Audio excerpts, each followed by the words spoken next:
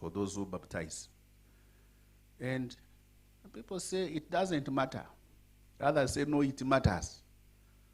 But you know, you can immerse a jerrycan when it is sealed in, if you can, you know, you can immerse it, it will still be dry inside. Not the fact that you have actually forced it to go down under the water and bring it back. So let's be open. Here we are. We have come. Let's assume that we know nothing about the petroleum sector and be open up to learn. Then what we learn, when you critique with probably the thing you have heard or something and there's an area of clarification, clarify. So that at least you are able to do what? To move with something. Otherwise, we may want to be experts and then we each, you know, go to defend here, defend there. That will not be good. Finally, before I open, is to say that on our side as well, we are very open. In the area of, say, the enforcement activities or so, if there are areas where we can learn from you, we are open. We're open to be able to learn. On the policy side, what we have taken forward is that advising the National Oil Company is that any company that is not licensed should not access fuel. So any imports to Uganda that would be coming in on the cargo for June, beginning June, which was last month, the importers can only access that fuel to the level of the licensed outlets they support. So if you're operating a facility which is not licensed, your supplier or somebody who has been supplying you will actually not be having what? Fuel to supply you on the June cargo when it comes. So that's something, and we have to keep informing them, updating monthly, so that the monthly allocations take into consideration that fact. With those few remarks, it's now my pleasure to declare this workshop officially open for God and my country. Thank you.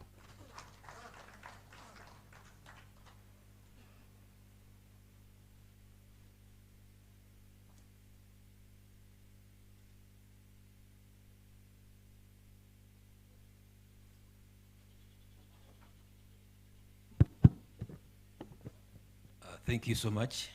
Kitimbo Peter is my name, and I'll be coordinating these sessions. And in our first presentation, we are going to look at licensing the process. Thank you.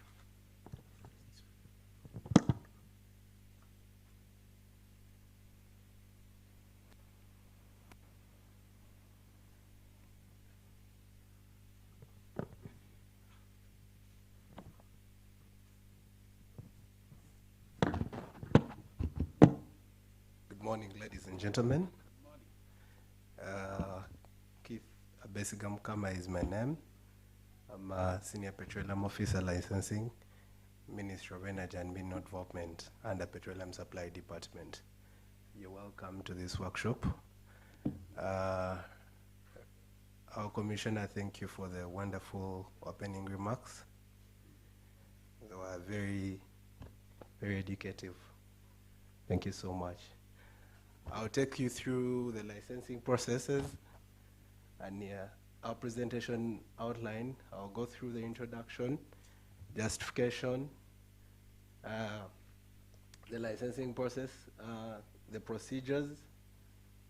Then I'll also go through our different stakeholders involved in the licensing process, the applicable fees, and other subsector issues pertaining licensing of petroleum operators and facilities, plus challenges within the industry.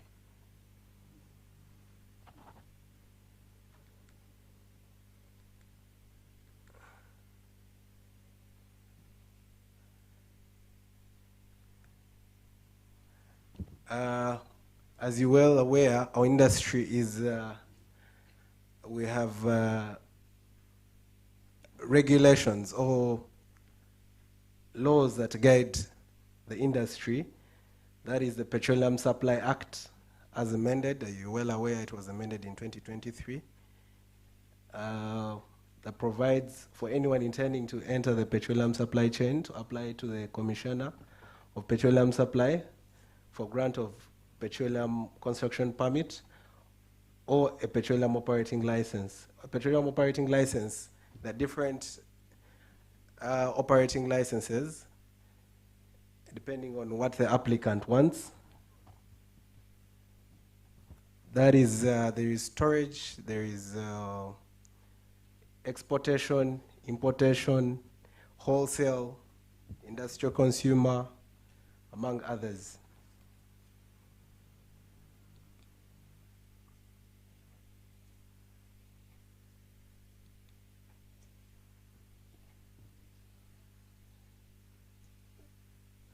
Sorry about that. The Act also establishes the Petroleum Supply Act Department as the lead agency in licensing all intending operators of all activities within the downstream petroleum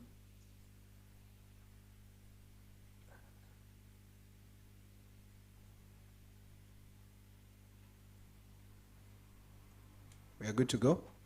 Okay, thank you.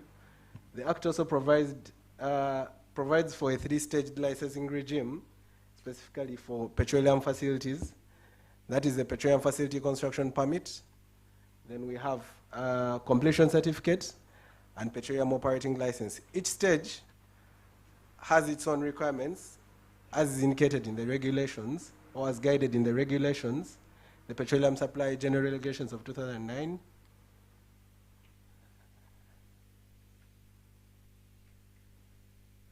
and at every stage, we have requirements. Now, for example, at petroleum construction permit, we have different requirements needed. We have different requirements needed, all required as per the Petroleum Supply Act. For example, we request for each applicant interested or wants to enter the industry or start up a petrol station, you must have approved plans. You must also have approved plans. You must also have a NEMA certificate. That is, your project should be suitable for the environmental aspects. Then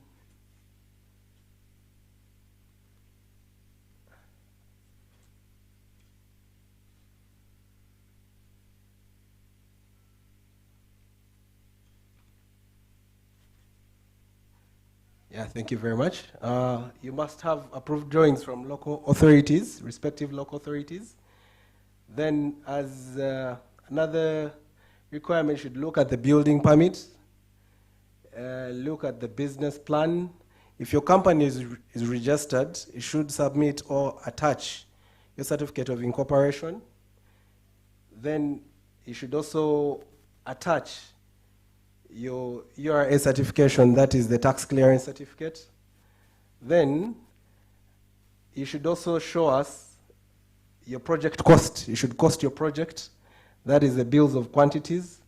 That is the ones that we base on to assess the fees. Then you should also attach your passport photos for directors. Then from there, that's when we do an inspection for the project.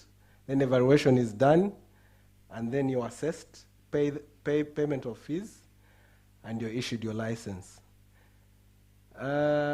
We also have, as I had earlier on told you, it's a three-stage. At completion certificate, now we assume that your facility is done, is ready to receive the product. So here there are also requirements at the second stage, where you're supposed to attach your engineer's report, then you're supposed to attach your calibration charts for the product tanks. Then you should also attach your in-suit pressure testing reports for the product tanks.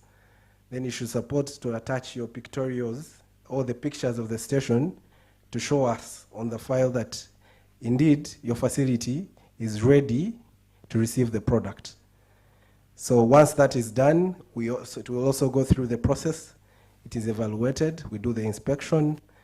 Then if it qualifies, then we issue a completion certificate. Once the completion certificate is done, now we advise the applicant to apply for an operating license. Now the operating license allows you, the applicant or the developer, to start operating. Now you're allowed to start selling the product. I hope you're okay with that. Once we're done with the third stage, there are other different operating licenses that some interested applicants may want to apply. For example, the petroleum operating license for storage, operating license for wholesale, for importation. So there are different guidelines and requirements needed at every operating license stage. So among other requirements needed, now like for importation, you're supposed to attach other requirements like a certificate of incorporation. You're supposed to attach your hospitality agreement.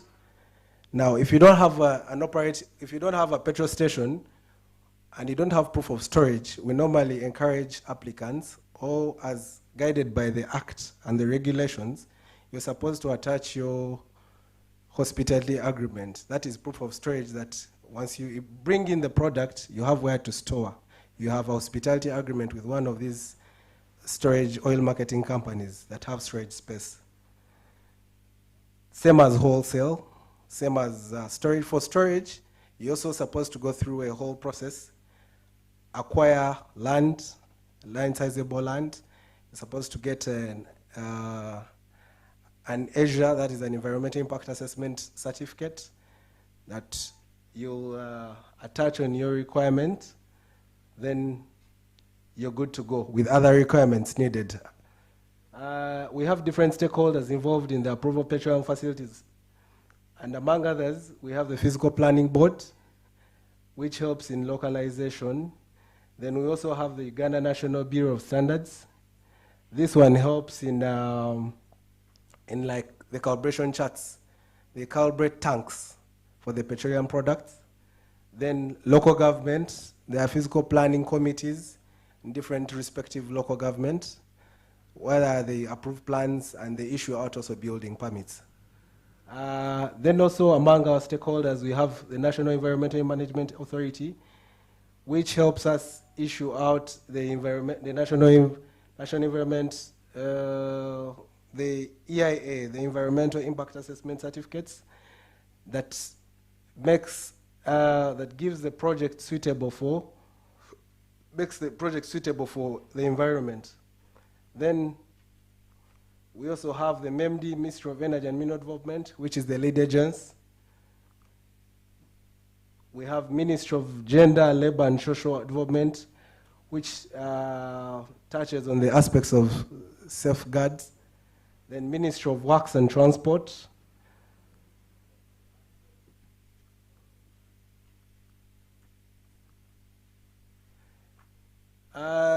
When we're issuing out operating licenses guided in the Petroleum Supply Act as amended and the Petroleum Supply Regulations, there are applicable fees at every stage of license.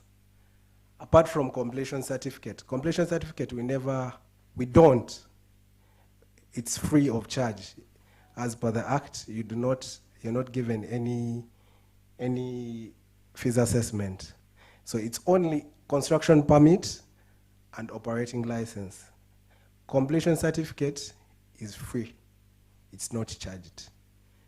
So on our tabulation here, the applicable fees, as you see, there's importation, whenever an applicant is interested in importing the petroleum product, as our commissioner is guiding us, there's a procedure, like I earlier told you.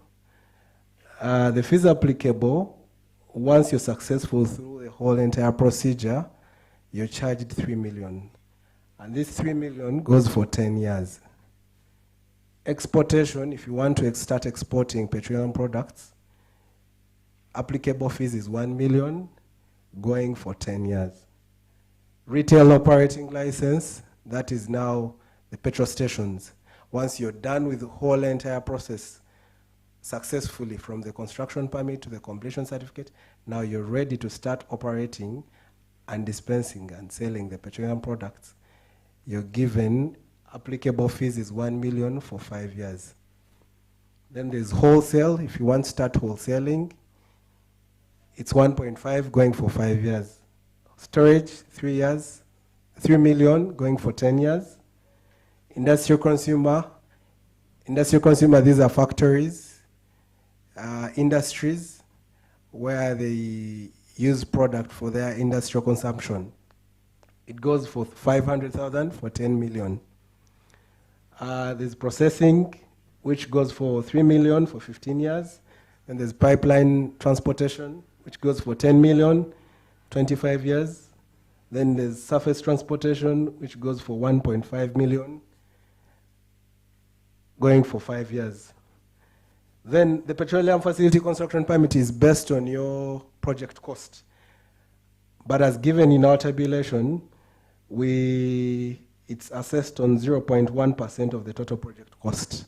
So if your total project cost, as indicated in your bills of quantities, is 5 billion, let's say I'm giving an example, so we multiply it by 0.1%. Now that is the estimated cost or assessed fees that you're going to pay for your petroleum facility construction permit.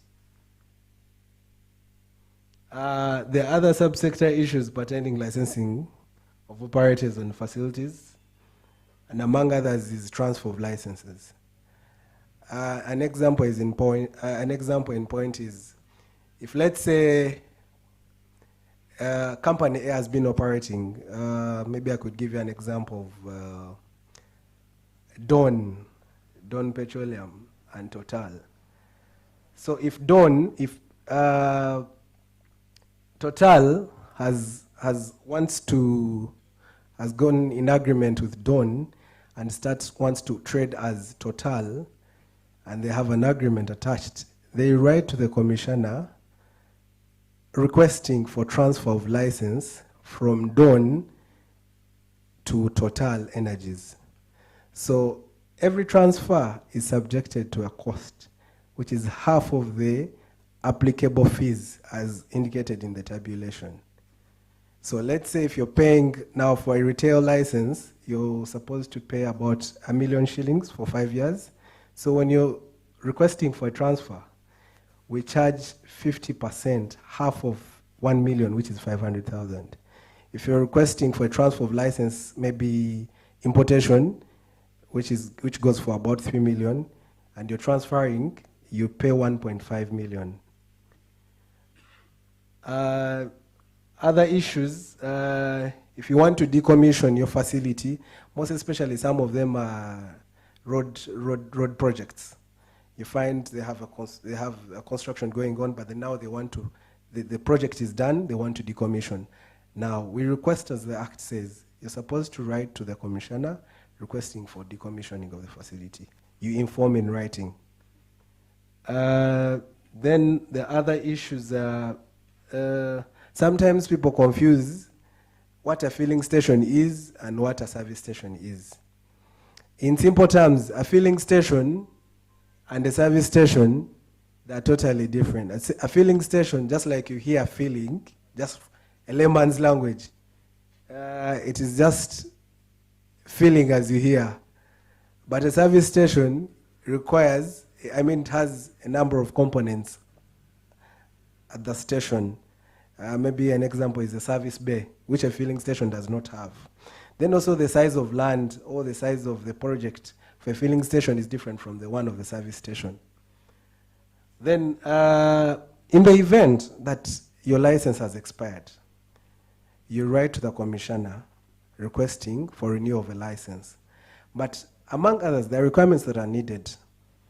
And among them, the major requirement that is needed is the environmental audit. You know, sometimes you find operators, he puts in an application and he attaches the requirements as was in the first when he was applying for an operating license for the first time. Now, the requirements, or as per the regulations, they require the operator to attach an environmental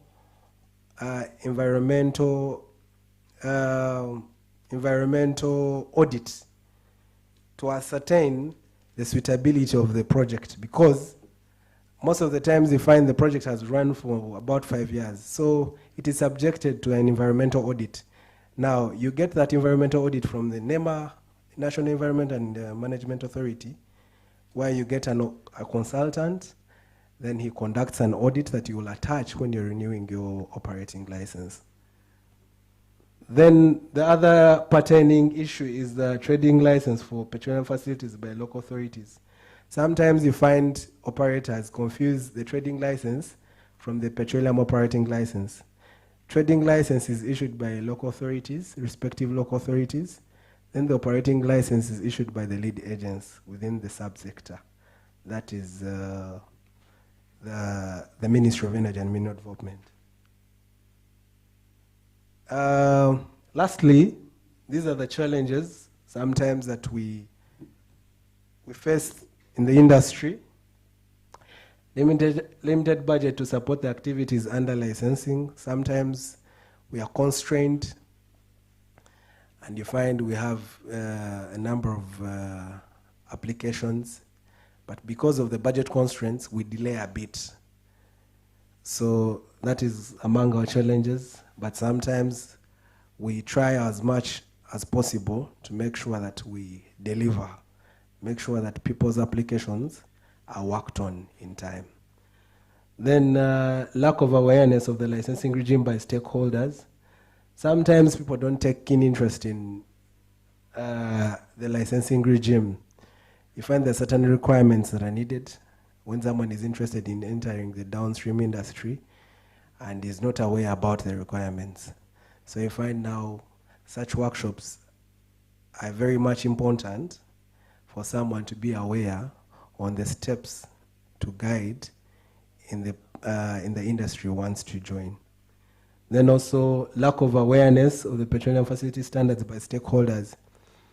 A number of stations, some of them, you find they don't have, someone has put a station, but is not following the standards. He does not have maybe an engineer to bring on board, and he gets to know what standards are needed for each and every component. Then also lastly is lack of collaboration with stakeholders, most especially with local government. Yeah, that's it. Thank you very much for listening.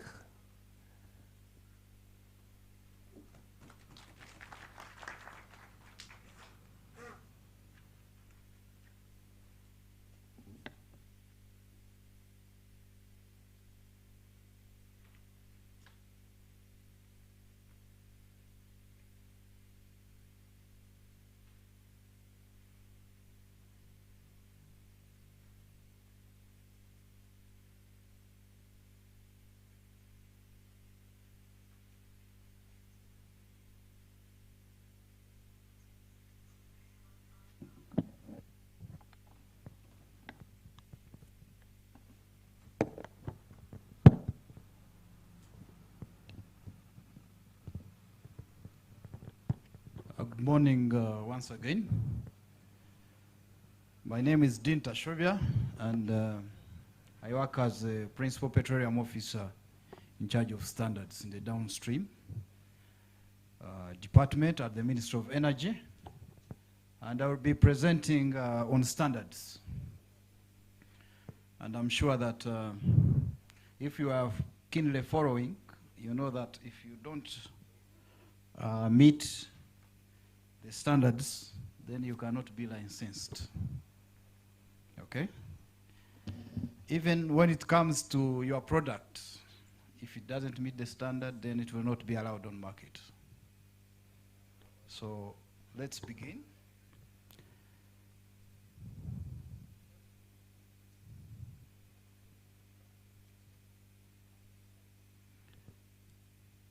Don't worry about what you see there.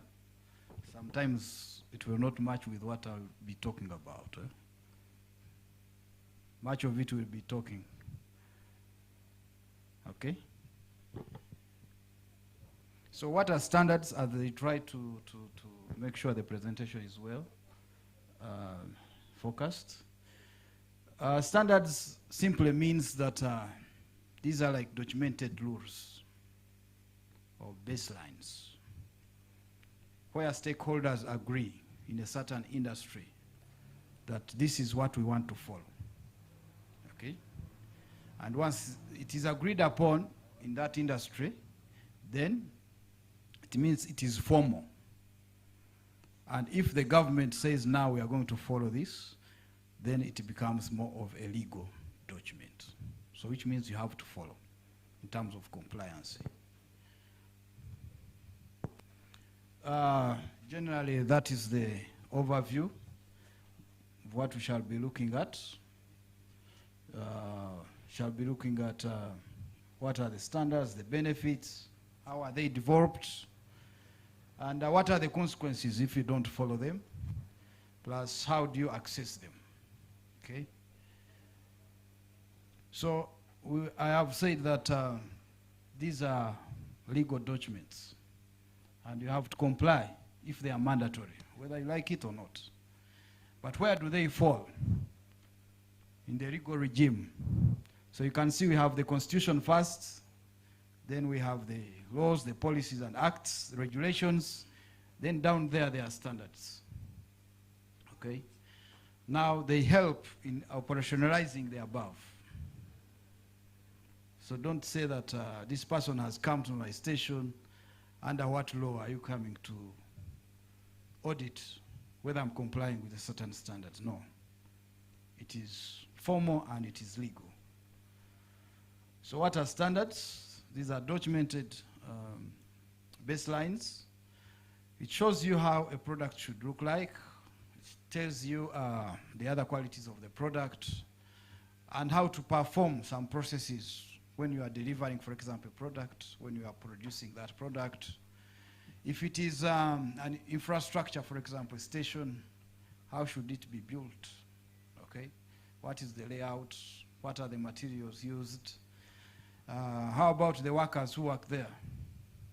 How should they be in terms of operations? So it provides the performance levels, whether it's material, whether it is equipment, whether it is infrastructure. All of it is involved there. And as you will see, the standards cover the whole value chain. Okay? So you have to, at every stage, you have to make sure that you are aware of what is needed in terms of compliance of the different standards. So that's the coverage products, for example, petrol, diesel, kerosene, and so on. The equipment, you can see the different ones. Those who use the gas to cook and so on, all of them are covered. The facilities, the infrastructure, the stations, the depots are all covered. Okay? So if you are dealing in any of the above, make sure you get to know where you have to comply and what belongs to whatever section you are trying to comply with. You will find that not everything in the standard is mandatory, okay? But there are specific areas where you have to comply, whether you want it or not. And me and you, we are the people who develop these standards. Okay, and if there is any issue, you are free to come back and say, no, this is hard to comply with. Maybe we can adjust. Okay? It is not cast in stone. No. So there are different types of standards, but here we are looking at product and infrastructure standards, the rest service standards, management systems, design standards, and so on. Those ones, other examples of the different standards. Standardization is at different levels. I'm sure at your company level, you have SOPs, is it? Those ones are operating, which means you have something as a baseline where you have to operate from. So at a company level, you can have a standard. Let's say company X can say, for us, we have a standard, and this is what we have. But that one, it stays at your company level. It doesn't go across.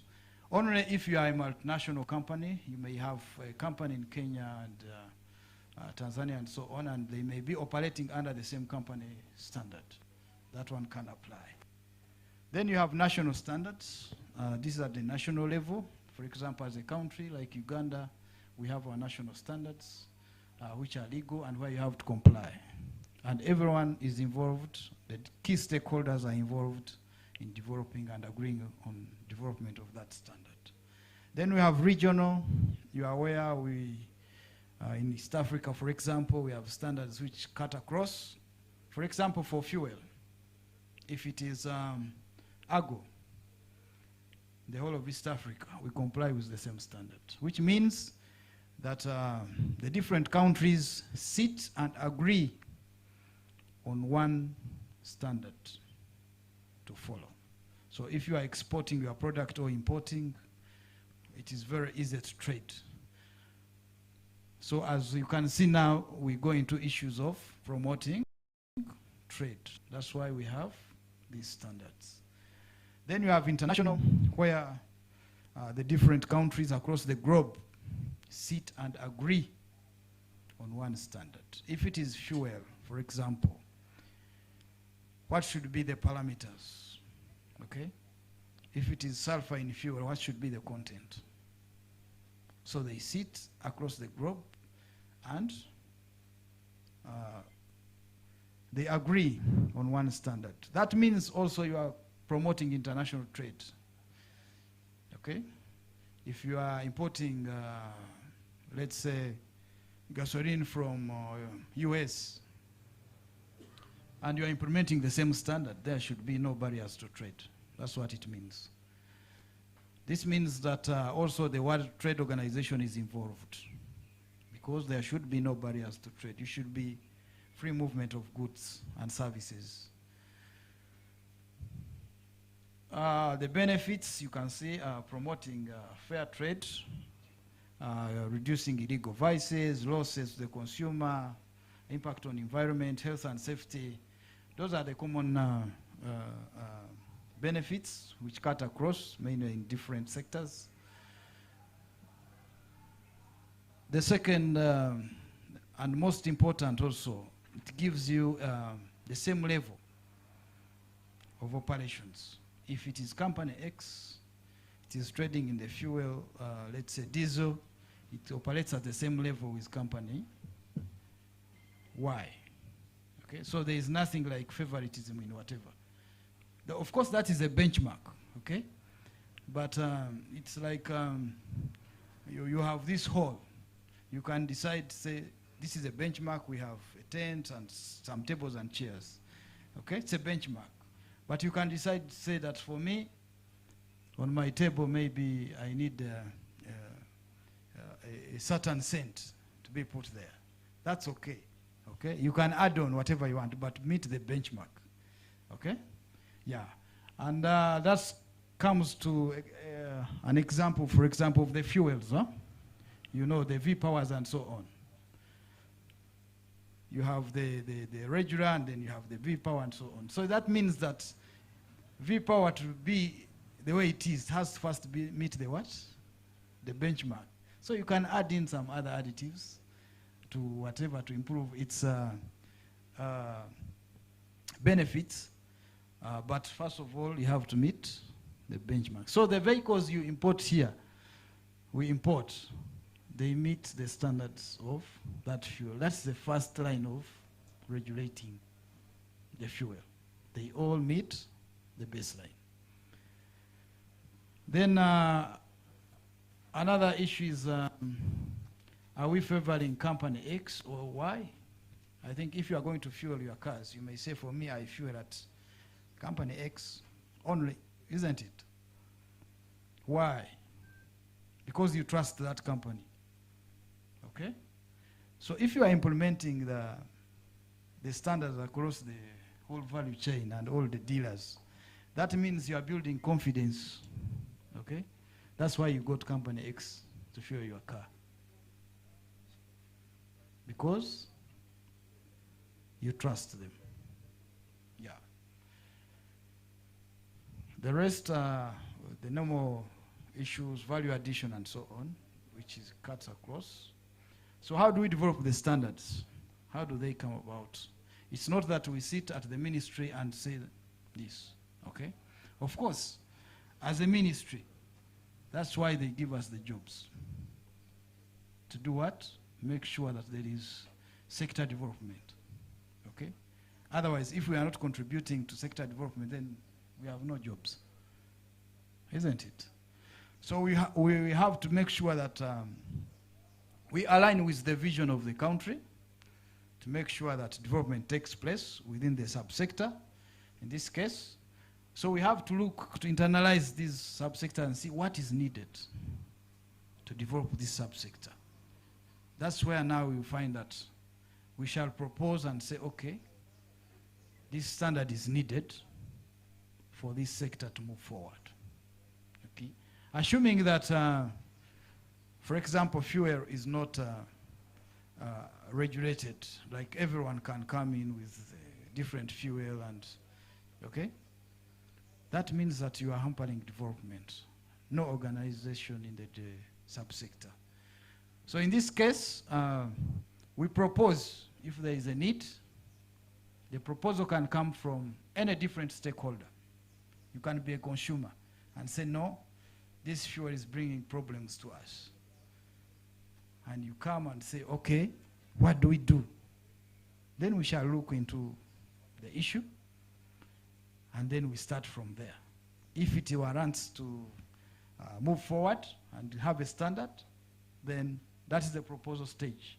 Once that is approved, then it goes into preparatory stage where you have now to start to have some draft document there on the different issues. Then a committee is formed. Now that committee has different stakeholders. You can have academia, you have specialists, manufacturers, consumers, producers, and so on. They are in there. Then after that, of course, in that committee we discuss now, most of it is technical language, when it is like a product, or even for infrastructure. So what is agreed upon there, it is put to the public, now to the wider stakeholders. As I said, trade doesn't know borders, so across the countries, and this is saturated worldwide. Whether you are in China, whether you are in Mexico, you are free to comment on this. That is under World Trade Organization rules, because there should be free movement of goods. Then once you receive the feedback from there, then again, you receive the feedback and you see what they are proposing. If there are issues to adjust and so on, then they are incorporated in your standard you are trying to develop. And then after that, you go to approval stage where there is a council. You present it before the council. There is only one council in Uganda. If it is East Africa, there is also one council at the East African level. And you provide the justification of the standard. And they will analyze it and see, yes, it's not hampering any trade. It is good for health and safety and environment and so on. And after that, if they approve, then you can publicize that standard, and it can be gazetted to be a legal document. And then the implementation now comes in, and awareness and so on. So that's why you see it, roughly it can take 3 years to develop a standard. Yeah. for a good standard, you have to consult widely and make sure you have the right documents. And it is not cast in stone. Even after rolling out, you can have issues and go back and rectify them. The stakeholders have talked about them, the academia, experts, and whatever producers, everyone, because this is a public document and you are free to participate. Only that, of course, because of limitations of finances and so on, you will find few people and few experts will be invited, okay? But then on public inquiry, everyone can access, libraries and so on, you can have them. So product standards, these are just examples. You have the gasoline, diesel, branded fuel, kerosene, LPG, all these ones must comply, okay? So if you have any issue, for example, you are using LPG and you notice that there is an issue. Let's say it is bringing yellow flame instead of, okay? So you can raise it up with your vendor and say, but there is this issue. Then they can do a root cause analysis to see, is it your gas stove? Is it the LPG itself or something else, okay? Then this can be rectified. Those are product standards. We still have even marine, those ones who are dealing with on water bodies. Aviation, same thing. So every product you see on market, it is regulated. It's not there by mistake, no. If you have any issue, know that it is covered under somewhere in the product standards.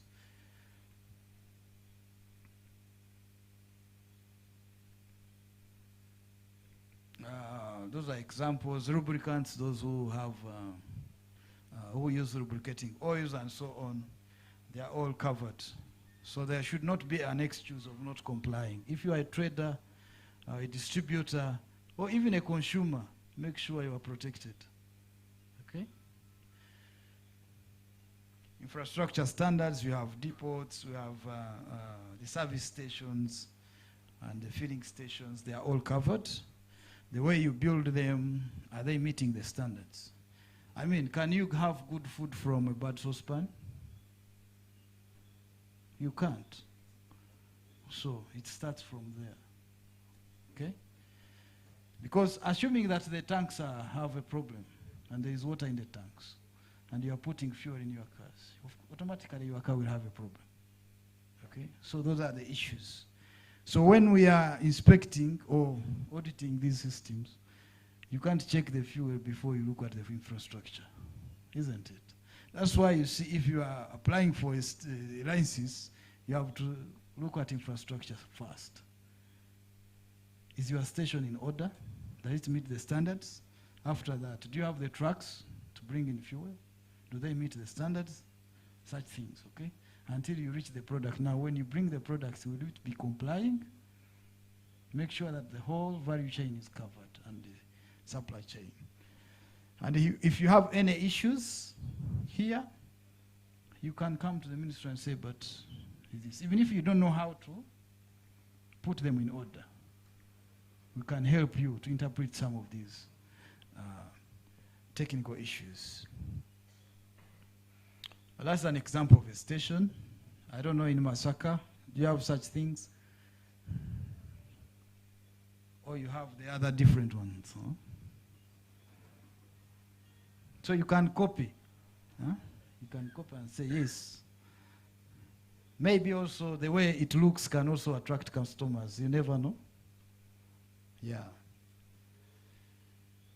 So we can verify the different aspects of the standards, the different parameters. You can inspect. I can come to your station and inspect and see if it meets the different parameters of the standards.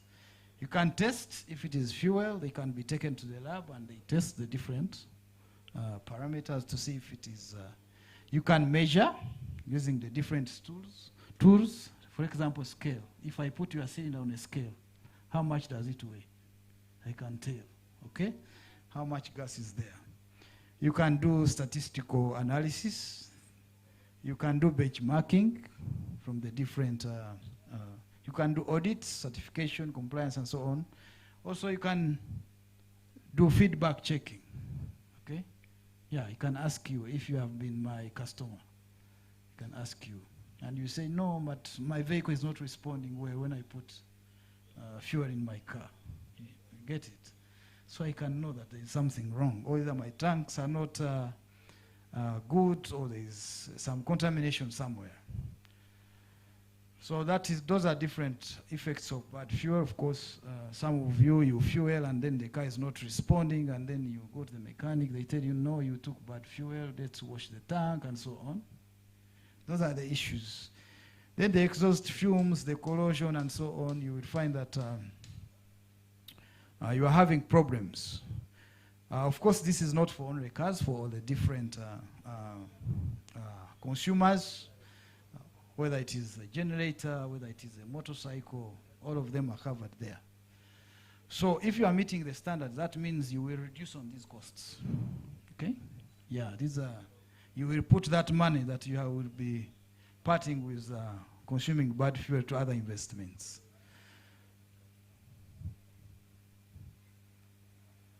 You can see, I don't know if some of you have observed such things when you are in garages and so on. Those are effects of bad fuel. Huh? Yeah. If you examine your cars, your tanks, you will find some of these things. Yeah, I don't know if you have seen some of these ones in your roads. Do you have exhaust fumes on the roads in Masaka here? Huh? Yeah. That means that's not how the car should be. No, there must be a problem. Whenever you observe such things, there must be a problem somewhere. Okay? The corrosion under your tanks, under your vehicles. Don't treat it as normal.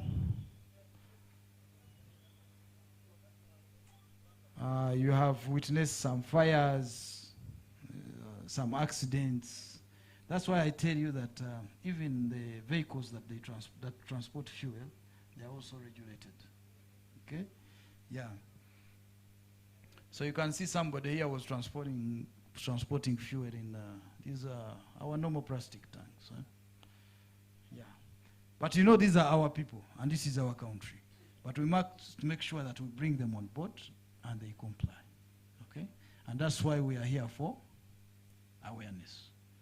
Otherwise, we don't just come and say, yes, go to prison or something, go to court. No. Okay? Because it is our obligation also to make sure that people are aware.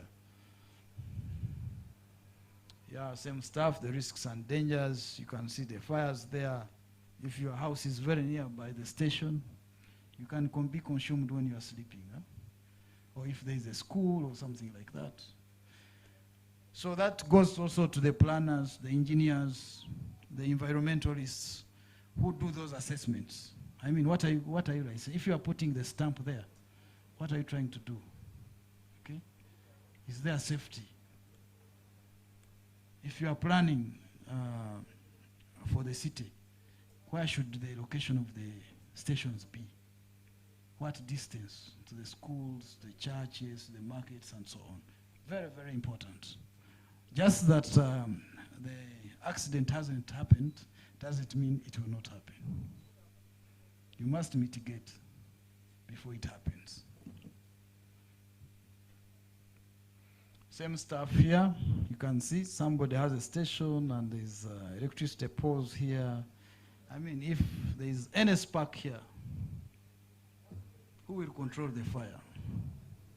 Will you first call the guy in charge of electricity? You see? See this accident. What if it enters at the court of the station? What happens to our workers? Are they protected from such things? Okay? These are issues. All these ones are covered in the standard. Yes. We cover the design, how you access, how you operate, and all this. You can see the costs. if you use an inferior material by not following the standards, this will happen. And who will suffer the losses? You, the investor. And then you start complaining, but these people gave me, but you are trying to cut corners. Okay?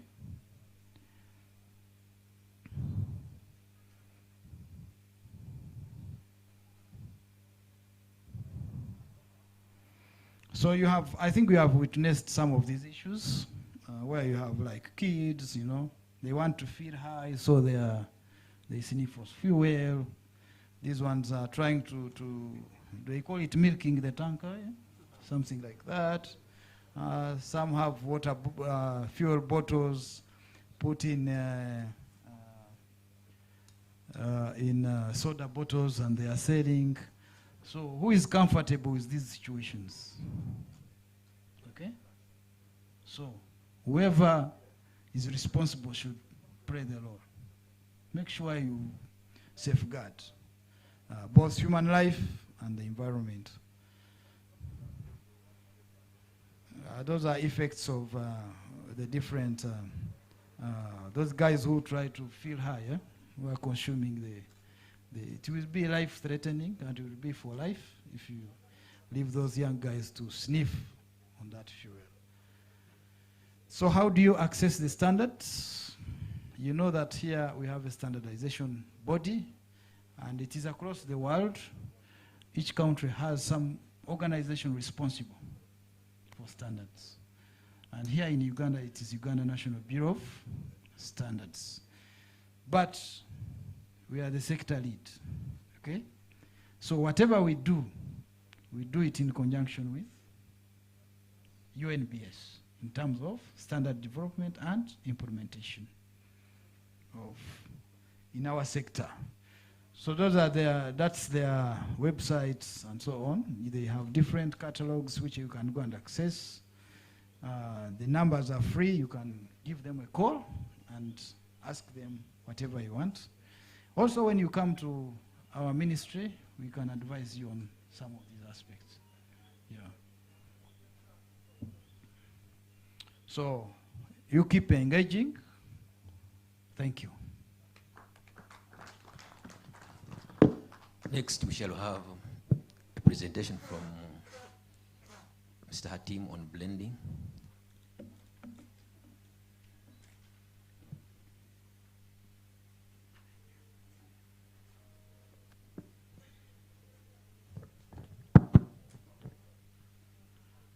Good morning. Good morning. Yes. My name is Hatim Yanja. I work with the Ministry of Energy and Mineral Development, and I'm going to be giving a presentation on biofuels.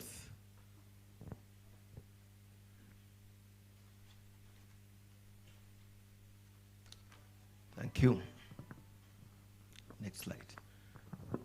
When we talk about biofuels, as you hear the name, biofuels, fuels that are coming from biomass. The way we're having other fuels, the fossil fuels, we also have the fuel that comes from, we also have the fuel that comes from the biomass that we are calling the biofuels. And we shall be using this within also our transport sector. So I was mentioning about the biofuels. Fuel producers, molasses, what we call the skali guru mu Luganda. Molasses, what we call the skali guru mu Luganda. Wamala okubanga bamaze okujjamu sukali, the skali guru that remains, we can also ferment it, and we are getting the ethanol that you're also using. When you look at the biofuels program, we have what we call the biofuels for the blending. We have there what we have the PMS, where we're using the ethanol for blending. And very soon, we are looking at producing also what we call the biodiesel.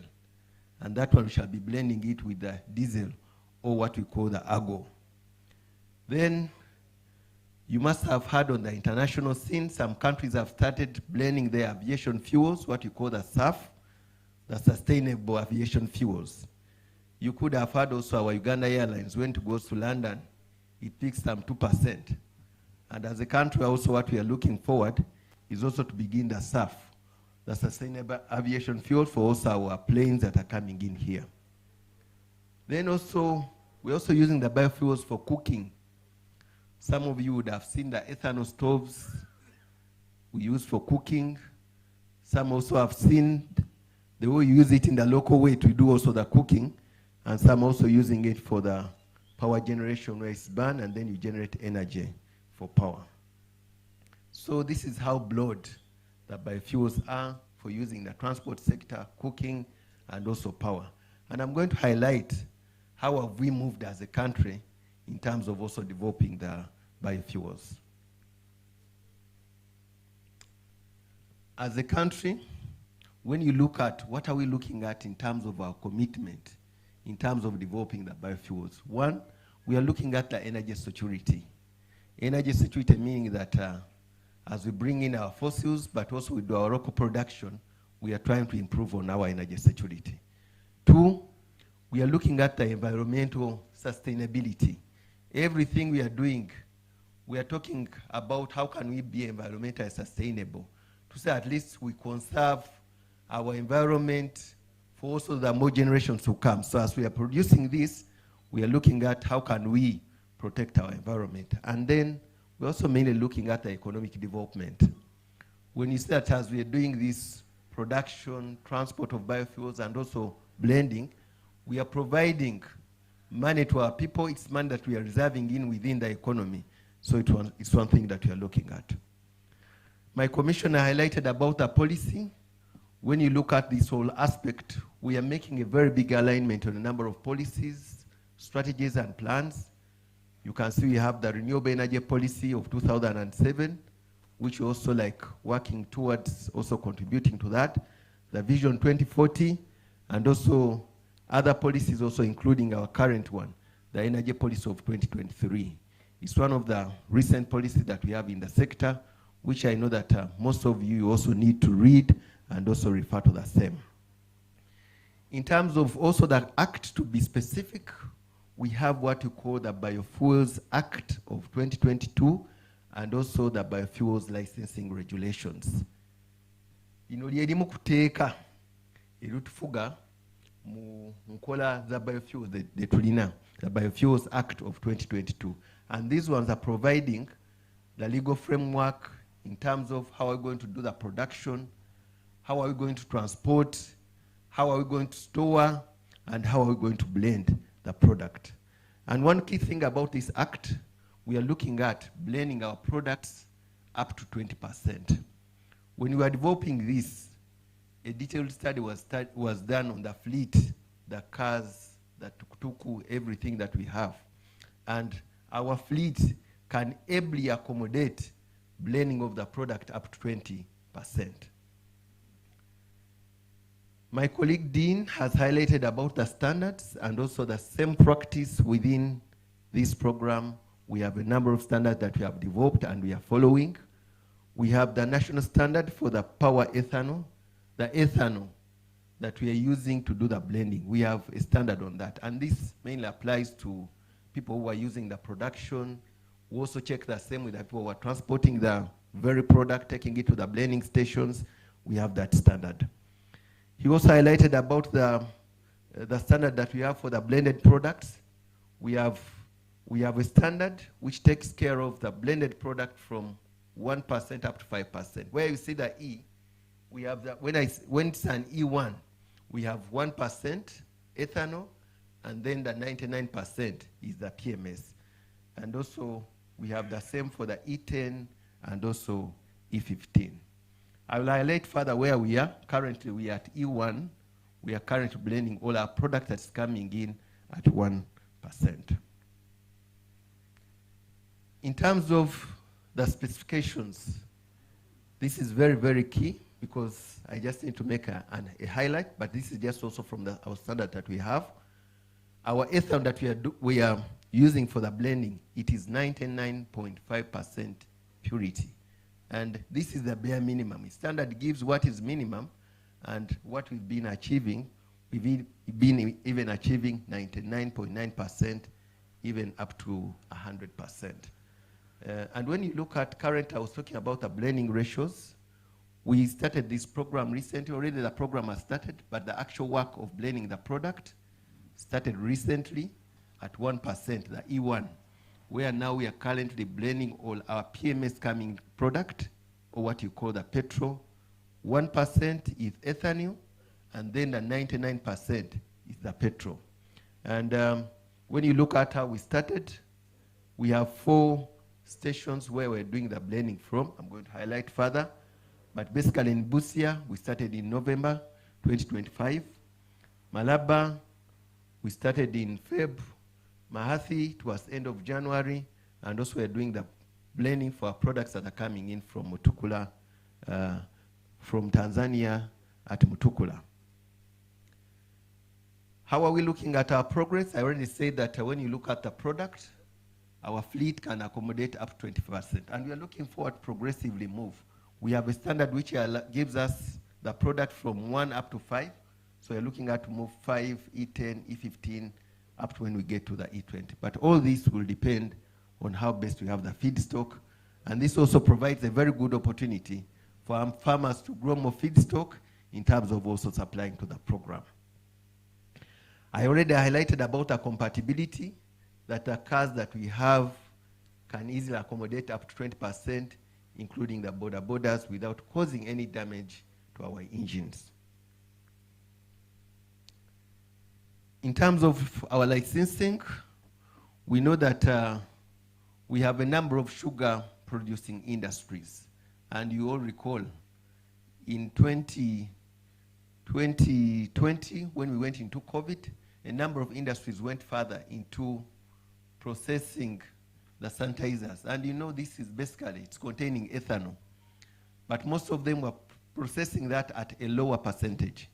So we have licensed most of those sugar industries, and they have done some extra investment to concentrate their product, the ethanol, to the required purity of 99.9%. And among the sugar producers that we have licensed, we have GM.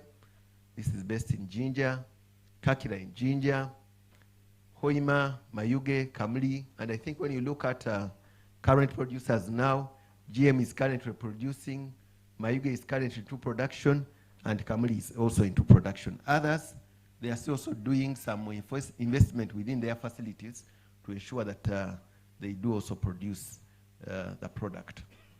We have what we call the agro-processing facilities. We have Bukona, we have Ruelo, Pro Industries in Ruelo, and these are using things like more cassava and also the grain, putting more value to it, and then they generate the ethanol that we use for the blending.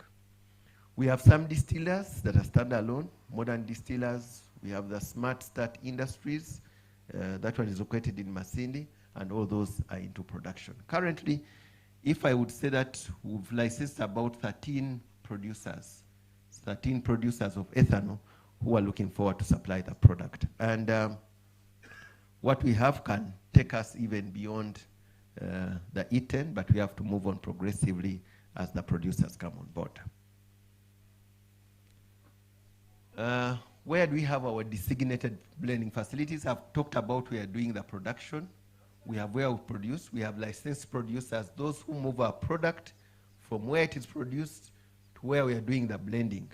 And these move in specific trucks following a given standard to ensure that we do not compromise on the product that we are handling. Currently, as highlighted, we are doing the blending in Busia. This is by Modern Energy Limited. Malaba by Bukona Agro. We are also doing in Mutukula by Afrokai Limited, and also doing in Kauku by Lake Victoria Logistics. This is for a product that is coming in from the lake. And just to highlight, all our incoming product is a product that is fully blended at 1%. And what happens, the moment we have the product blended, it is marked, and then it moves on to the market. One would ask, what are some of the value addition to to the consumer, to the OMCs. I just need to highlight some. That one, when we do this, we are looking at having the regulatory compliance to what the country needs and also the respective policies. And also when you look at this product, it's a product that we are sourcing locally. It's one of also improving on the local production. And when you look at also this product, it is an engine boost, because when you look at the product, it has a high octane rating, so it improves on the burning or the compatibility of the fuels. And also looking forward, also this also into cutting the emission from the product that we are using. Just to highlight or to put emphasis, some people may always ask, is this product safe for my boda for the car? The answer is yes, the product is okay up to E20, but you know, the fleet keeps on improving. Other countries like India, they have even succeeded in blending up to 20%. Other countries up Brazil, some cars even are running on 100% of the product. So as even the fleet keeps on improving, you'll find that also we may also move beyond the 20%, but currently the fleet can manage at that 20%. Some people ask, is this product having water? No, the product is a pure product at 99.9%, and this has no any effect on the product. As I conclude, as the ministry, we have a very good commitment in terms of continuing the oversight, the technical support, policy direction, developing the standards, ensuring that we do the monitoring to ensure that we have the compliance. And some of our OMCs that are here, when you do this also, we are looking at you also moving into the full compliance with the blending requirement, and also ensuring that we have an effective integration of our supply chain and also within our retail networks. And to our general public, this is something that we always need to keep on also further discussing and also sensitizing on the same to ensure that we have a smooth program being also implemented. I thank you. That is it. Thank you, Mr. Hatim. We shall have one more presentation before we break off for health break, and that is from enforcement by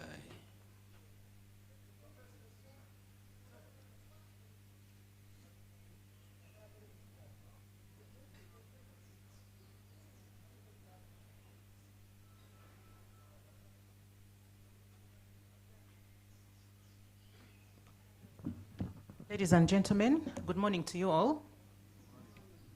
I didn't introduce myself early in the morning. By names, I'm Farida Nakaiza, the Principal Petroleum Officer Enforcement in the Ministry of Energy and Mineral Development.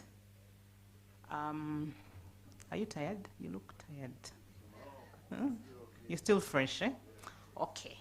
So I'm here to give a presentation on enforcement in the downstream petroleum subsector. Mr. Chitimbo, can you please throw it up here so that we dive in?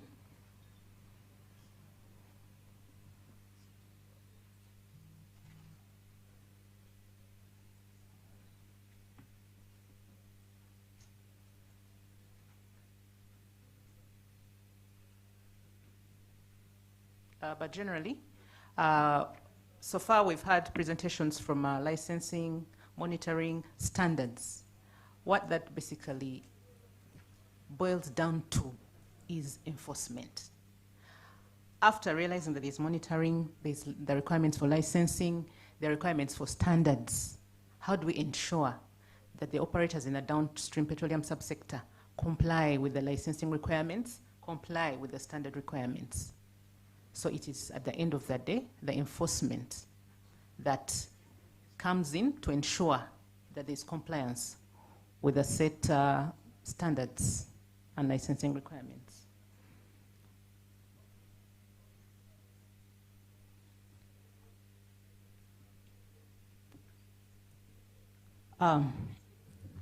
Without much ado, the million-dollar question is, what is enforcement in the downstream petroleum subsector? And again, what is the objective? What is the purpose for enforcing? What do we enforce at the end of the day? Like I said in my prenup, we enforce the standards, we enforce the licensing requirements, for example, and who has the mandate to enforce, and what is the legal regime, and how do we enforce? What is the enforcement action that we undertake at the end of the day?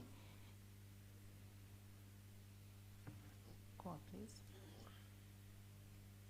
So these are the subtopics that we're going to be covering today. It's going to be a very brief presentation. Then, in the course of enforcement, what are the challenges encountered for both the enforcers and the operators against whom enforcement is undertaken? And what are the recommendations for improvement from the operator's point of view and from the enforcer's point of view? Now, what is enforcement in the downstream petroleum subsector? These are processes and mechanisms to compel compliance by operators in the petroleum supply value chain with set laws, regulations, and standards. Why we enforce is to ensure that the laws that have been put in place, for example, we have the Petroleum Supply Act, which is the leading legal regime in the enforcement in the downstream petroleum sector. We have the Petroleum Supply Act, the Petroleum Supply General Regulations, the Fuel Marking Quality Control Regulations, and the standard and various standards. So in enforcement, we are trying to ensure that operators within the sector or intending operators within the sector comply with the set laws, regulations, and standards. What are the objectives of enforcement? Of course, we don't enforce for the sake of enforcing. We don't come to the field for the sake of coming to the field. One of the objectives is to ensure compliance by the participants in the petroleum supply chain with the set laws, regulations, and standards. For example, in the presentation of standards, they took you through the different standards that operators are supposed to comply with. For example, what is the size, what the quality of the products, how to dispense the quantity of the products, the nature of the products, what should your products look like, how should a petroleum facility look like, for example, what should the canopy be like, how should your forecourt look like, all those are standards. So in enforcement, there's monitoring before, they come to monitor, to establish whether or not you've complied with those standards, for example. So once they give a report that there is lack of compliance, then the enforcement team will swing into action and probably take enforcement action like seal off your operations, etc. Then again, to ensure public safety and protection from harmful incidents that may arise from irresponsible operation of petroleum activities. For example, if you're operating a petroleum facility without complying with the requirements for quality of the product, without complying with the standard of the equipment at the facility, without complying with the health, safety, and environmental requirements for the facility, this may lead to hazardous circumstances. Like there could be a fire outbreak because of the way you're handling the products. So we're not doing enforcement for the sake of it, but to ensure that you're carrying out these operations in a safe, healthy, and environmentally friendly manner so that you don't cause harm to the public and to their properties. Again, to ensure fuel quality and verification of quality and standards at retail stations. We do this in conjunction with the fuel marking program and Uganda National Bureau of Standards. And then we also do it to eliminate unfavorable business practices that compromise petroleum standards, because some of you mix petroleum products with other substances, which may be dangerous to the engines of the vehicles where you dispense this fuel. Then also to promote fair competition in the petroleum market. Never mind that we don't really, for example, regulate the prices of petroleum products in this country, but there are practices that the operators should comply with to ensure that there is competition in the sector. So once we come to you, we do monitoring, and we establish that there are some stations which are dispensing fuel at prices which are way above the ongoing market prices. That shows that there is lack of competition in the sector. So we also enforce to ensure that prices are prices are similar, equal across the board. What are we enforcing? I already talked about the Petroleum Supply Act, the Petroleum Supply General Regulations, but generally, the mother law of the land is the Constitution, which has various provisions pointing to which may indirectly or directly have implications on the facilities that you're operating. For example, the Constitution has provisions in regard to protection of people's property and lives, the right to life, the right to a clean environment. So, stemming from that provision, it is the obligation of the operators to ensure that they operate in such a manner that they don't cause harm to the public, to the property of the public, etc., etc. We also have the National Oil and Gas Policy, but now we have the National Oil and Gas Policy of 2025, which has various principles and objectives towards a right to fair principles of operation, equity, HSE, etc., etc. Then we have the Petroleum Supply Act, already talked about, and the Petroleum Fuel Marking and Quality Control Regulations. And now, who has the mandate to enforce the laws and regulations? Of course, the mandate lies with the Ministry of Energy and Mineral Development, specifically the Petroleum Supplies Department. And of course, we do many of our enforcement activities and monitoring in conjunction with the fuel marking program and Unbs. And when we find that you're not complying, we may call in the police to arrest and take the matters to court for adjudication and to dispense penalties or imprisonment terms for non-compliant operators. What enforcement actions, for example? Enforcement includes many things. Licensing is one of the tools for enforcement.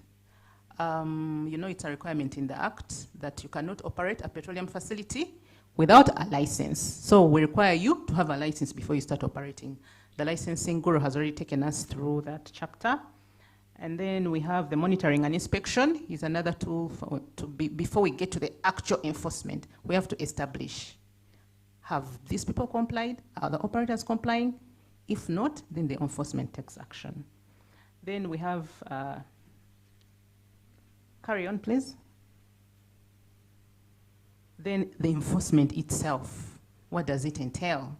If they come to your station and find that you're not complying, they can seal your facility, refer the matter to, so that you don't operate, so that you're taken out of business. Yeah, we can even go as far as recommending for decommissioning of your facility at your own risk and peril. We use your own money to remove your facilities. I think we've been in Masaka trying to do that because there were a number of non-compliant operators in this region.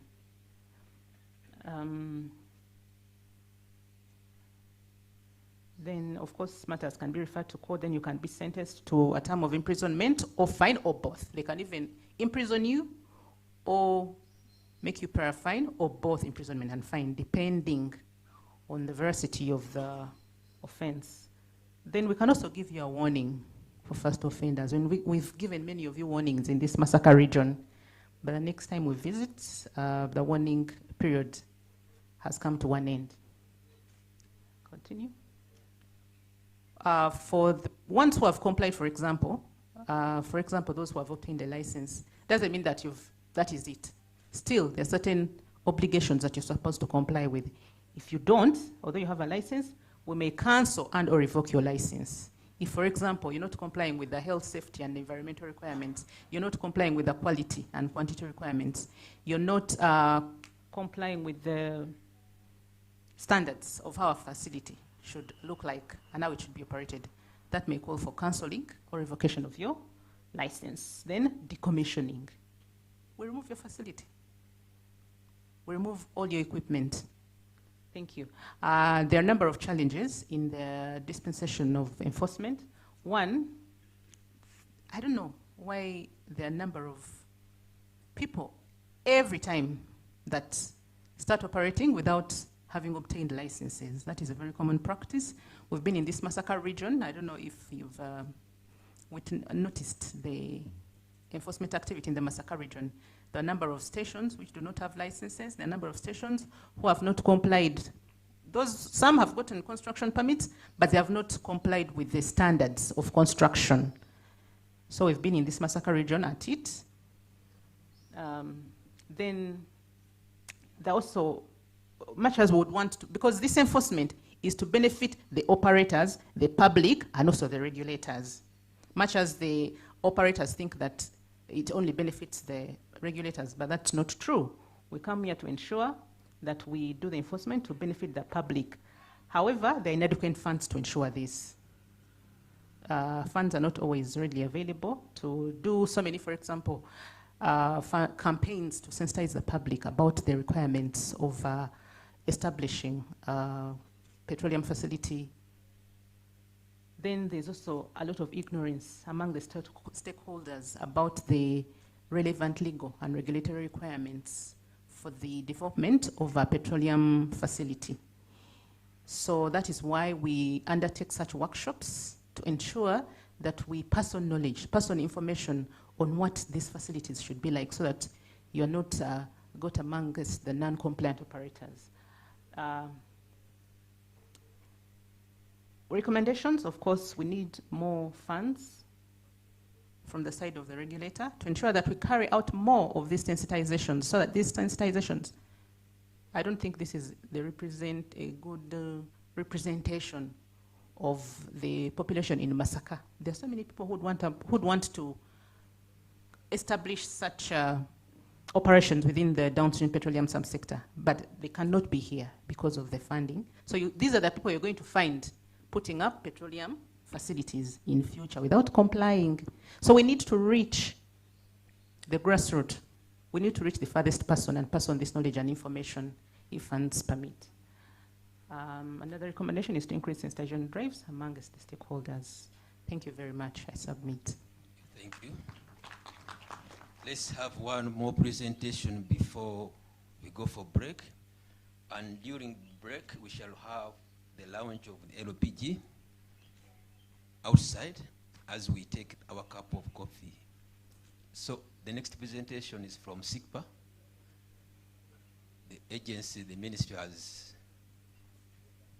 given license to do the marking of our products at the border. Good morning, everyone. My name's Devota Makuluni, and I'm the Operations and Customer Service Manager for SICPA Uganda. And I'm here today to tell you a brief points about SICPA. As Mr. Kitimbo said, this is the company that has been contracted by the government to do fuel marking. You can continue. SICPA is generally, who are we SICPA? As SICPA, not is SICPA Uganda, but SICPA as the company. It's a Swiss company that is, Kitimbo, you can continue, the next slide. SICPA is a fully owned subsidiary company that is privately owned in Switzerland. It's mostly specialized in acquisition, development, and commercialization of innovative authentication, verification, certification, and energy and security technologies.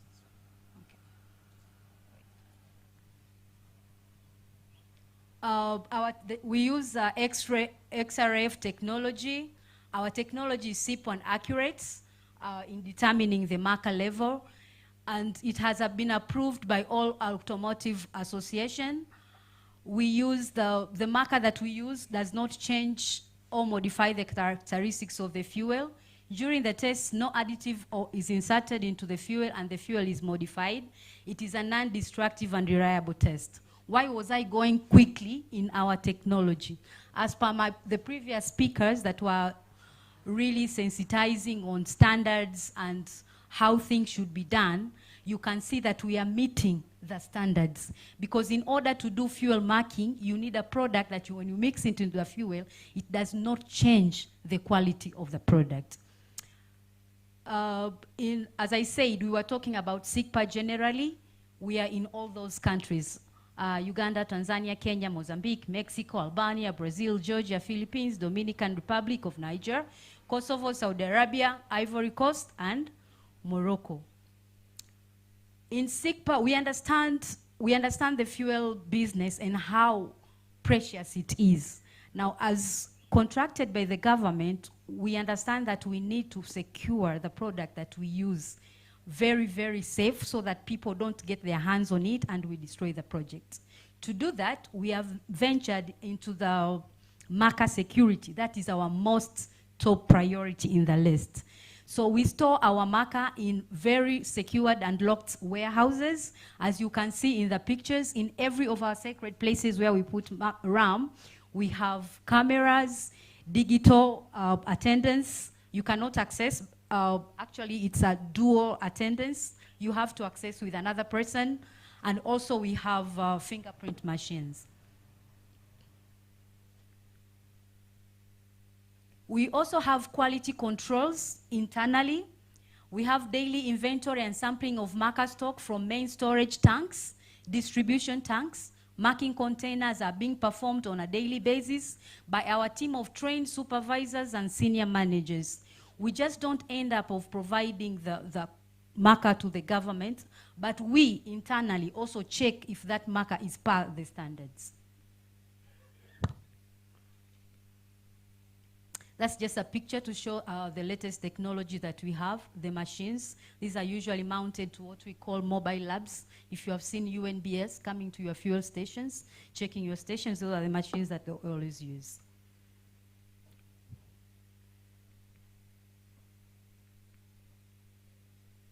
And in the machines, we have the latest software version. It's a user-friendly interface. The results are usually quick, 3 or 5 minutes. It's not like they come there and waste your whole day of time. Real-time reporting from mobile laboratories to headquarters and GPRS. This provides accountability. Whenever you see an officer in your stations, just know that the managers also are aware of the position that he is and the test that he's doing. Reports with the ability to customize the report format as per the client's requirements. Depends. The reports are very user-friendly. They're not complicated. Depends what the client wants to see. And the reports are customized as per that. We have what we call business intelligence reports. That's just a screenshot of what you can get. You can get volume per station, per region, per OMC, different tests. Our business intelligence report is very rich. It's customized to fit the needs of the clients as well as the government. Now, that is generally. What about SIGPA in Uganda? SIGPA, or most of you know GFI, has been supplying fuel marking solutions into the country since January 2028 to date.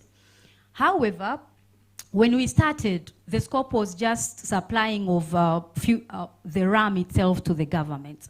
When it reached November 2012, the scope changed, and we started to do the supply of RAM as well as the marking, and the government concentrated more on that monitoring purposes. And that actually, that's more of fairness, because at first the government was doing marking and also monitoring. So now we come, we do the marking, and they do the monitoring, and they check us. Since then, 2008 to 2012, it was GFI. Coming to 2020, SIGPA acquired GFI, but the processes are the same, so it's just the name change. Our headquarters are located in Ntinda, Kampala. Fuel marking operations are in all border points that import fuel. We are in Busia.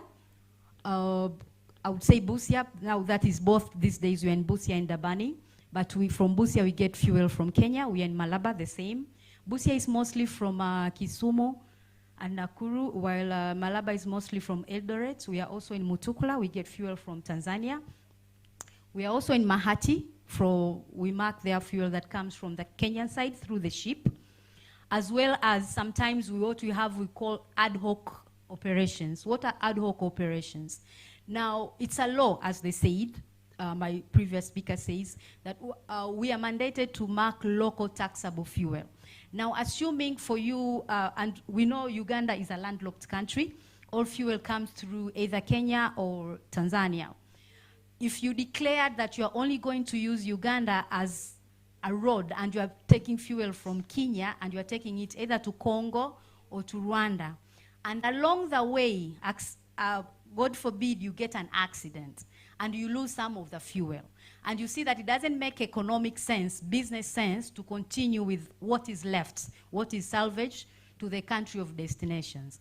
So most people choose to what we call localize the products. Now, when you localize, you have to follow the process, pay taxes and make the product local. Once you make the product local, remember fuel marking is a law. Your fuel has to be marked.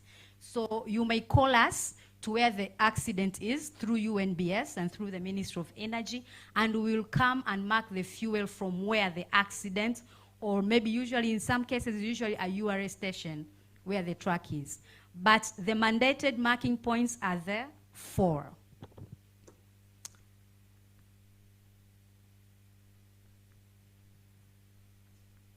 Sorry.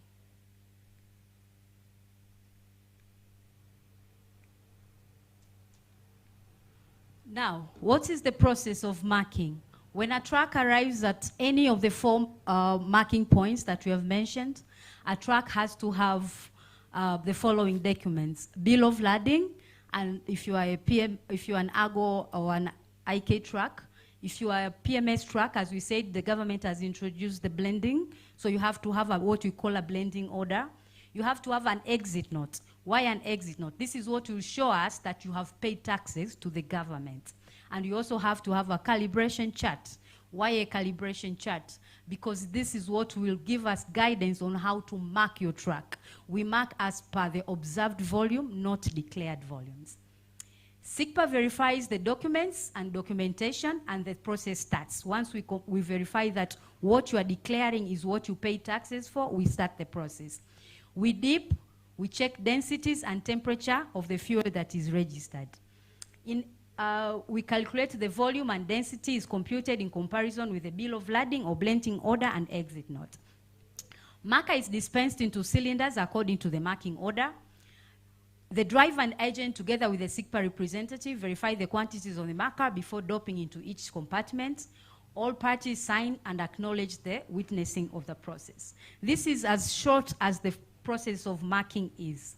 Now, in the course of doing this, we always work hand in hand together with Unbs, legal metrology body that is on the every border, and also the Ministry of Energy that is in every border.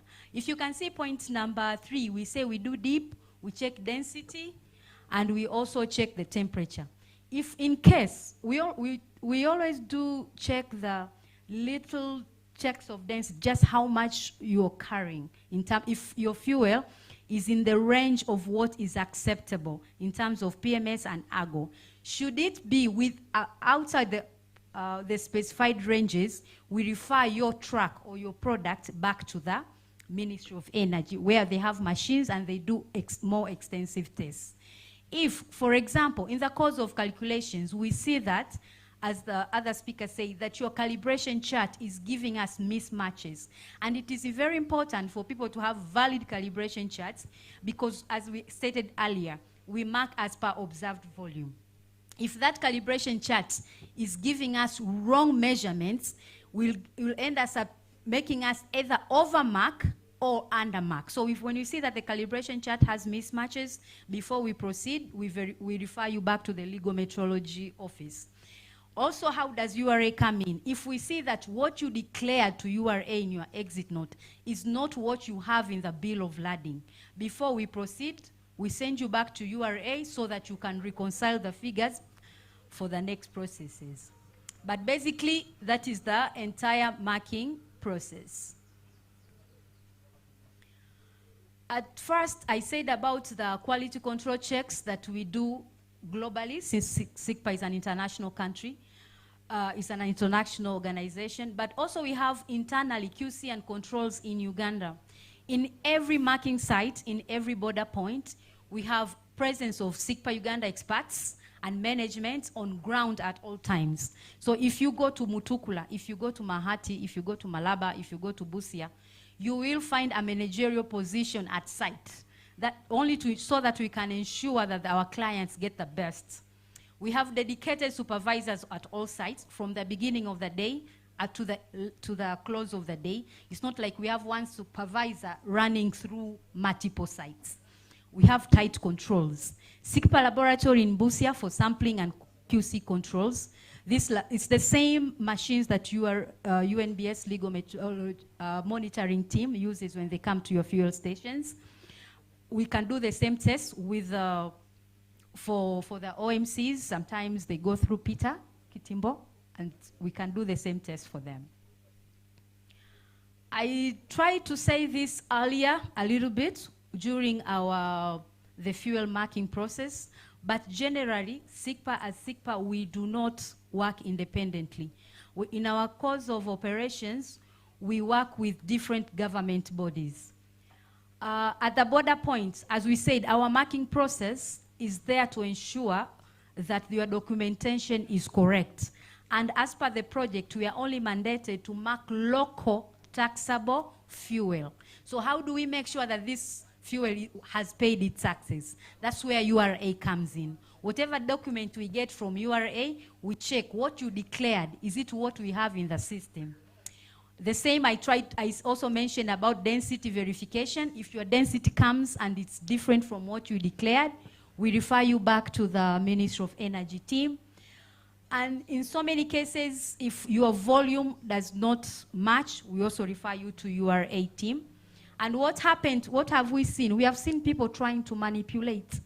They are saying what they paid taxes is for 35,000, yet they loaded 36,000. We have seen this. Of course, we know different products have different taxations. PMS pays much taxes than AGO. But when you come to us, fuel marking, we have the same product that we mark AGO and PMS.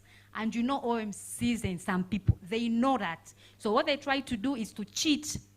They put the correct amount, but they say, I'm carrying AGO. Yet they are carrying PMS so that they can cheat on taxes. So us, through our checks of densities, when we see that you're not having the densities for PMS, we refer you back to URA and go and pay the right taxes.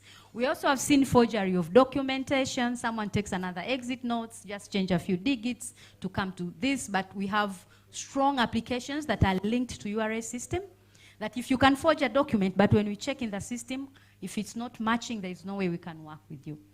Also, different in volume types and product, that's what I tried to mention, because different products have different taxation. So people try to cheat by saying, I'm carrying this quantity, but by this product, so that they can pay less taxes. Recent improvements, as you've heard from Mr. Hatim, since November 2025, when the government introduced the fuel blending operations, where we used to operate in Busia became quite small because fuel blending has to happen in close proximity with fuel marking. So what happened is we had to relocate from what we used to call Busia B site, and we located to a site in Dabani, where we incorporate both processes of fuel blending and fuel marking. Thank you very much.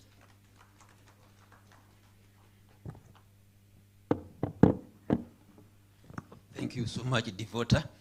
At this moment, we shall have a health break. I hope you have been noting down some questions, some comments in the different presentations that have been given. We are going to have a discussion at the end of our presentation. We have two more, but at the moment on the program, we are going outside there for the launch of the LPG and also take a cup of tea. You pick a cup of tea and you come back. Yes, we shall start with the launch, then we pick a cup of tea, then we come back for the next program. You all come for the health break. Thank you.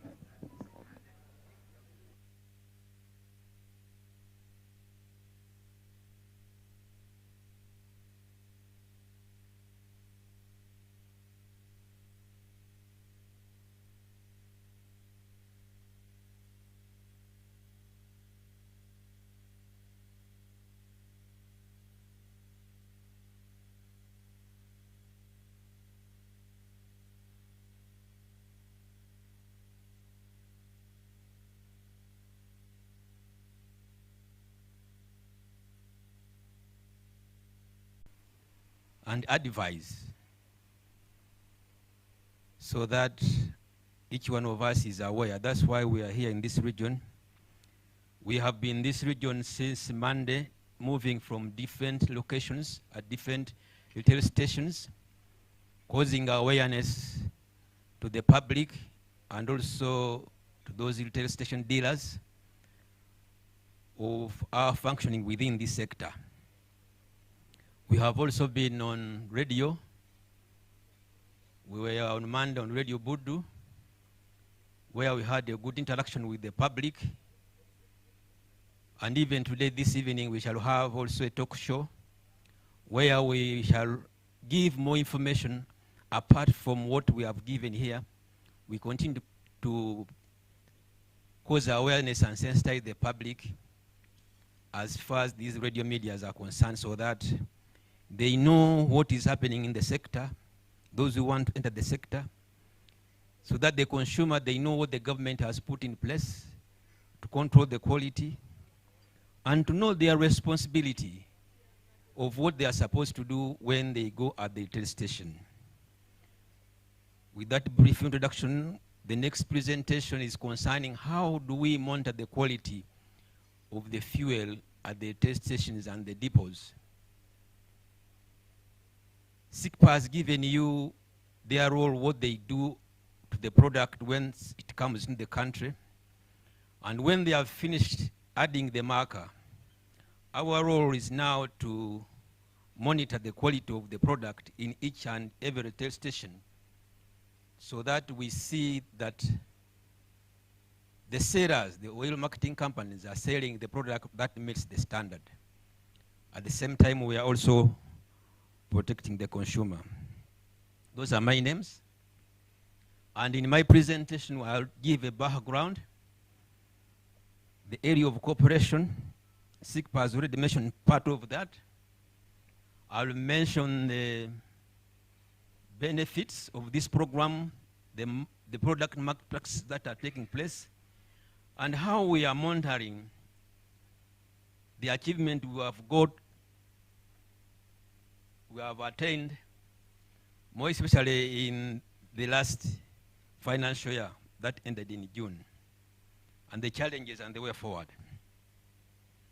Now, as a background, for those who maybe are attending this workshop for the first time, fuel marking and quality monitoring program is a government program designed to monitor the quality of fuel in the entire supply chain.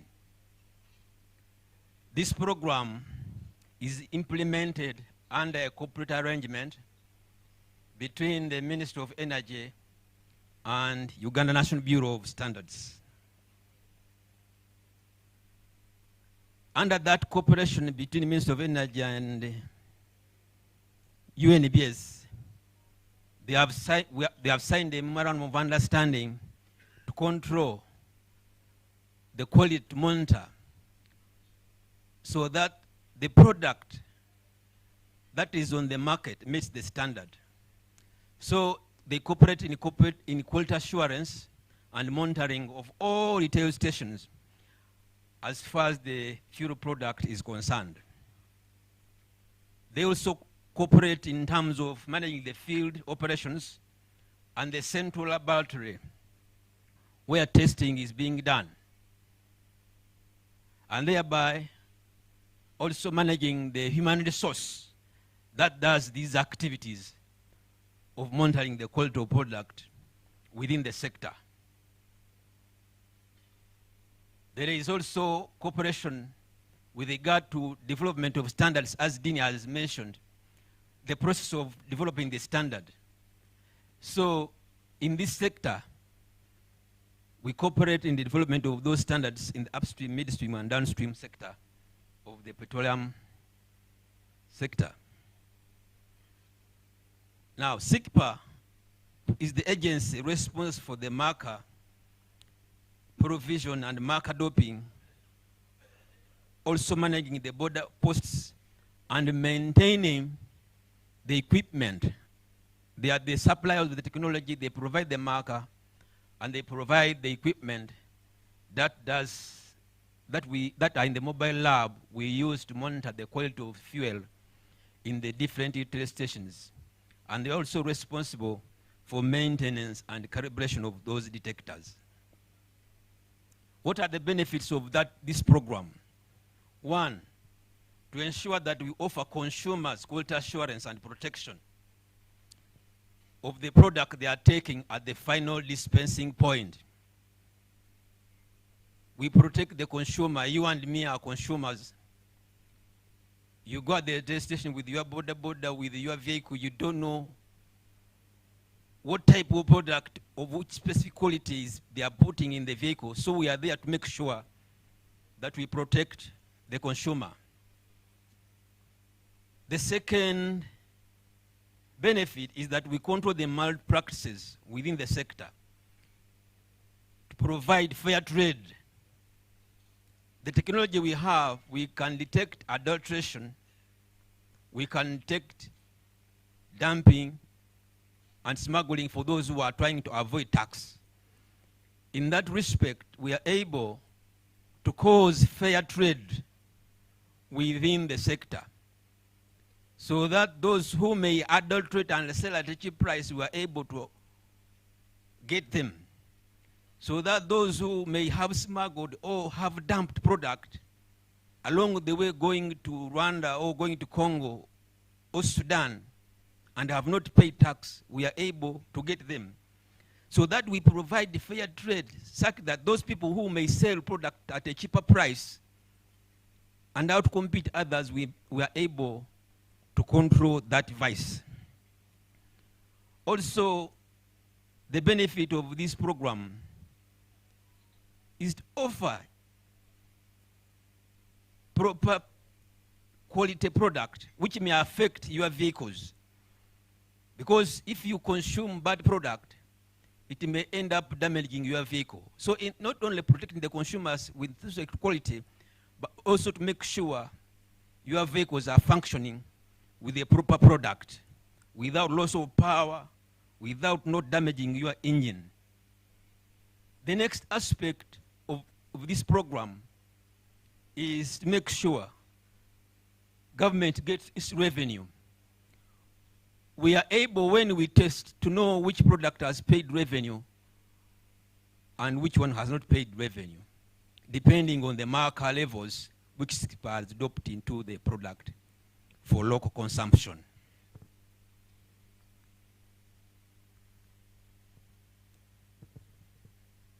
These are some of the malpractices.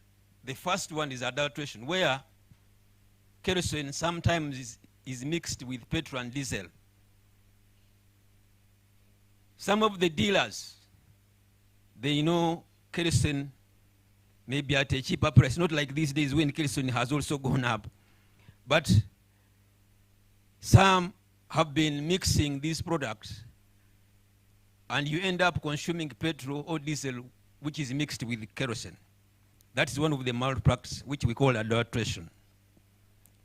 It alters the specification of the product so that its functioning is changed. The other one is smuggling. That is untaxed fuel coming into the country across borders, through porous borders, through porous channels.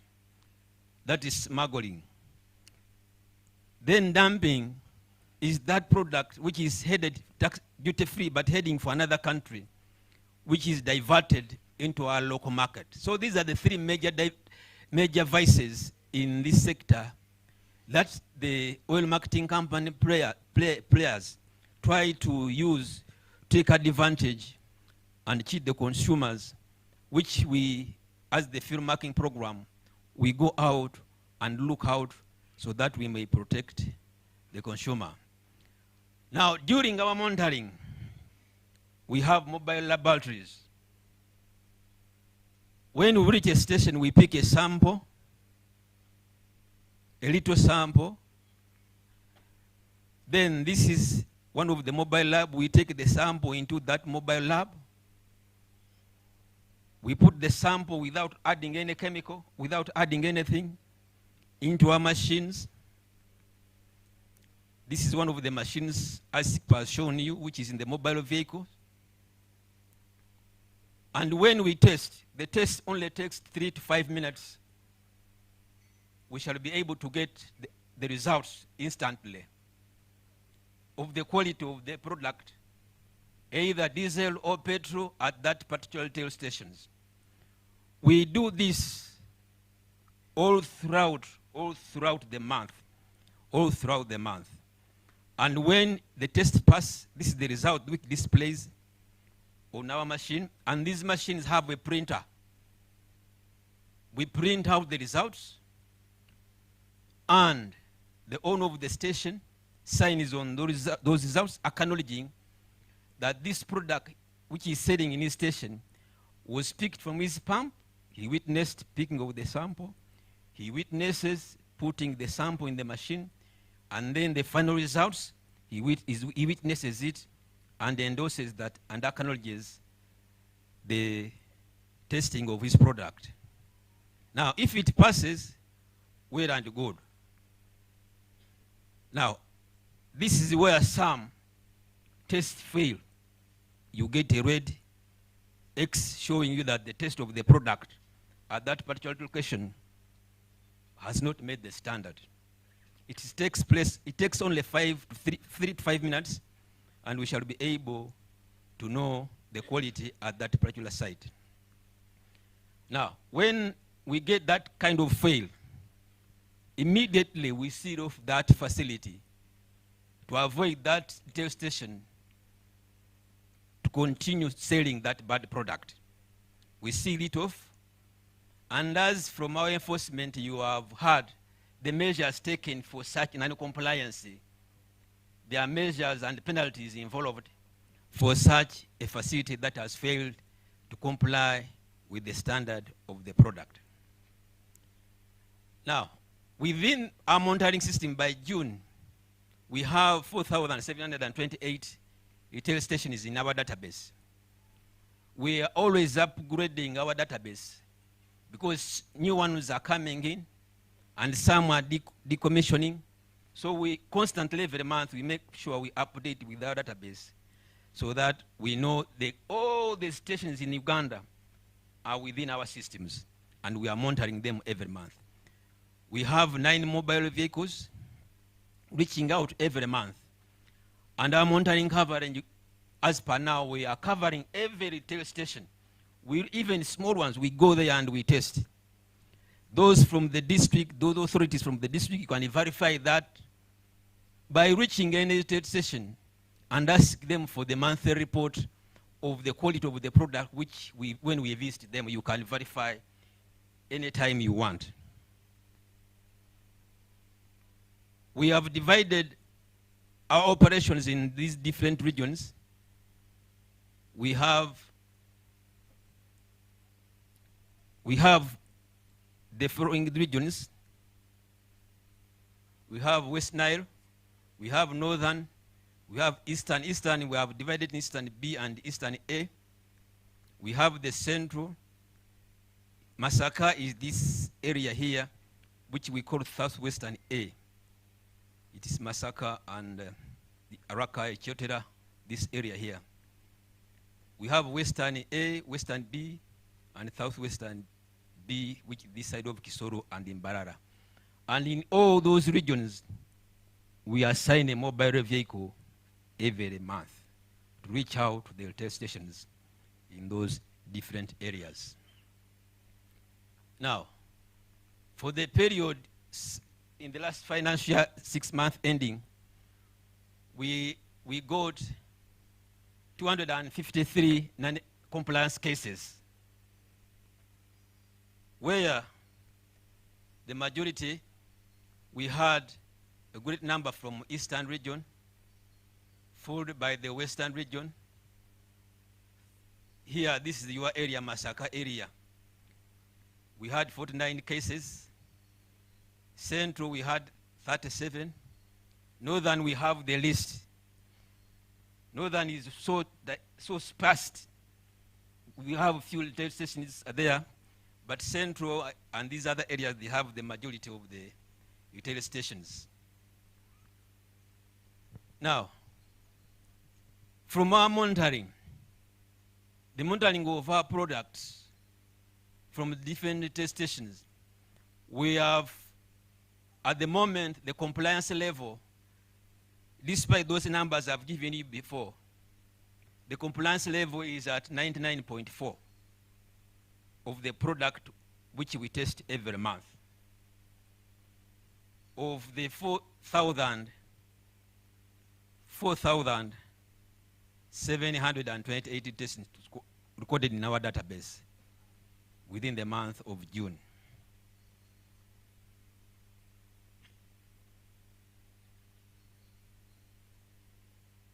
The technical people have, okay, it is back.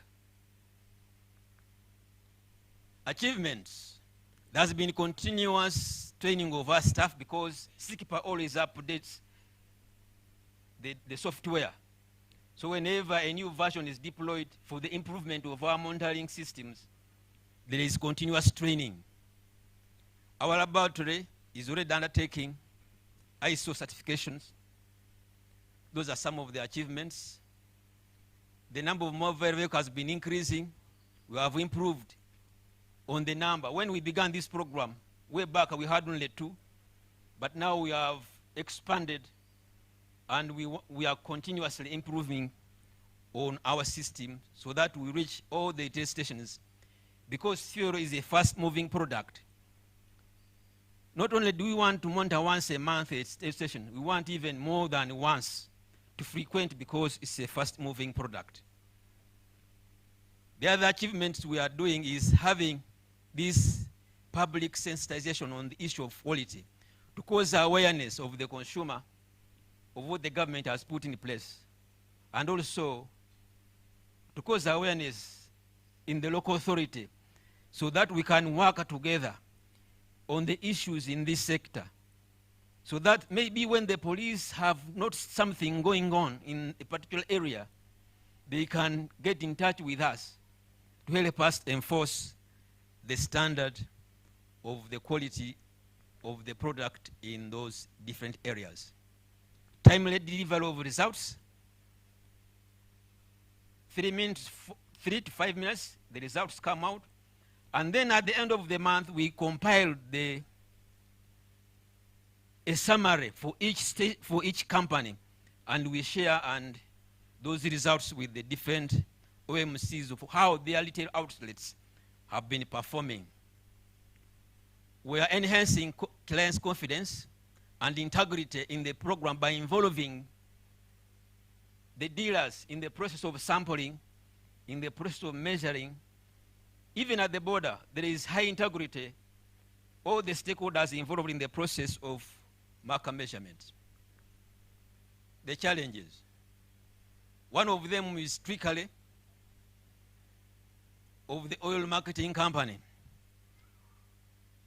What we have observed through our monitoring,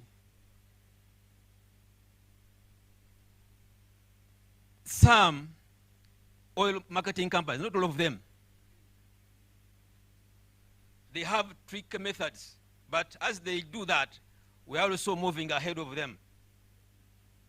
They have one tank with a good product, another tank with the good and bad product. But we are moving ahead to overcome such challenges of trickery. Some pump out products when they know that we are coming, and which they pump out bad product or smuggled product. And when you have left, they put it back. But that's why we want to collaborate with you, the local authority, of such vices if they happen in their area. In enforcement, they have talked about those who change ownership. And in licensing, the gentleman who gave a presentation on licensing, he talked about the procedure. But what we have discovered, that some of the dealers, they don't follow that process when they have changed ownership. Once he's found non-compliant, because in our processes, once they get you non-compliant for the first time, you pay the penalty. The second time, you will be pay penalty with a warning. Third time, your license can be suspended, which ends up in revocation of your license. But some of the dealers have gone through all these stages, and then they change the ownership. Today is called Peter Chitimbo. The following month is Peter Chiwanuka. He's trying to avoid removing revoking his license. They keep on because of the vices they are doing. But we are moving ahead of that. How? In our data system, SICP has helped us to improve. We have attacked GPS locations on a particular site. We are giving these stations numbers. So even if you change from Chiwanuka to Chitimbo, we shall know it's still the same site because of the GPS locations attacked that particular site. These are the trickery methods some of these people are using, but we have to move ahead with the technology to combat whatever they are doing. Some even have changed the location. They decommission without forming the commissioner. Today he's in Chotera. He's caught. He knows they are going to revoke his license. He removes everything. The same person, he moves to Rakai, or he moves to Luera. He's the same person. But in the system, we have captured, we have got all these informations. And we are putting we have got the owner plus the telephone number. So even if you change, we can sort out in the system to know where you have gone. Then, I've talked already about this, when they pump out bad product, when they know we are on our way.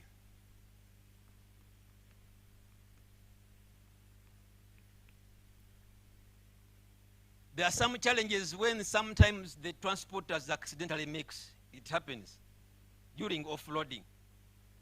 We encourage OMCs who are here that when such state happens, you inform us in advance so that we can come and be able to advise you where such has happened. But sometimes the transporters mix deliberately. He's transporting fuel for a certain company. The company has ordered a good product. Along the way, he takes off some petrol, he sells it, and adds another product. That's a challenge we have observed within the transport system. Then there are stations which have underground storage without carburation tanks, carburation sticks. Because when we find a non-compliant product, we want to establish how much is there. That's why now we are here to sensitize that if you have tanks at your station that are not carbureted, take measures to make sure you have these carburation dipsticks available at your stations. It's one of the requirements so that we can be able to establish how much stock is in your tank when we get such issues. Then we have situations we have experienced when pump owners and pump attendants just run away. They know the team is in Masaka. It is heading to that road of Chotera. The people along there, they telephone that those men are coming. By the time you reach there, they have deserted the stations. And they have run away because they know they have bad product. We have experienced that one. This one also, we are finding measures how we shall combat that one. Then we have those who break the seal. They have failed the product has failed non-compliant, and then it has been sealed, but then they go further and break the nozzle and continue to sell the bad product. Some even swap. They have sealed, he bypasses that was been sealed and puts another nozzle, which is illegal. You are not supposed to do that. That's why we have been moving in these places to sensitize them, not do these devices. And we also encourage the local authority to help us where you observe such issues. Way forward, field marking and monitoring quality program has helped to monitor the quality of the fuel to enforce the standard because fuel is a fast-moving product. With the addition of equipment, the program is committed to fight substandard product, adulterated product on the market, so that we are able to protect the consumer and also the economy of our nation. Increase of awareness like this one. We are on the radio stations, we are in the filling stations, so that in case any of these malpractices occur, you know where to report, you know whom to approach. That's why we are doing this awareness. Also, we are requesting that, as a way forward, you tell managers to cooperate with our team during the testing in terms of drawing samples, accessing the product, because some of them, when we test the nose and it's filled, we want to get more product from the tank, but they have locked the tank. We don't have the keys to take more samples from the tank. So we are requesting for further cooperation with the retail managers of these stations. Collaborations with OMCs. We are encouraging OMCs, oil marketing company, also to develop self-testing of their product or upon delivery. A truck has come from the depot in Kampala. It is coming in Lyantonde or where. Once it arrives, test to know that the same density which was loaded is the same upon arrival before we come in ourselves. We are requesting cooperation with the local authority, we build up our cooperation so that we work together, so that we are able to protect our people and ourselves and the government, so that it gets revenue and the people and the consumers are protected by taking good quality products. One of the way forward is also we are updating our system from time to time to catch up with the technology internationally. These are our contacts. In case you have any issues concerning this sector, maybe you have taken a bad product, my colleague will give a presentation on if you have got less product. Bakubia MPO is going to give more information on that one.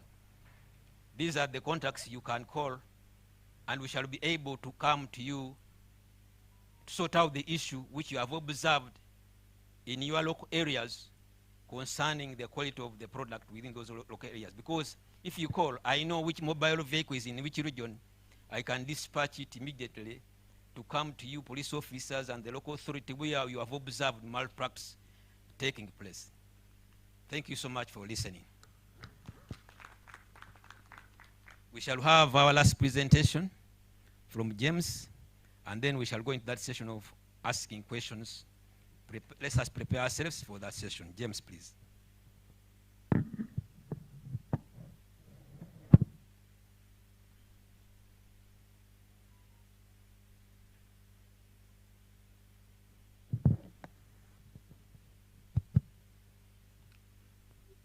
Good afternoon. James Waiswa, legal metrologist, Uganda National Bureau of Standards. And this afternoon, we shall be learning together the roles of UNBS in the petroleum subsector.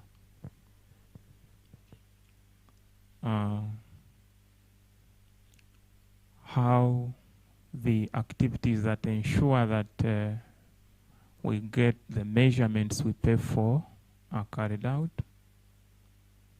and we shall have some kind of report card of the performances of the previous period.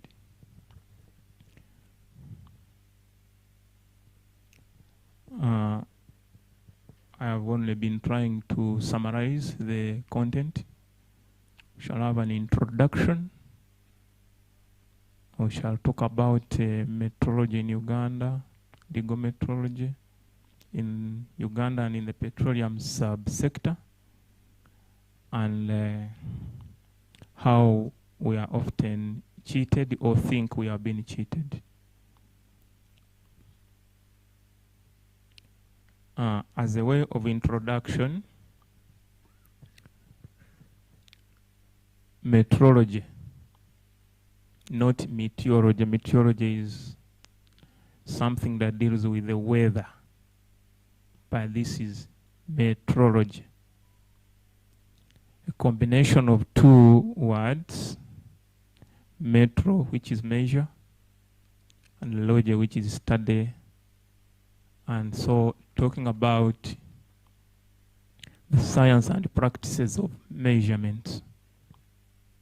And as a way of introduction, as you observe, this field is broken down into 3 areas.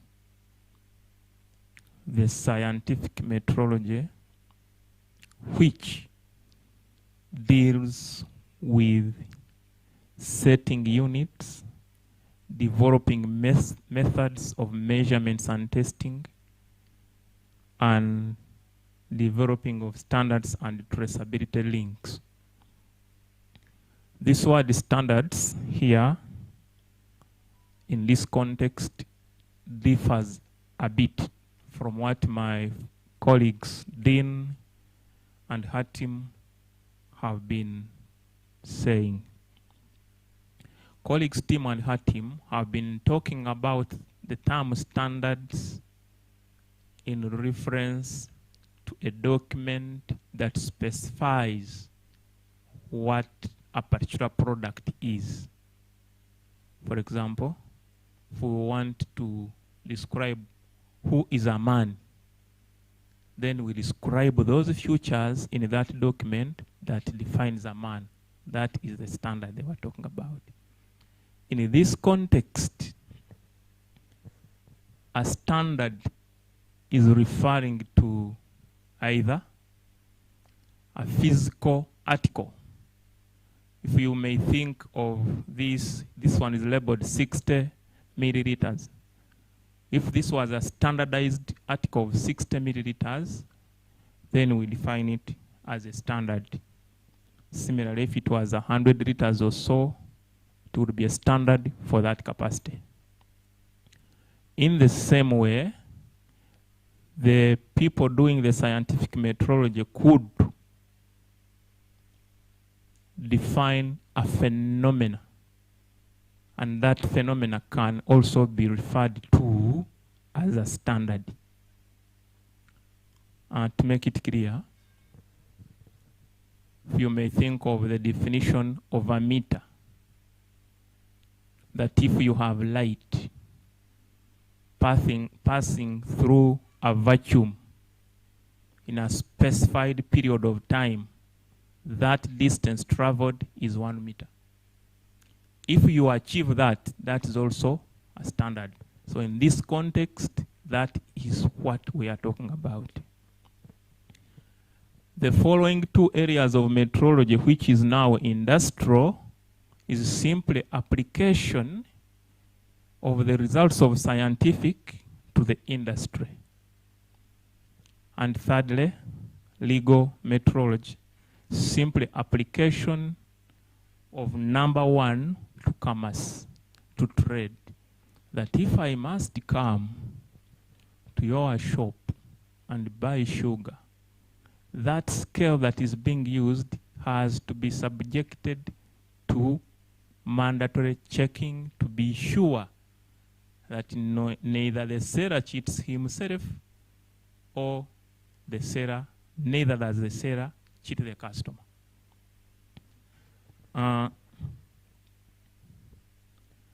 But then, how do we achieve the accuracy in this field when we are metering or measuring? One important case is the unit.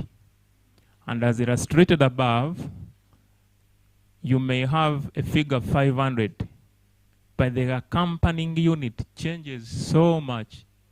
You may imagine 500 grams and 500 kilograms, so much. So the unit is as important as the measuring.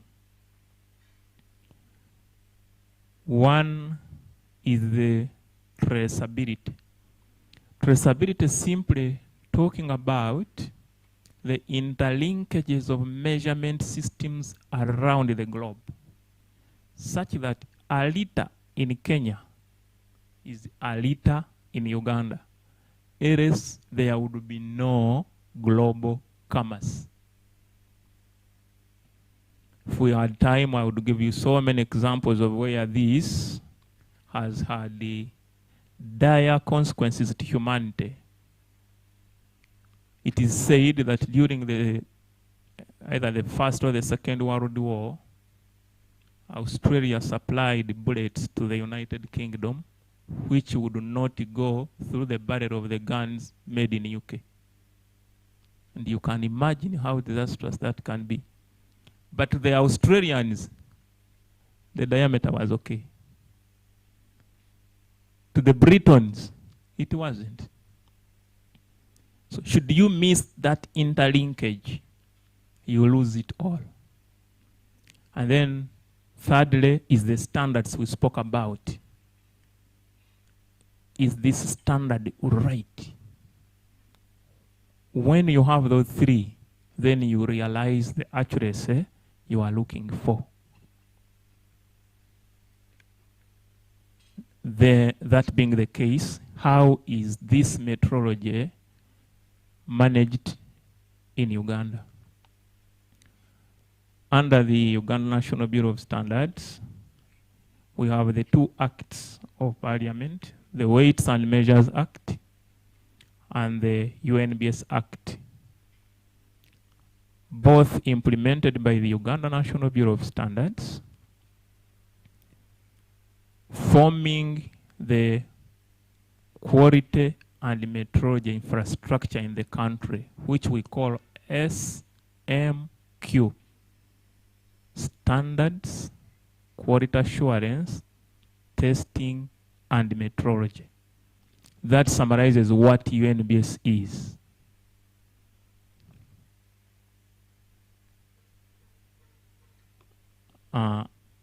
The focus is legal metrology, the application of measurements to trade. And so here we look at how is that achieved in our country. The Legal Metrology Department of the Uganda National Bureau of Standards makes sure that the legal requirements are established, conformity assessments control is done, supervised, and regulating repairers of weighing and measuring instruments, but also make sure that traceability of all the standards used to compare with the instruments used in trade are linked to the national and the international measurement systems.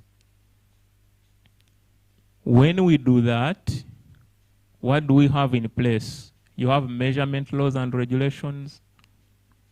You have the regulated products and services meeting the legal metrology requirements and seamless compliance. And at the end, like the objectives, you will have the credible results, fairness in trade and taxation. When Skipper Devota was presenting here, she spoke about how do they arrive at the right quantity of the marker to be added into a given tanker. They are dipping the tanker first. If that dipping goes wrong, all they are doing is meaningless. Consumer rights and environmental protection is achieved also. Now here we go into the actual work. Most of our products are received through road tanks. And so at Uganda National Bureau of Standards, we make sure that all these road tanks are calibrated, verified, and the accuracy of that calibration and verification is monitored throughout the validity period, which in this particular case is 1 year.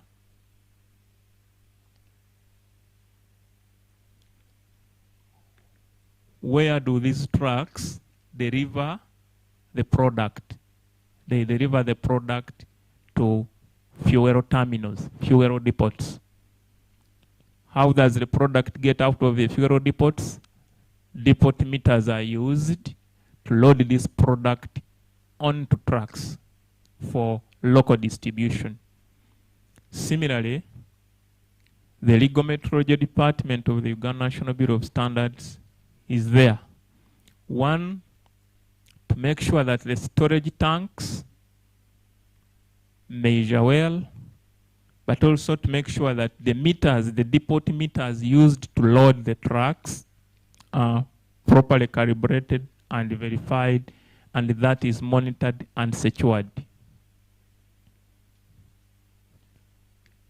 From the depot, the product is delivered to the station and then to the final customer. The product is delivered to the final customer through fuel dispensers you normally find at petrol stations. And this one, we are going to spend a little more time on it because it's affecting the bigger community.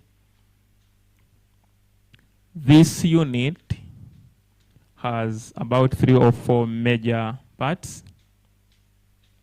It has the pumping unit, the air eliminator unit, and the metering unit. The pumping unit is responsible for delivering the product to the measuring unit. The measuring unit measures it, and the display displays to the user what is happening. The display shows you the amount of money you've paid, the liters you've got, and the cost per liter. And the accuracy is periodically tested, certified, and the equipment is secured using the systems we are about to see. But also we conduct mid-term inspections. Within about 3 months after the certification, we randomly visit these stations to find out if the control systems are not tampered with. This gives us a clear picture that after confirming that the equipment is measuring well, we put a security mark, a padlock, tamper-proof padlock, a seal, which is embossed with a serial number and a UNBS logo. Now our system follows that serial number. For as long as that seal is there, there is no way you can make adjustments to the accuracy of that meter. Until when we come, if the machine has drifted a bit, we adjust it, test, reseal. But how then can a user know that a particular equipment has been passed as fit for trade use? We affix a mark of quality, which indicates the verification date and the end of verification date, among others. For D0, that marker will be in yellow. For petrol, it's red. And for kerosene, it's dark blue. These help us, the consumers, without necessarily going inside the machine to confirm that this equipment has been tested and passed. Then the question is posed. If all of this has been done, why then do we have claims of mismeasurements? Bankubi Empeo. The following we shall highlight some of the tricks some unscrupulous dealers use. They may not be exhaustive, but pay attention to them. One is misrepresentation of the two prices.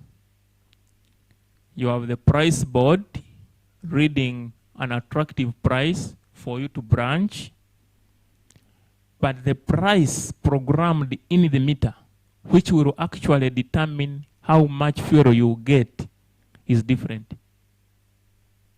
And many of us buy fuel in terms of money,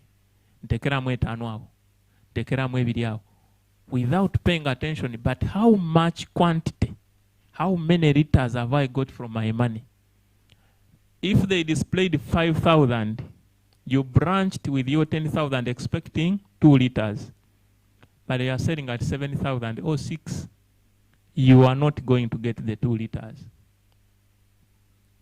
And before you reach your intended destination, the engine is stalling.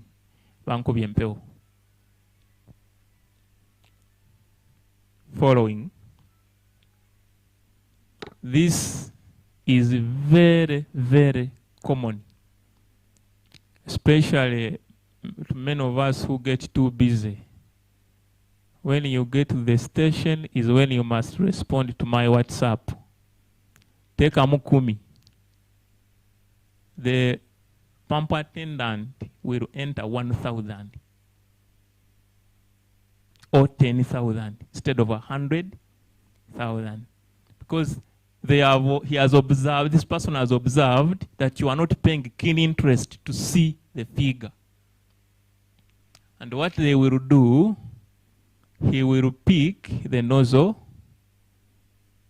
put it into your vehicle, and run it very slowly, such that the time it takes to fill 10,000, fuel worth 10,000 into your vehicle would be almost the same time they would have taken to put 100,000.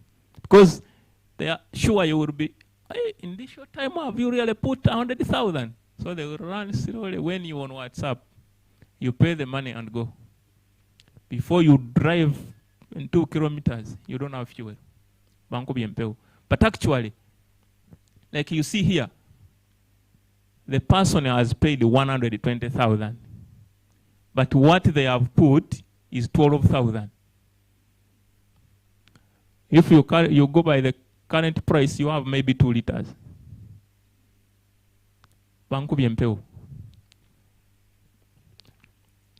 So, just like you would go to a shop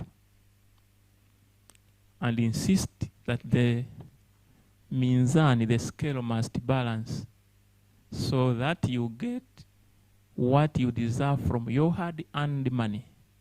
When you reach the station, do the same.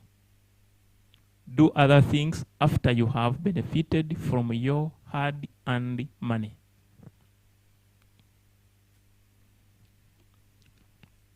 This one affects either side.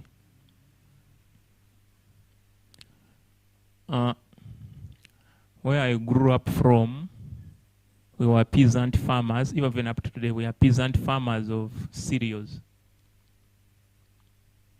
And at the time of selling our cereals, we were using minzani echisawa. And that minzani has an indication there, MIN, minimum 5 kilograms. Meaning, if you use this minzani between 0 and 5 or less than 5, the accuracy is not assured. Have any one of us ever heard this? It is the same with these measuring instruments. And normally you will find a label similar to this. MMQ 2.00 liters. Minimum measured quantity. Sometimes it's 2, sometimes 5, sometimes 6, around there, depending on the manufacturer, the technology, and all that. Now, because I appreciate maybe the economy issues and what, we are always buying smaller quantities of fuel. When this instrument is used outside its design range, its accuracy is not assured. And in this case, it may cheat the user or the customer. It can cheat any side.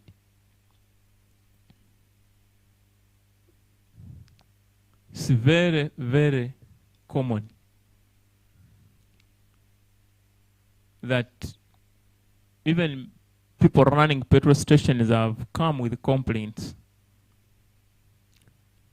And on their part, and many of you may have gone like some stations and say, we don't sell less than a liter. That's what they are meaning. Because they registered losses and they discovered the losses were coming from using the instrument wrongly. On the side of the seller, if it happens, it gets worse because he loses in 2 ways, especially if it is a digital system, which is common nowadays. He loses by the instrument overgiving, but also he loses on the cumulative effect of the decimal points. The machine is reading 1.1. But inside, if you open, given it a wider window, it's 1.12 something. Now it's setting 1,000, 1,000, 1,000 times. By the end of the day, the cumulative effect of those small fractions is something.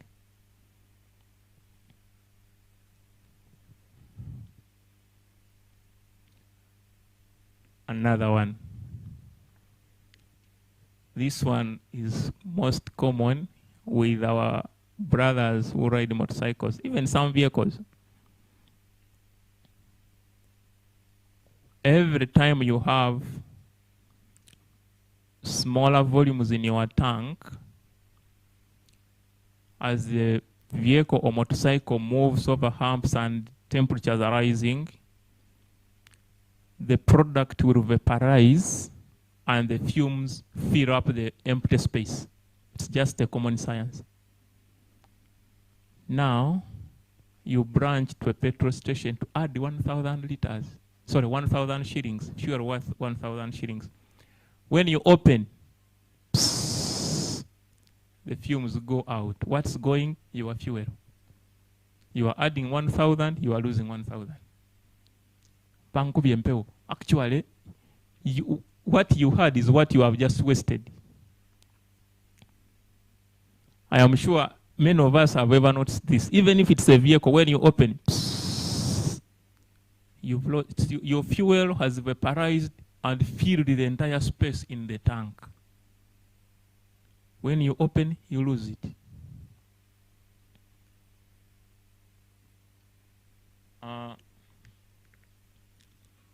Before maybe I talk about this, let me add something.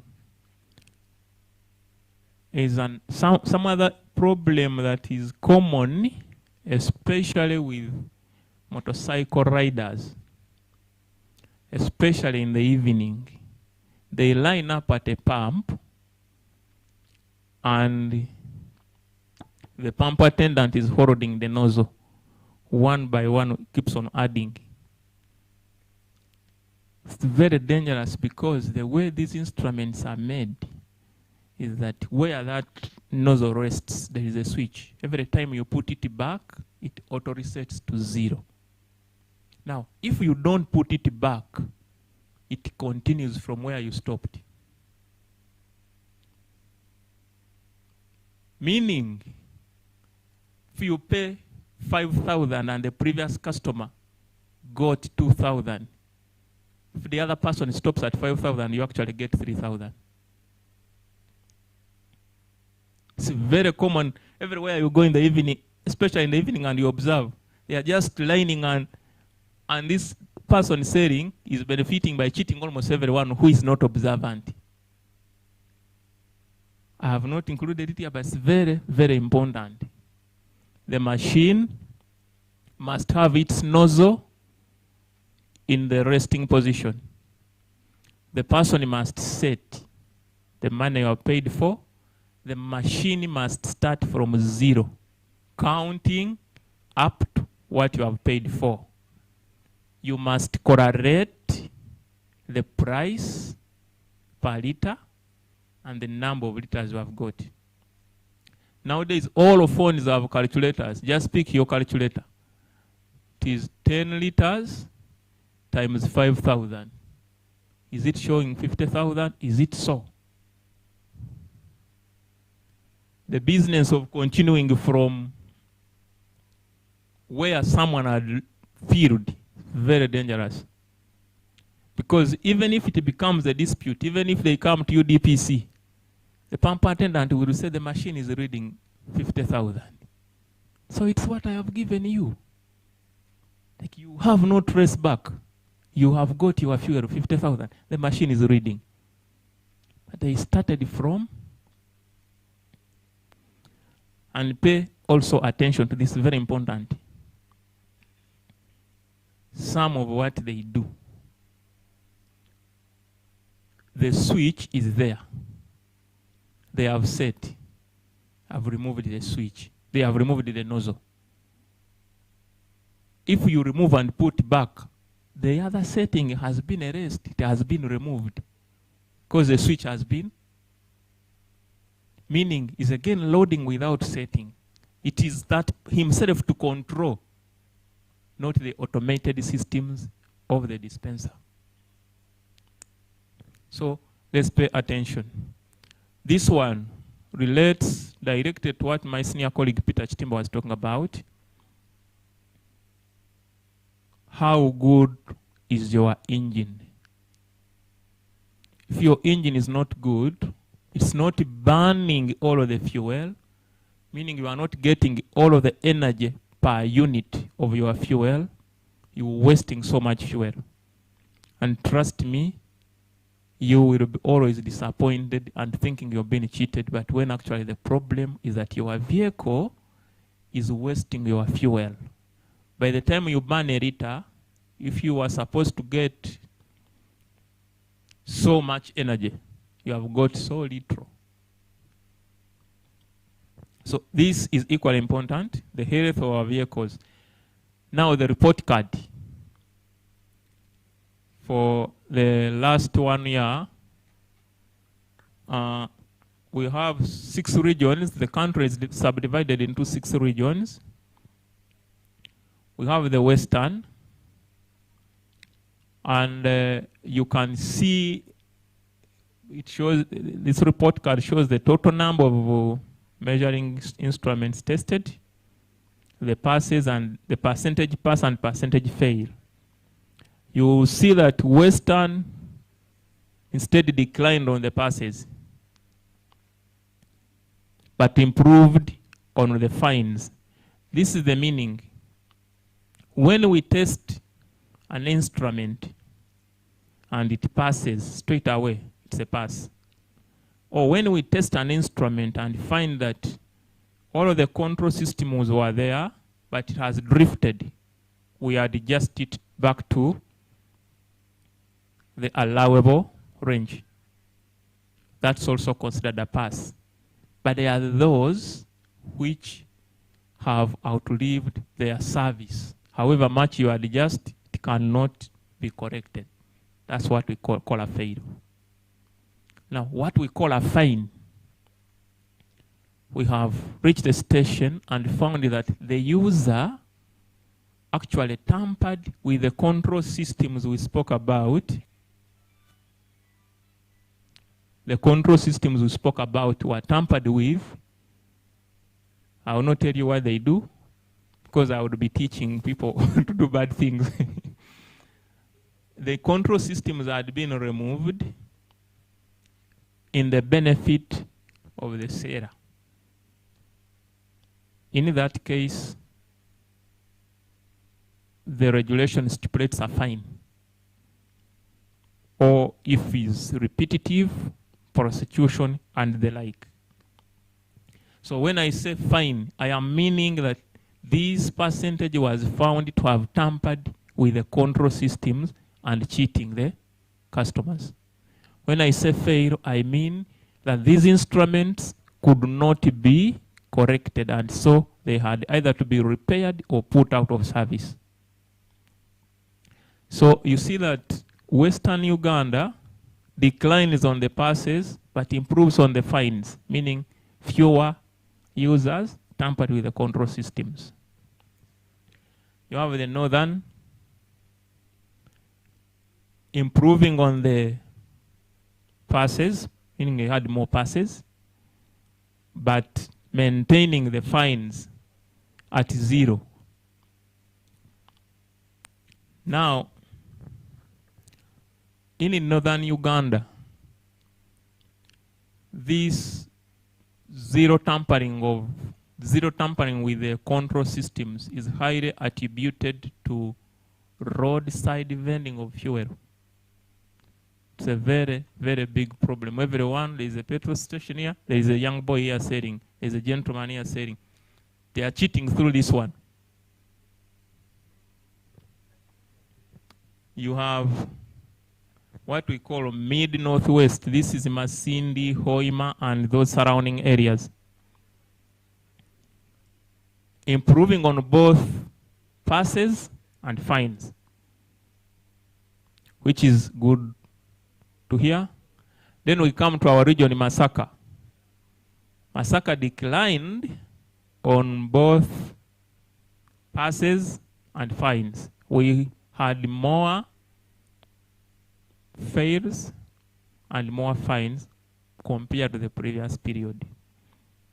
And I have had several engagements with some dealers in this region. Be calm, I will not speak your name or your identity, but maybe I can talk about some of the routes. May I? Some of these people, their cases are in prosecution process. Like my senior colleague Peter was saying here, they hear that you are in Kalisizo. This happened. I was there personally. You are in Kalisizo. They had tampered with the control systems. Now when they hear, they fix it back gently, such that when you reach and touch it, they claim, you have broken my seal. This happened to me personally, and I arrested the young man. First, I invited the LC1, I invited the nearby police and I arrested the young man. And when we reached police, fumbling and shaking, he said the truth. This is what my boss told me to do. So we have many problems with, maybe the word is not very good, but we have many problems in this region with roadside pumps, small stations, especially on Maram roads, doing these things. And this particular person, this had happened on one of his pumps near Kalisizo. You move meters, some kilometers ahead, you find the boy now. Because you have sealed the first one, he calls the other one to say, do this. Little did they know that we were running faster than what they were doing. So we apprehended the boy.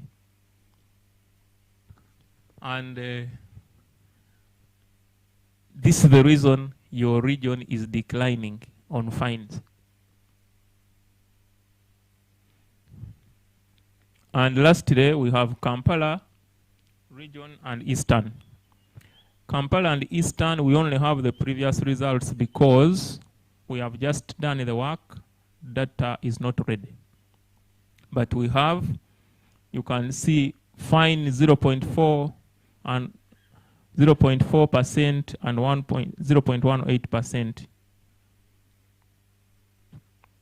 So we can't comment on whether there has been some improvement there or not. But if you may like, Eastern has a hotspot. And even if you saw from the quality report, Eastern had the highest number. There is a hotspot, there is a place in Eastern Uganda where we have to fight every other time.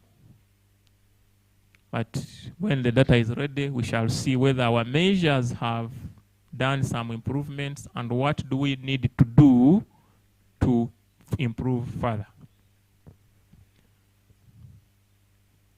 This is just a graphical representation of the report card. So we may not spend time on it, I beg. As I conclude, I need to talk about our safety. This is not an area directly under the regulation of the Uganda National Bureau of Standards, but it's a major concern. And largely because as we move around, we have seen but also heard confessions. Amafuta g'ennaku zino si malungi, tegazitowa kimala. Nsobola n'okuteeka wano omuliro n'amafuta wali era teri kibeerawo. And this is why when there is an accident, our brothers are rushing to siphon fuel. Because last time we siphoned and nothing happened. Last time we handled petrol near fire and nothing happened. Now, get to the point. And let's all the leaders here help, including the people operating stations, help to sensitize our communities. There is what we call a fire triangle. For us to have fire, you need 3 items. You need a combustible product, like the fumes. You need oxygen, or think of natural air. And you need a source of heat, an igniter. Now, simply because at time X, one of them was missing, the fire did not start. It's not that the fuel is heavy, substandard, no. One of the requirements for fire to start was missing in the correct proportions. It's very dangerous. You find people siphoning fuel after an accident, you are rushing, you try to tell them, they even abuse you. Moments after, fire, death, suffering. Why? Because of these wrong perceptions. It's very important. And since I have my director here and the commissioner, I invite you, director and commissioner, that it's time we start having these discussions. I have spent quite a greater time of my service life doing this. You go to a fuel depot where they fill the trucks, and the level of fumes in these places is alarming. But there are people, brothers and sisters, working there and loading every day. They need the job. But the technology exists. It's time we deal with all this. And many of you have seen, you have a station here, you have a home here. And this station is discharging fumes. You reach there and feel the breath is not pure oxygen. It's not only the oxygen, you need oxygen and hydrocarbons. I don't know whose mandate, but we can work together for the common good, the police. the Uganda National Bureau of Standards, the Ministry of Energy, we can do something. With this, I conclude for God and my country. Commissioner, allow me before I go, since I am the last of the speakers, thank the organizers. We, Peter, most especially appreciating the way you bring us together, Commissioner, Director, to discuss these matters. Without this, we did not have a forum to come together, listen and learn from one another and see how we can improve the sector, how we can make our country better. Commissioner, Peter, and the Director, we thank you so much. May God reward you accordingly. Thank you so much, James, for that presentation.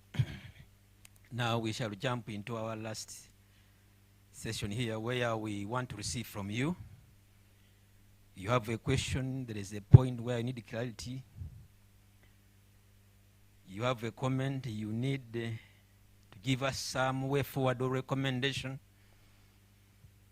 We shall be taking those comments, questions, and recommendation in turn.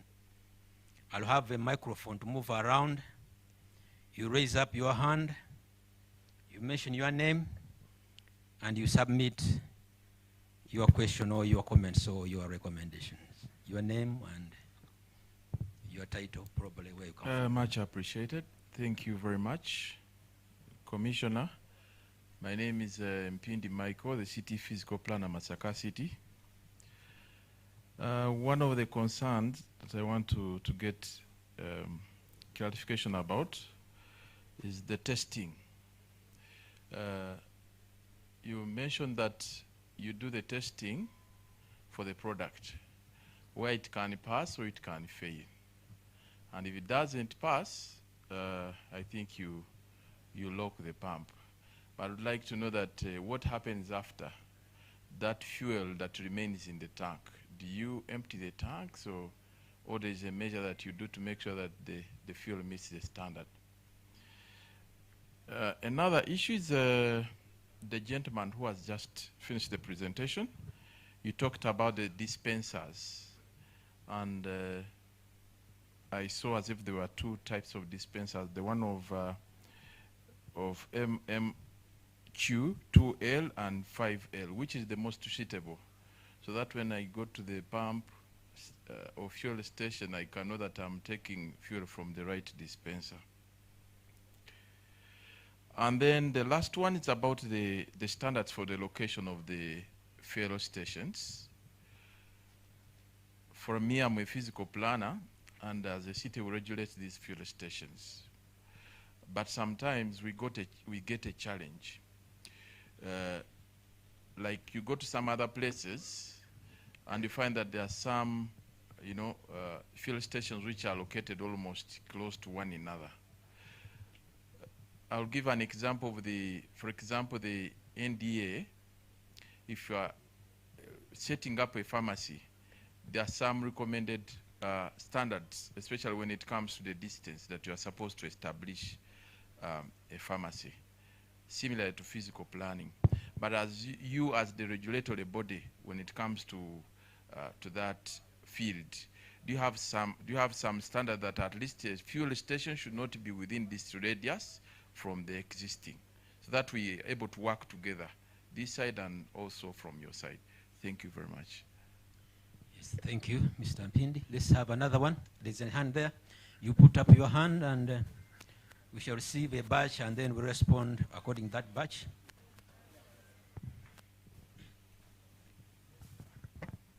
Thank you. I'm Senkunda Ali from Dawson.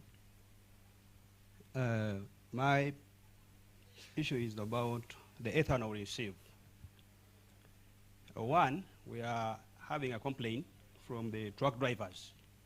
They are telling us that there is no machine that is showing that they have received the liters that the company paid for. take an example. If the company paid for 400 liters, drivers are saying that they don't see the 400 liters loaded. The only thing they told them that you are done with your 400 liters, go away. Information I've just received is that even the screen that they used at first is not working. So time comes when they are at the station, and then we start quarreling, or they claim that for us this ethanol, they are saying that they give us 400 liters. We receive less. Then again on ethanol, they are saying that the pipes they use to roll that ethanol are black in color. So they are saying that can't we get some pipes that are transparent that show that they have loaded now. I'm seeing that this is loaded, and then we also get the meters showing that we have started loading from 1 to 400. Then again on ethanol, we are asking ourselves that is this ethanol not affected by weather? Why? If the company ordered for 400 liters, how sure am I that by the time the truck will reach the station, that I'm still having the 400 liters that I paid for? Because when we order for PMS and diesel, we are given actual liters at 20.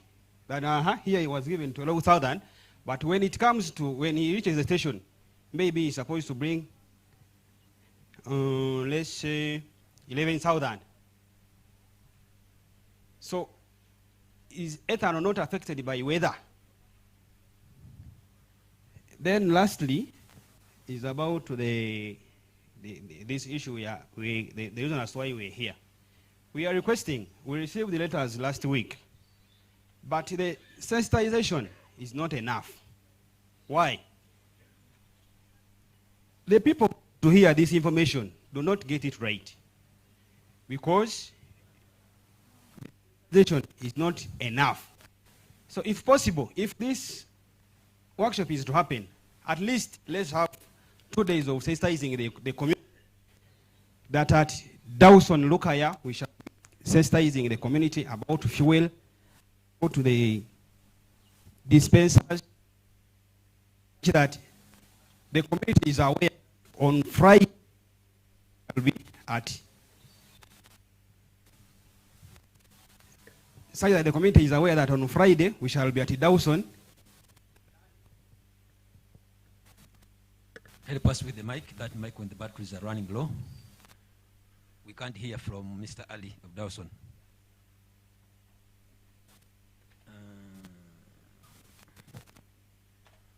Please, Ali, wait for a minute because we can't pick what you are saying. Let's have the batteries. Oh, let me use this one.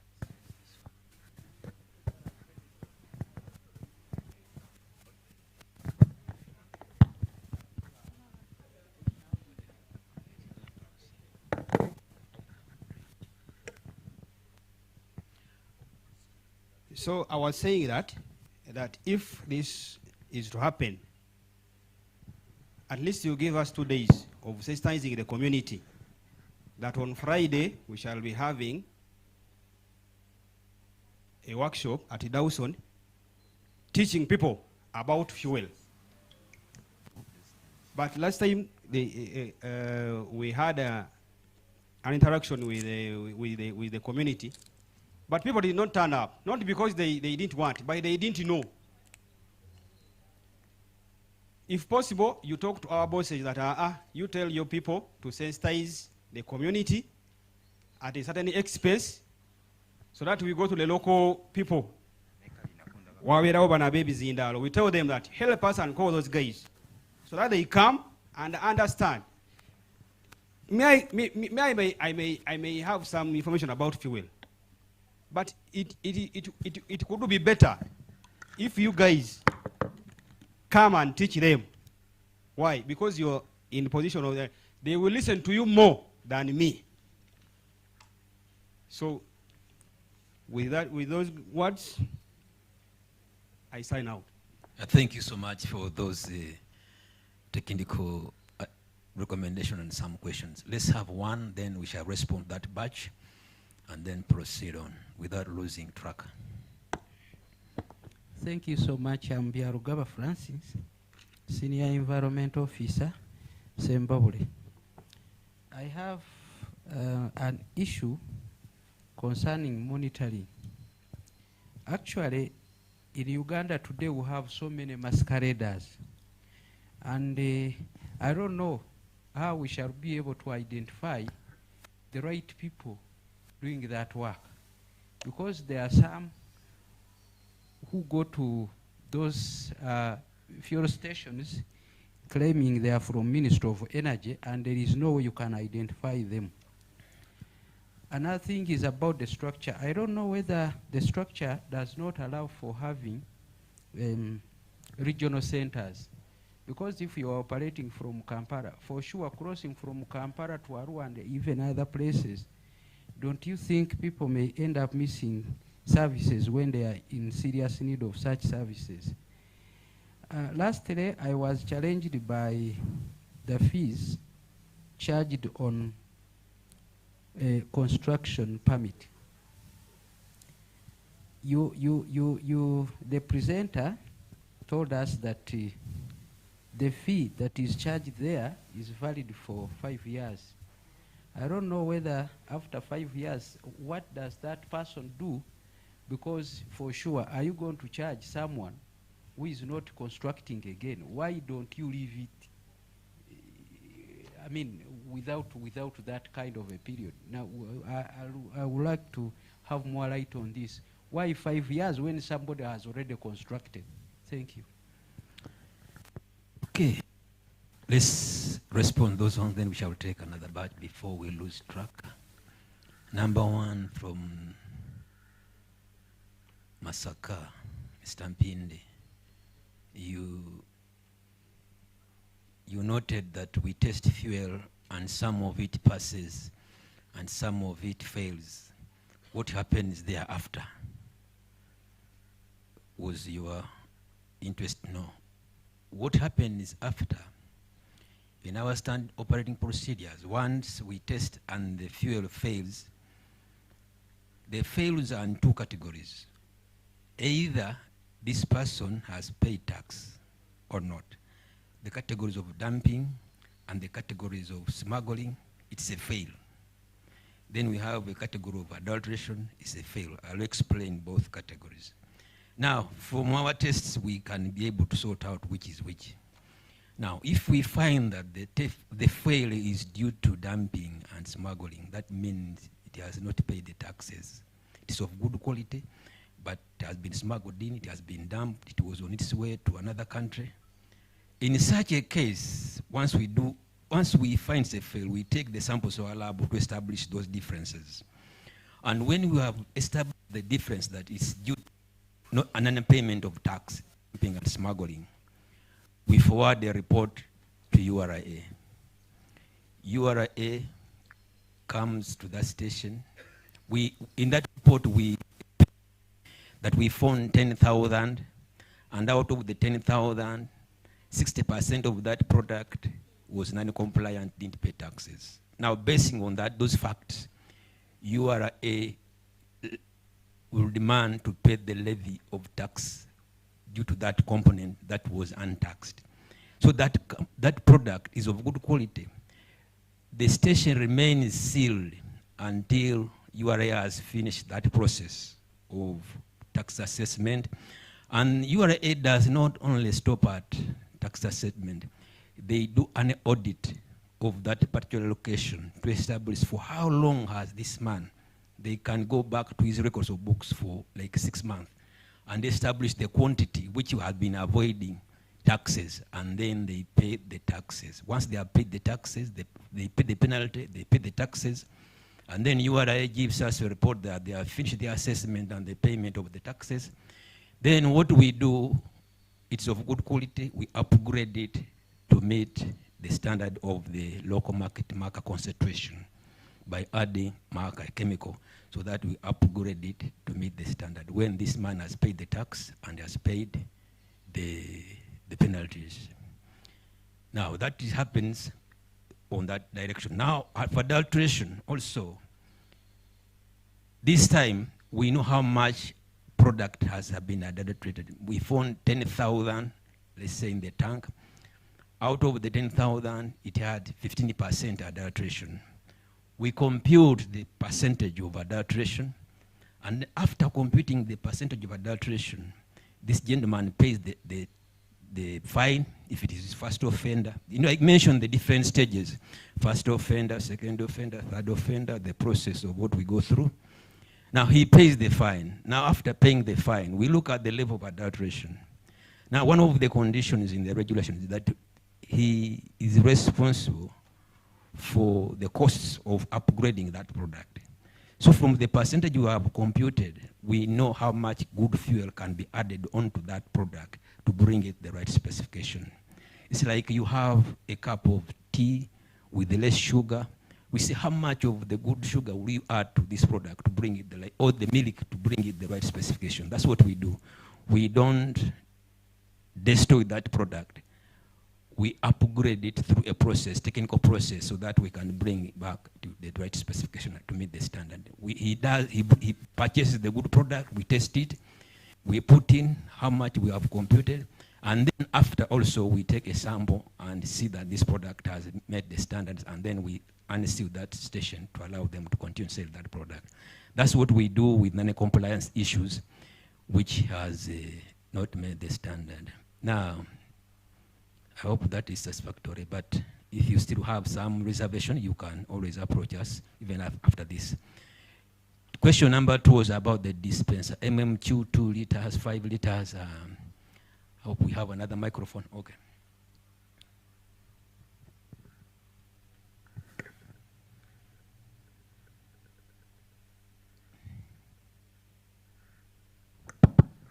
Thank you. If I understood the question, of the 2 classifications of the dispensers I have given, M2 MMQ or 5, which one is better? They are all better. But maybe I think, let me explain what MMQ means. MMQ is minimum measured quantity. This is what it means.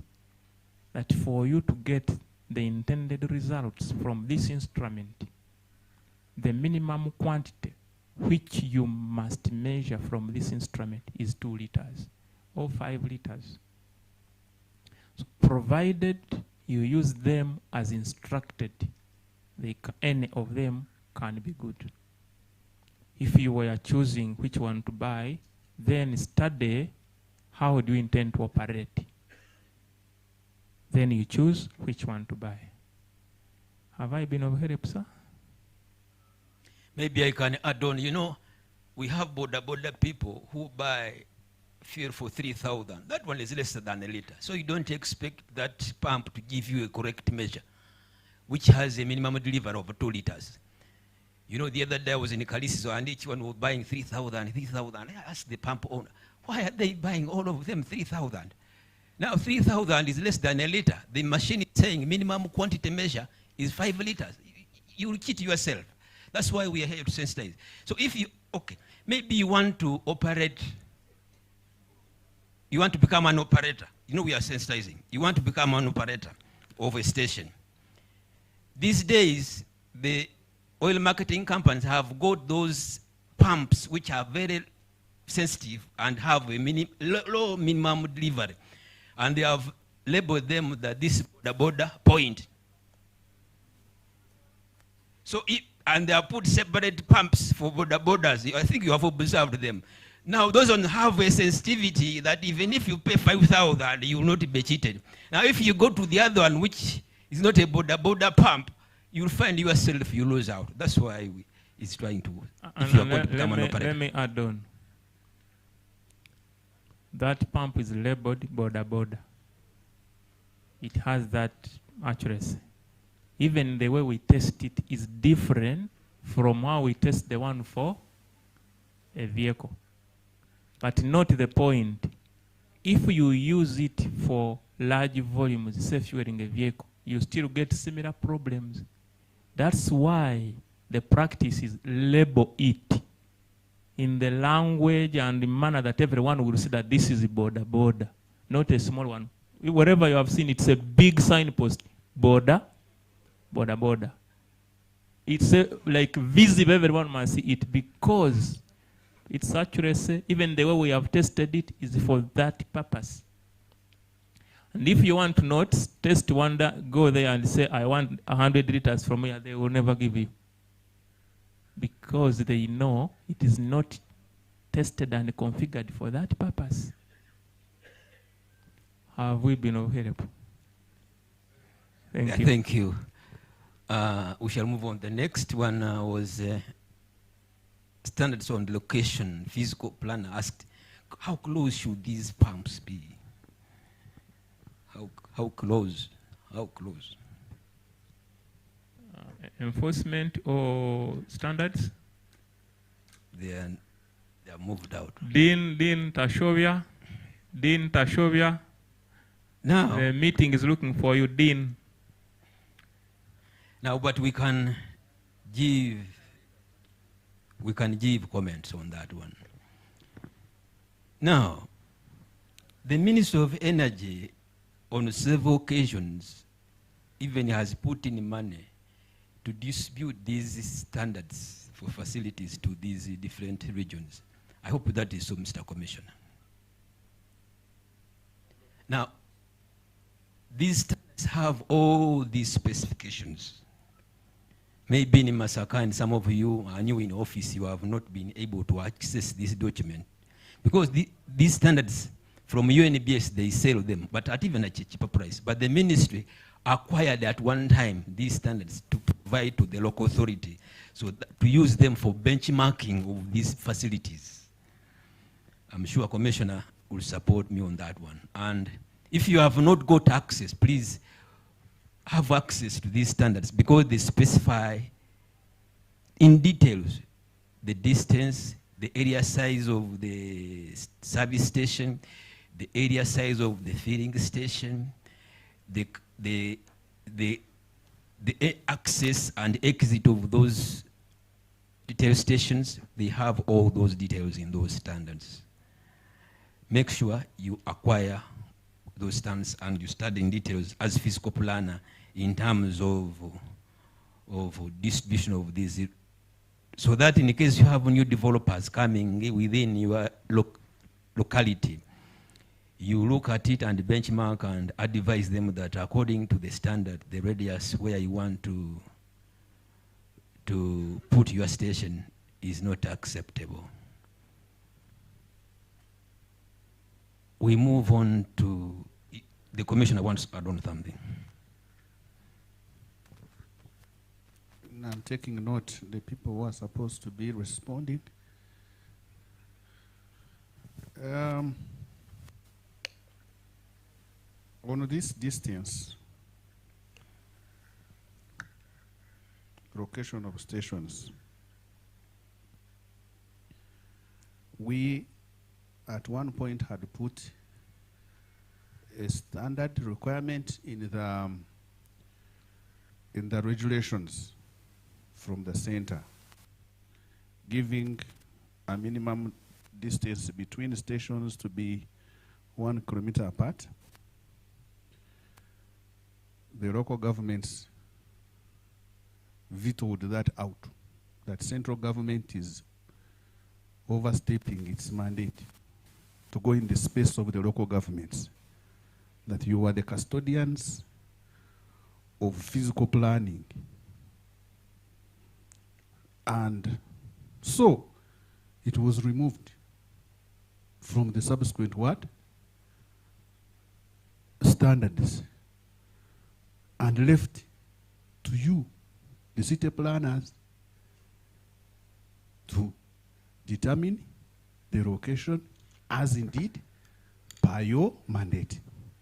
So it is surprising that is coming back, but I hope that really you take it seriously. You have given an example of NDA, which gives the minimum distance between a pharmacy and another. So why are you not putting something to that effect, you as your authorities? So the question comes back to you, sir. With your association, when you meet quarterly, kindly see to it that that is done. On our part, once we receive that you have sat as our authority, you approved the plan, you have even given a building permit, we do not begin to oppose you. That this one is not okay in our wisdom, even if you want them to be neighbors. Because you could have probably decided that this street is for stations. That is the, so that is really the kind of thing. What we have at the moment, the ball is really in the hands of the local governments to determine the location of the fuel stations.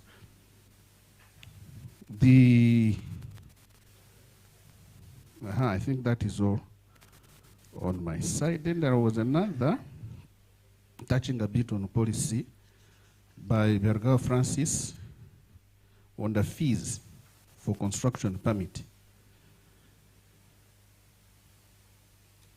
The permit is not in perpetuity. It is not issued that once you got it, then forever and ever. Even I think my national ID has an expiry date. And when do I expire being a citizen? But it is a requirement that after some time, if it has, then you have to renew. So, the understanding and through consultation by the time the regulation was put in place was that you are desirous to begin operating. If you cannot finish construction in 5 years, then you have room to apply for renewal. Okay? You have room to apply for renewal. In which case, you pay half of the fees that you paid at the initial time, not holding it in perpetuity. I hope we do understand. But the other, if I understood, was like, but if somebody has already constructed, then this fee is for what? The question comes back to you. If you have people who are cohabiting, and now they are coming to regularize their marriage, do you deny them? That no, since you entered into that in your way, there is no way stay like that forever and ever. So, by saying still pay what was applicable, don't say that now we are acting irrationally or these kind of things. That we are helping you to try and put things in order, in the right way. That's the spirit in which it comes in. Finally, there was something about structure on whether we can have regional centers. Well, it is a point for discussion, but as you know very well, also there is decentralization. That's why the local governments are there. So, and that's still in line with the Constitution. I think it is Principle 5 or something about decentralization, to taking services closer to the citizens. So, we are working as a government, central, local, we are all serving the citizens. Where the local authorities are doing their part, the central government is also doing their part. At the end of the day, the citizens get the services properly. Now, for example, there are stations which may not be licensed, but they are within your areas of jurisdiction. In fact, some of those facilities tend to be the ones that get district tenders. I am aware of that. And how am I aware? Because sometimes I close them. And then they come saying, oh, but we have this tender, show proof. And I have evidence. But you are partnering with people who are not licensed and in the same area. So if we are, of course now, that's why I said in my opening remarks, we are helping you by saying that National Oil Company, the fuel you import for the citizens of this nation, give it to licensed importers in proportion to licensed retail outlets they support. Who gives retail outlets? It is me. Monthly, I give the number, the name and number attached to each operator. And UNOC maps out that. So, going forward, those people that seem to be getting tenders, if they don't have the license, they will not have access to fuel. We are trying to help you. Or, if they are to have fuel, they will buy it from somebody who already is licensed to bring it on theirs, therefore it will be very expensive. We are trying to make their business very unattractive so that they can wake up and put their houses in order. For the structure, really that is because we cannot be everywhere when the local governments are also there. So let's help each other to ensure that we can serve the citizens better. Thank you. Thank you, Commissioner. We shall move on to give response. Ali from Dawson gave a list of his observations, and he needs feedback with respect to ethanol. Ethanol, he sees putting ethanol 400. The quantity measured, Hatim will help me on that one. He has here ethanol. The drivers are not certain of what they have put in their compartment on the truck. Whether it is 400, whether it's 200, whether it is 100, there is the level of identifying the quantity has a challenge at the marking side, where they are put less, where they are put much. This is an observation coming from one of the companies, Dawson. He's also mentioning that the pipe, black, they don't know where they have put in petrol or not. That's what he's trying to bring on board. Then he's asking also, ethanol, isn't it affected by the environmental aspect that affects the product in the due course? Can you please?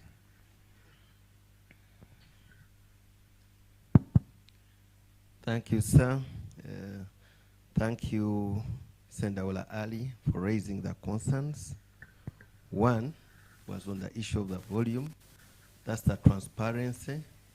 And I know this information would be coming from Malabas, Busia side. One thing you will note that as also presented, this is a new program that we have started.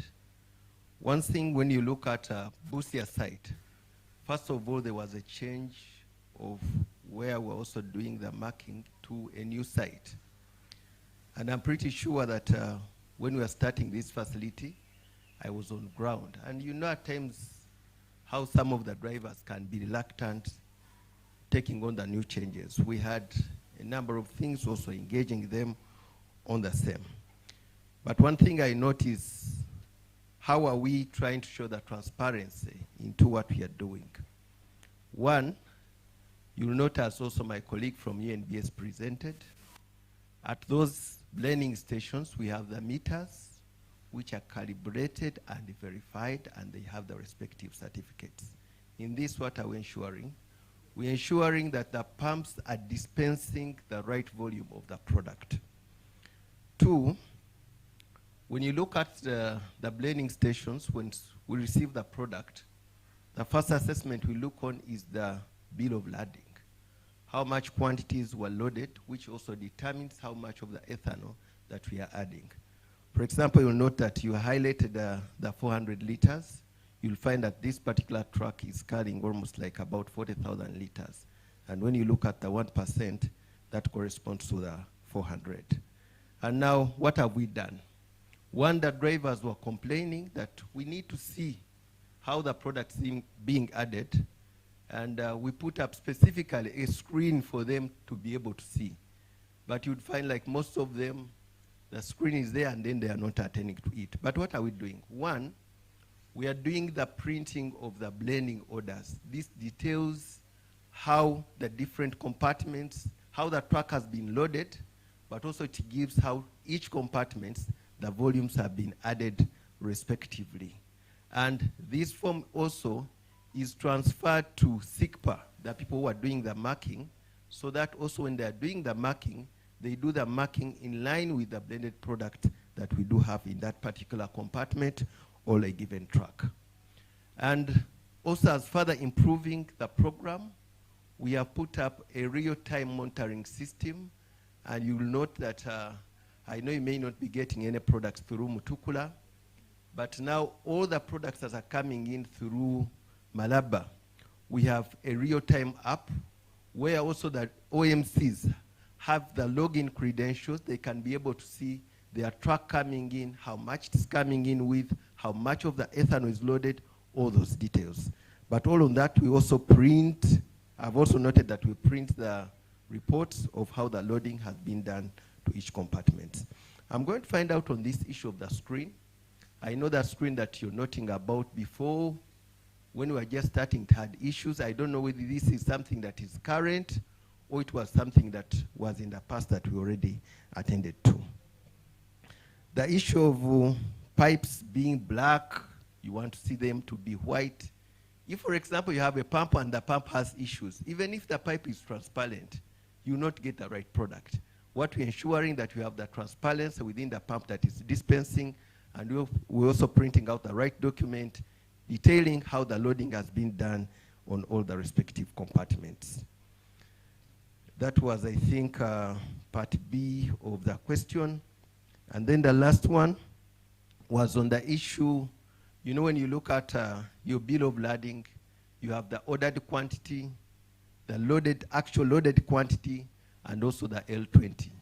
What has been calculated to a temperature of L20 that you use to pay for the taxes. When you are doing the blending, we blend on the actual product. You'll find that when you do blending at L20, we shall be under blending a product that we have. So that's why we do the blending on the actual quantity of the product that we receive. And all the time, after this product is blended, the product is dipped and then marked. And even these details of how much of the volumes are also captured also on the document that is issued out by SICPA. Thank you. I submit. Yeah, thank you. But maybe also just to note, we are going to interact after here.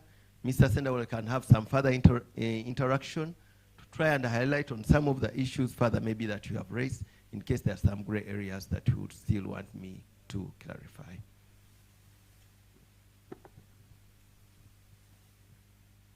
I think there is something I skipped. I thought the enforcement team or monitoring could talk about it. But since they are not around, I don't know where they have gone. The aspect of identification of staff in since some people masquerade. One, the staff from the Ministry of Energy and Mineral Development in the downstream, when they are coming to your stations or so, will come in government vehicles. That's number one.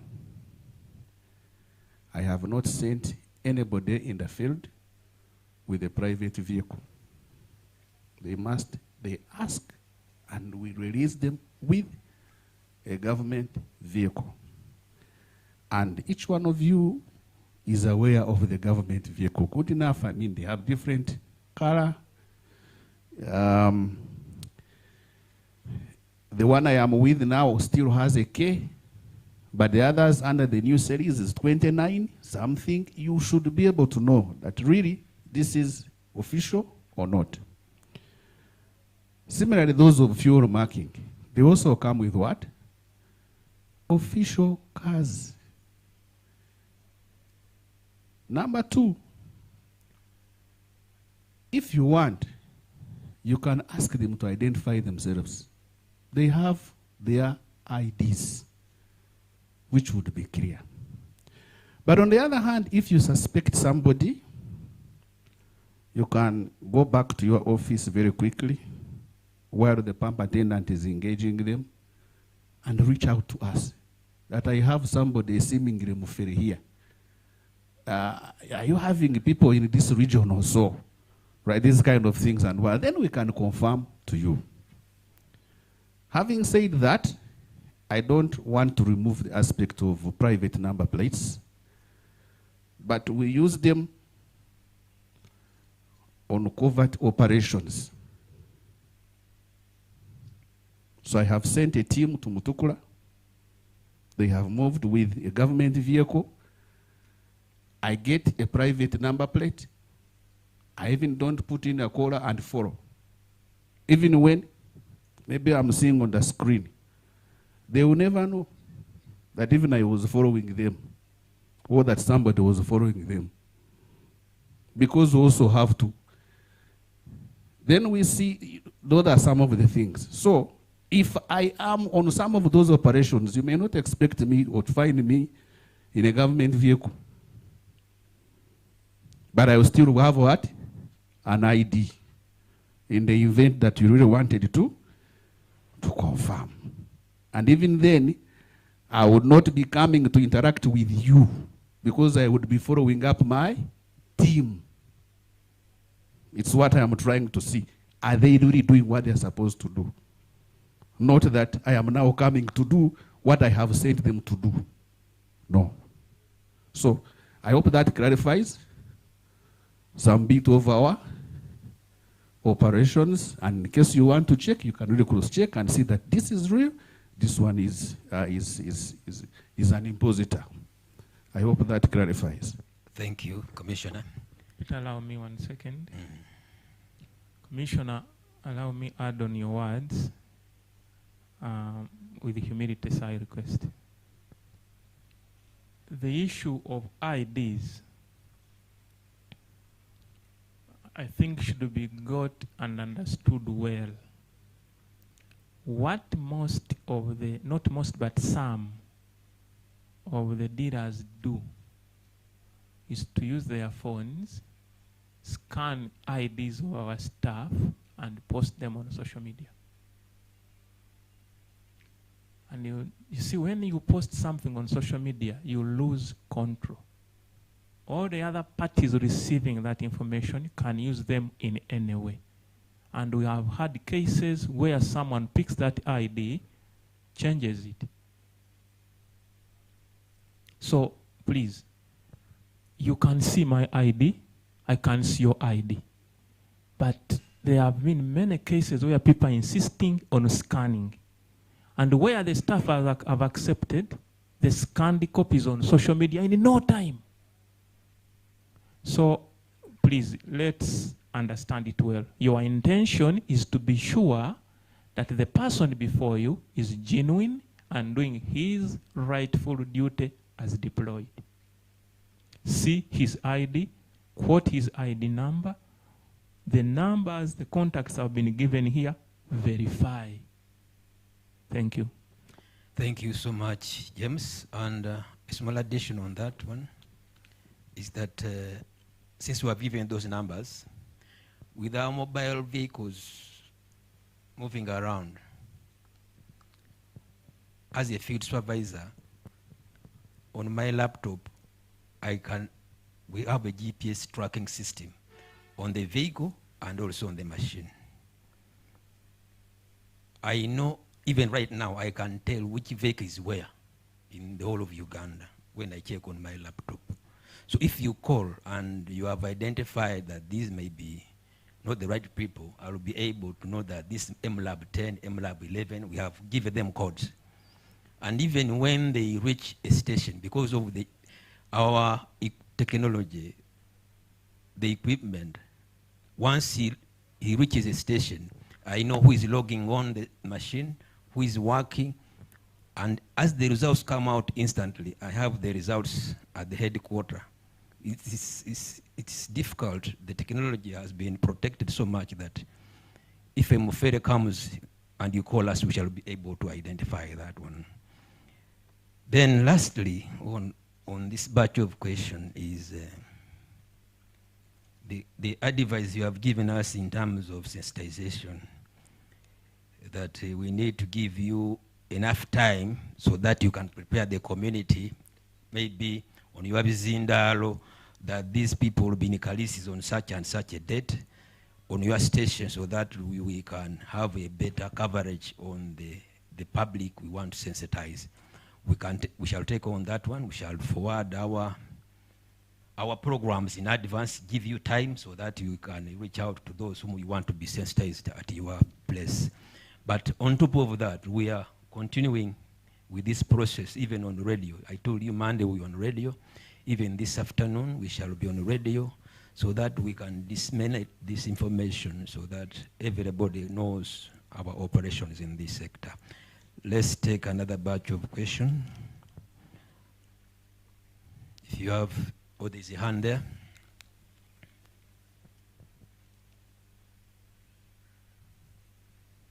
You mention your name and where you're coming from. Barnabas Nambwera, Deputy Bukoma Simbi. My question is about the quality of fuel that we are putting in our machines. We tend to be advised, especially in government, especially if you're given a vehicle that is of newer model 2018 upwards, to take from specific petrol stations. I think there are only 2. The rest, I think they have impure petrol, impure fuel. And indeed, when you insist and take from those other stations, your engine will have a problem. So it is very inconveniencing for me to travel 60 kilometers to and fro from Bukoma Simbi to spend fuel of 60 to take fuel of 100,000 in Masaka city. So my question is, why do we allow such impure fuel to penetrate or to cross the border and penetrate our markets, to spoil our engines, and yet we have organizations that can help us in that? Thank you. Let's have another one.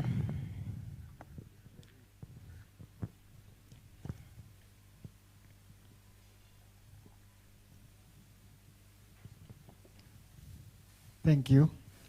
My name is Francis Mugenyi, Senior Environment Officer, Bukoma Simbi. I would like to talk about an issue we have about the legality of petrol stations or filling stations, whatever. We have entrepreneurs, local entrepreneurs who have established these fuel stations, but without licenses, especially on the environmental side. They don't have NEMA approval, even I think the ministry. On my side, in Bukoma Simbi, I have tried to advise these people, explain to them the law, and some of them have come out to try and make their fuel stations legal by applying for NEMA approval and what. But the problem nowadays is with NEMA. For example, there is a gentleman who set up a fuel station in somewhere in Bigasa, that is Bigasa sub-county. But when he tried to apply for approval, EIA approval, NEMA rejected. And the reason for rejection was that the fuel station is located near or less than 200 meters from a junction. This is the man came to my office and gave me examples of fuel stations in Masaka city that are in junctions. So, how are we going to explain, or how are we going to explain to people in the villages who are set up petrol stations? They want to make them legal. They did them when they got the money, but they want to make them legal. But now, on our side as regulators, we are failing them. Because now, the man gave me an example of Toto Nyendo. He said, how far is Toto Nyendo from that junction? Then he gave me another fuel station here, around another Toto, this Toto near Chotera Road. He said there's a fuel station there. He gave me examples, many of them. So I would like us, the regulators, to, I think, to come together and help these people. Because I'm on their cases, please do environmental audits, please go and do environmental impact assessments. But then when these reports are submitted, they are rejected. And then when it comes, NEMA will come and close the man. So how are we going to help these people? The fuel station is already there. The man has invested, I don't know how much. Are we going to close him? Thank you. Thank you. Let's take another one.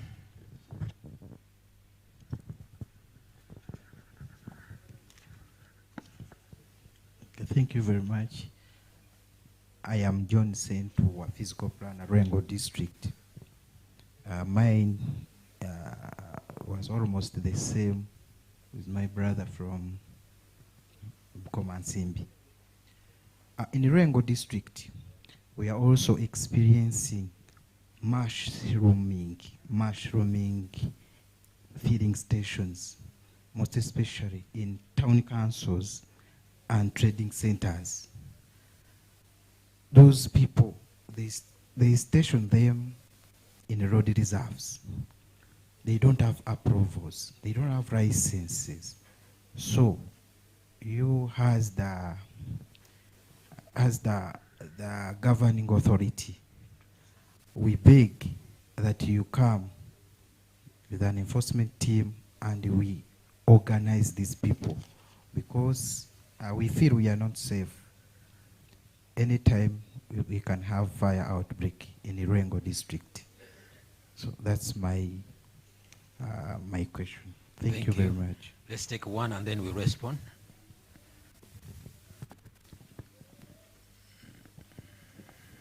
Are you exhausted? Okay. I think you take that batch, sir. Those ones? Kao Bukomansimbi Spero is saying they have advised them to get fuel from only specific retail stations and others. Are those selling impure product where they cannot, a man drives a long way to find the fuel, even he can run out before he reaches the recommended fuel station, yet he's passing some stations along the way. We have gotten this question over and over again. And we keep on clarifying that government cannot allow in impure fuel. And it has never, and it will never. Now, all fuel coming into the country, ladies and gentlemen, all fuel coming into the country comes as one batch. Whether it is petrol, whether it is diesel, whether it is kerosene, or any other. All fuel comes as one batch. We need to understand this. But why is it that people, you hear, they prefer Shell, they prefer Total? There is talk that goes around that Total and Shell fuel is better. Now, the issue is about that these two companies, what do? They brand their fuel.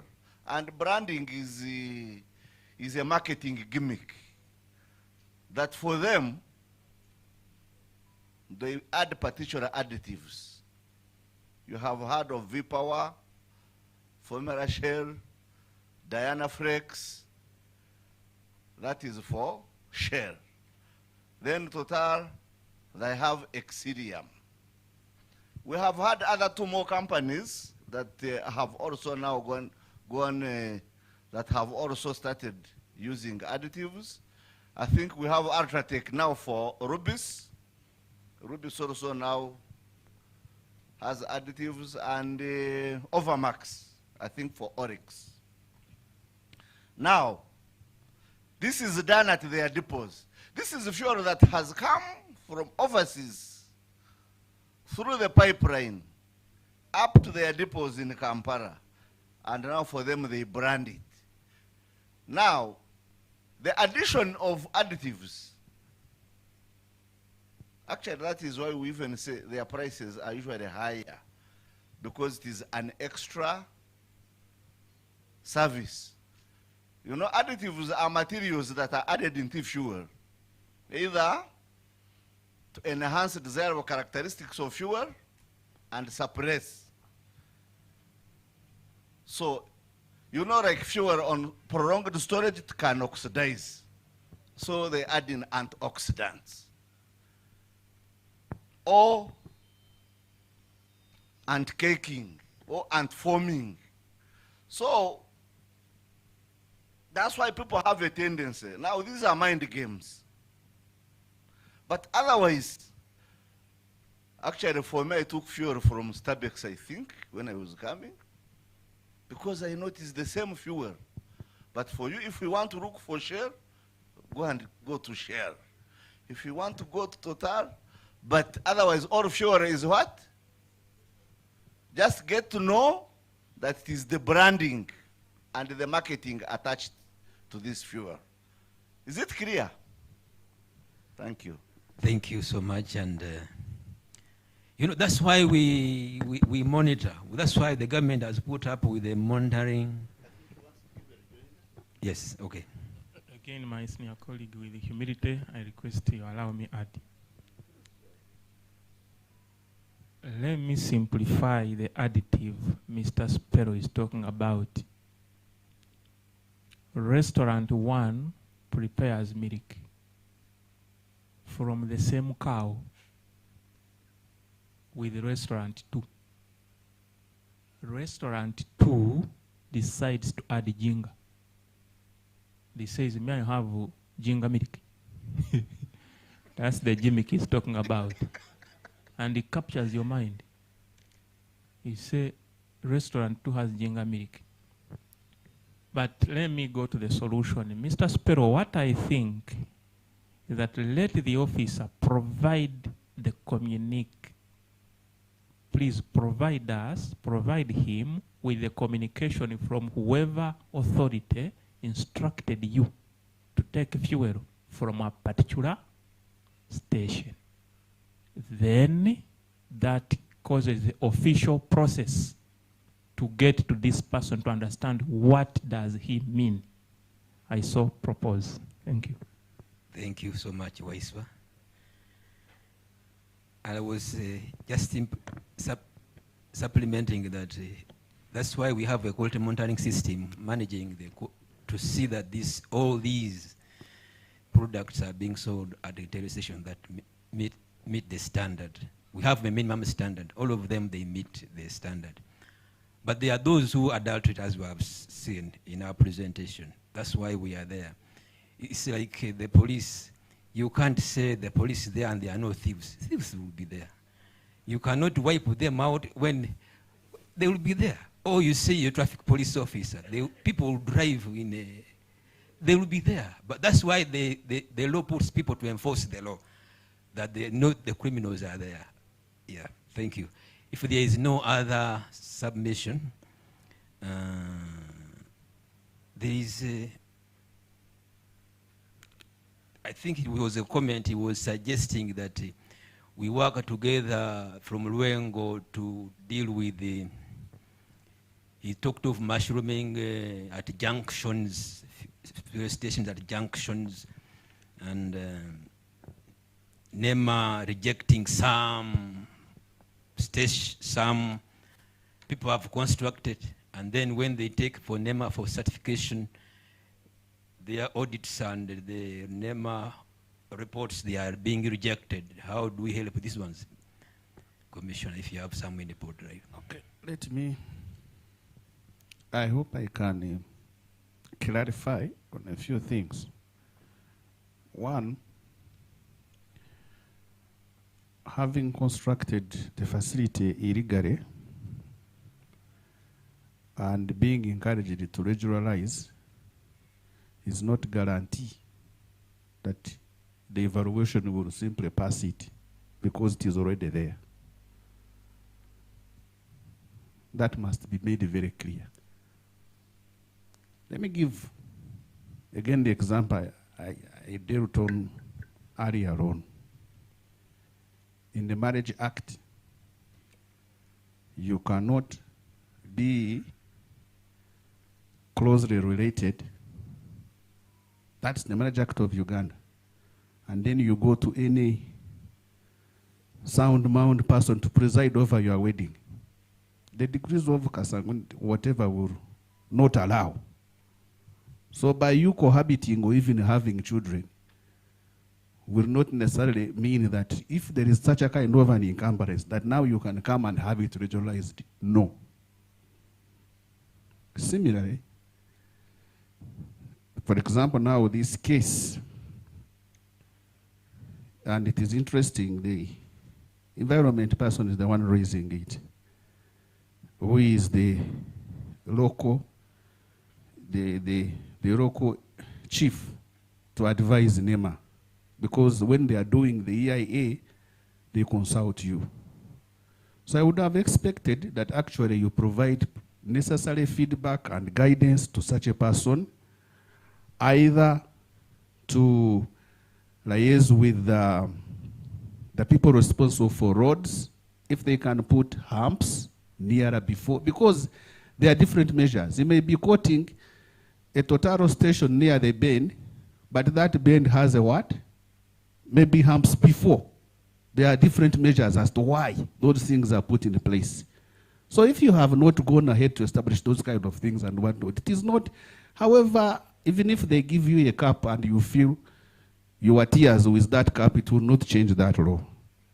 So the aspect is to put the things in the right perspective. Can you see, rather than quoting that this one has, go to him and benchmark and say, but Sebo, how come for you, yours is close to the bend and you got an EIA? What happened?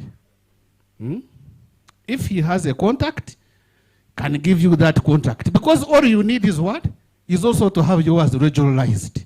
Then you can say, you know, maybe I was stuck, but through these roads and whatnot, I was advised and I was able to get my EIA certificate. Then you get yours and you move.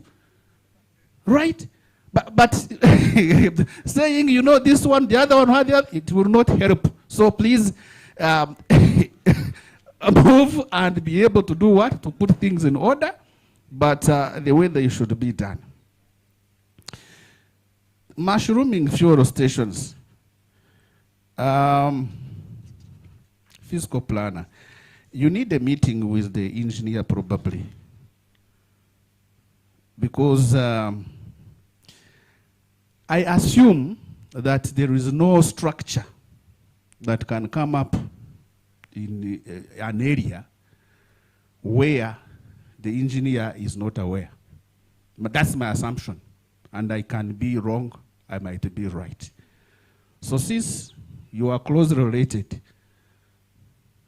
try to understand with your colleague, the district engineer, or so whoever is responsible for those monitoring, to understand as to why they are mushrooming and they are there.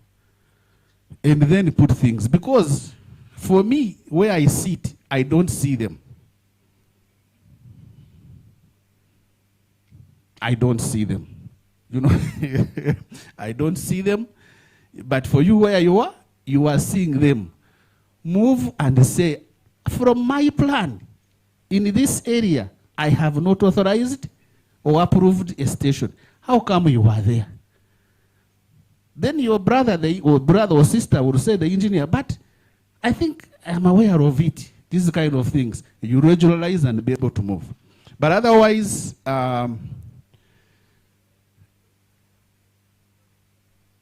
mushrooming, it means that just out of the blue, you see them coming up. So then they are unplanned, and you are the planner.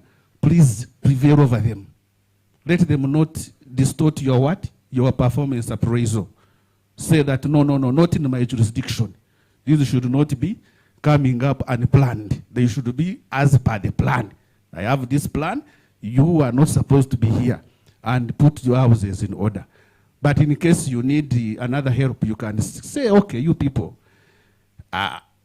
Because some of those people also might be, hope this is not on air also, but they might not be, you may find that they are relatives, and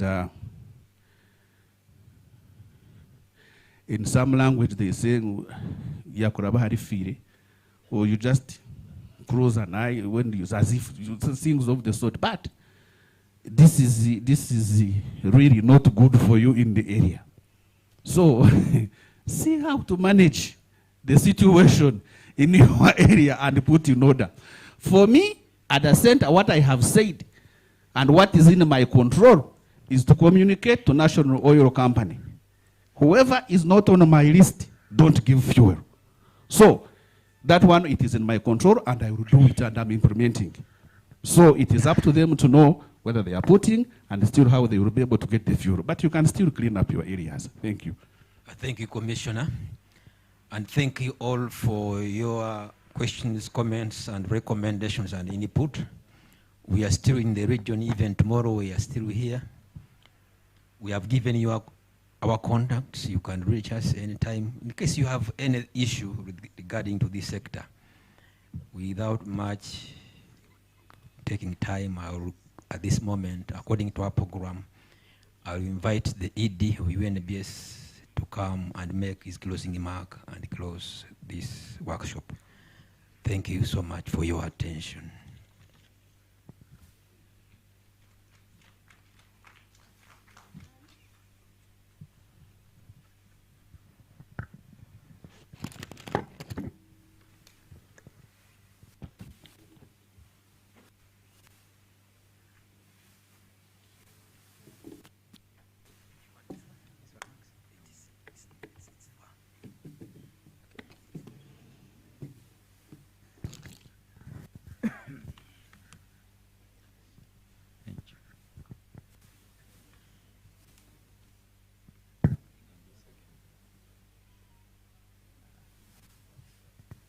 Thank you, MC,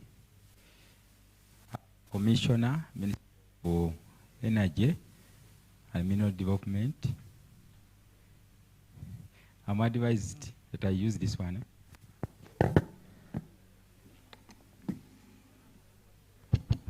Am I clear? Yeah, thank you so much, Commissioner, and the team from Ministry of Energy, our distinguished leaders from local government, of which I have a Muko there from Mukoma Simbi, members of the enforcement team, that is the police, colleagues from oil marketing companies, colleagues from UNBS, ladies and gentlemen. I want to take this time to sincerely thank you for dedicating your time to be with us. We've been with you, I think since Monday, and I think tomorrow we shall be in Masaka. And I want to say that it has been a productive period, and we believe that this is a demonstration on your part that you are committed to protect our communities from adulterated, smuggled, and undermeasured fuel. we all consume and use this fuel. It affects our economy. It affects our lives.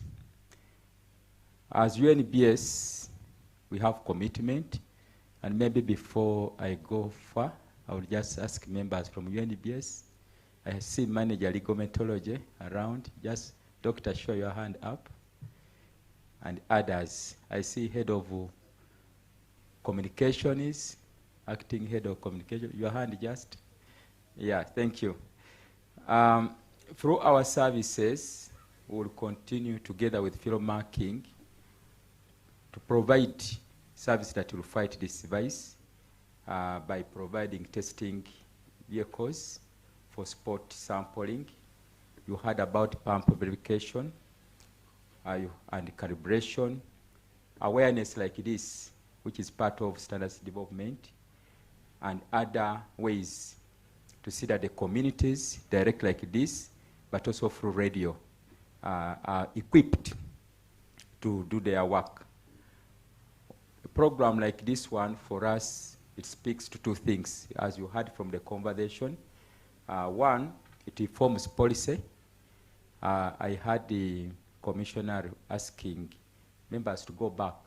So when you go back, you start those debates, and what it is becomes what it's supposed to be. But also, it guides on how you do your work. So every time we come here, you pick the practice, move on, and let us have this improve on the way we do work as we serve Ugandans. To us, like I said, it speaks to standards promotion, but more so improvement or enhancement of quality culture. We believe very well that if everyone is empowered with knowledge about quality, we'll find that everyone will go to the market asking for products that have a quality mark. We are doing a lot to see that we develop standards, we promote them and enforce. But we cannot do it alone if we don't have empowered communities. So for us, this is an avenue to equip you. And I want to emphasize that standards protect trade, revenue, but most importantly, our lives. Colleagues, as we wind up this day, these are a few takes. Number one is that fuel business is well regulated and controlled. You've heard a lot from standards in the morning, licensing regimes and policies, as well as enforcement mechanisms that exist. So this is a space that cannot go wrong because each of us now know we are going to be champions to see that this is done. The second take for today, fuel quality has greatly improved.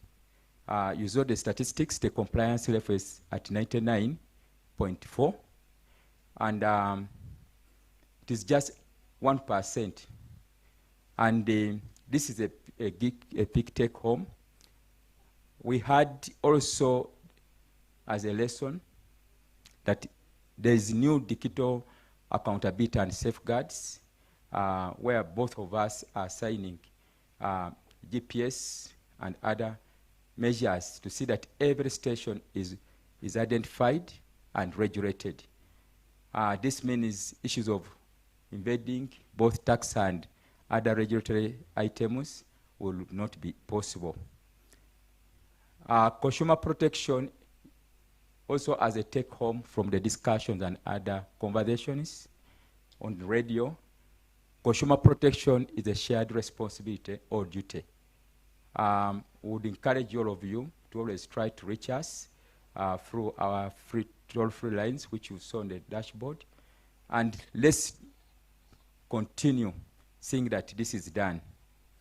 We note also today there are gaps, of course, like any regulatory regime.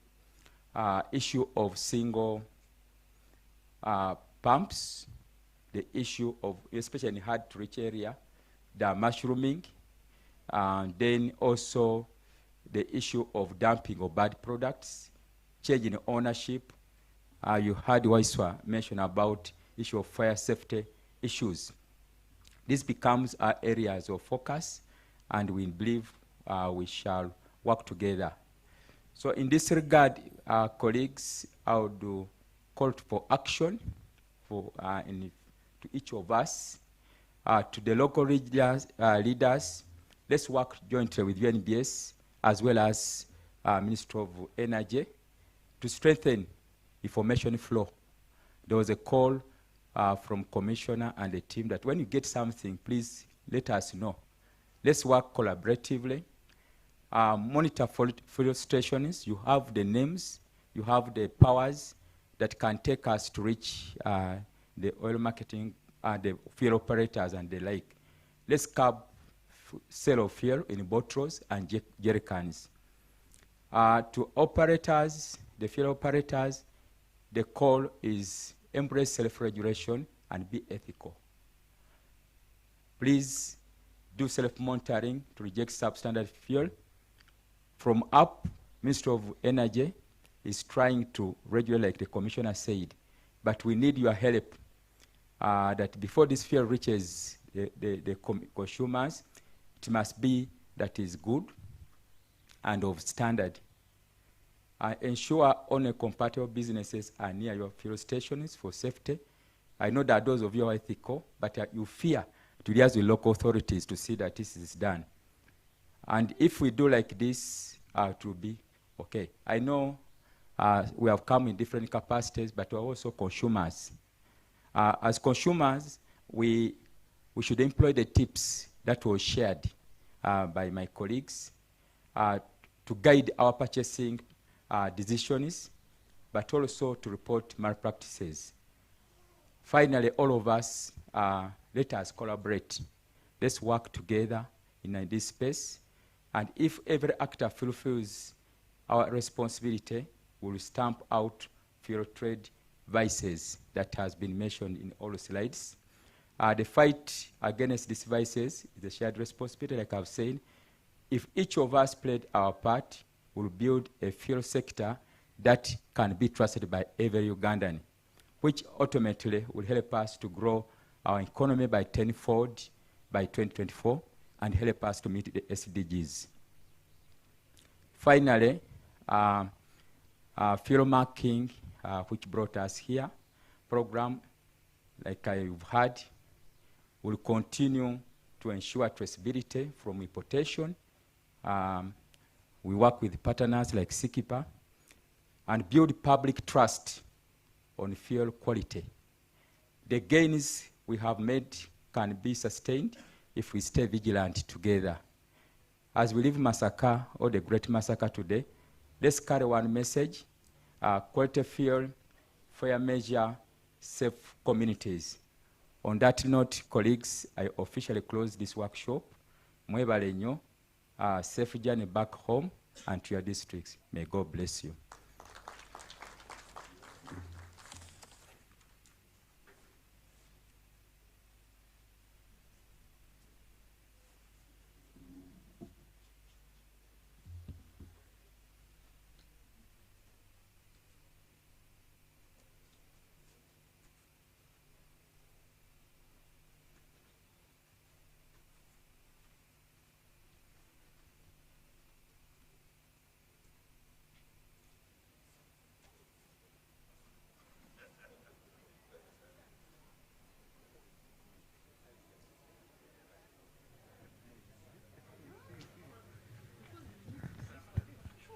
So we can break up for lunch, and we can continue to interact during lunch time and even thereafter. Thank you so much.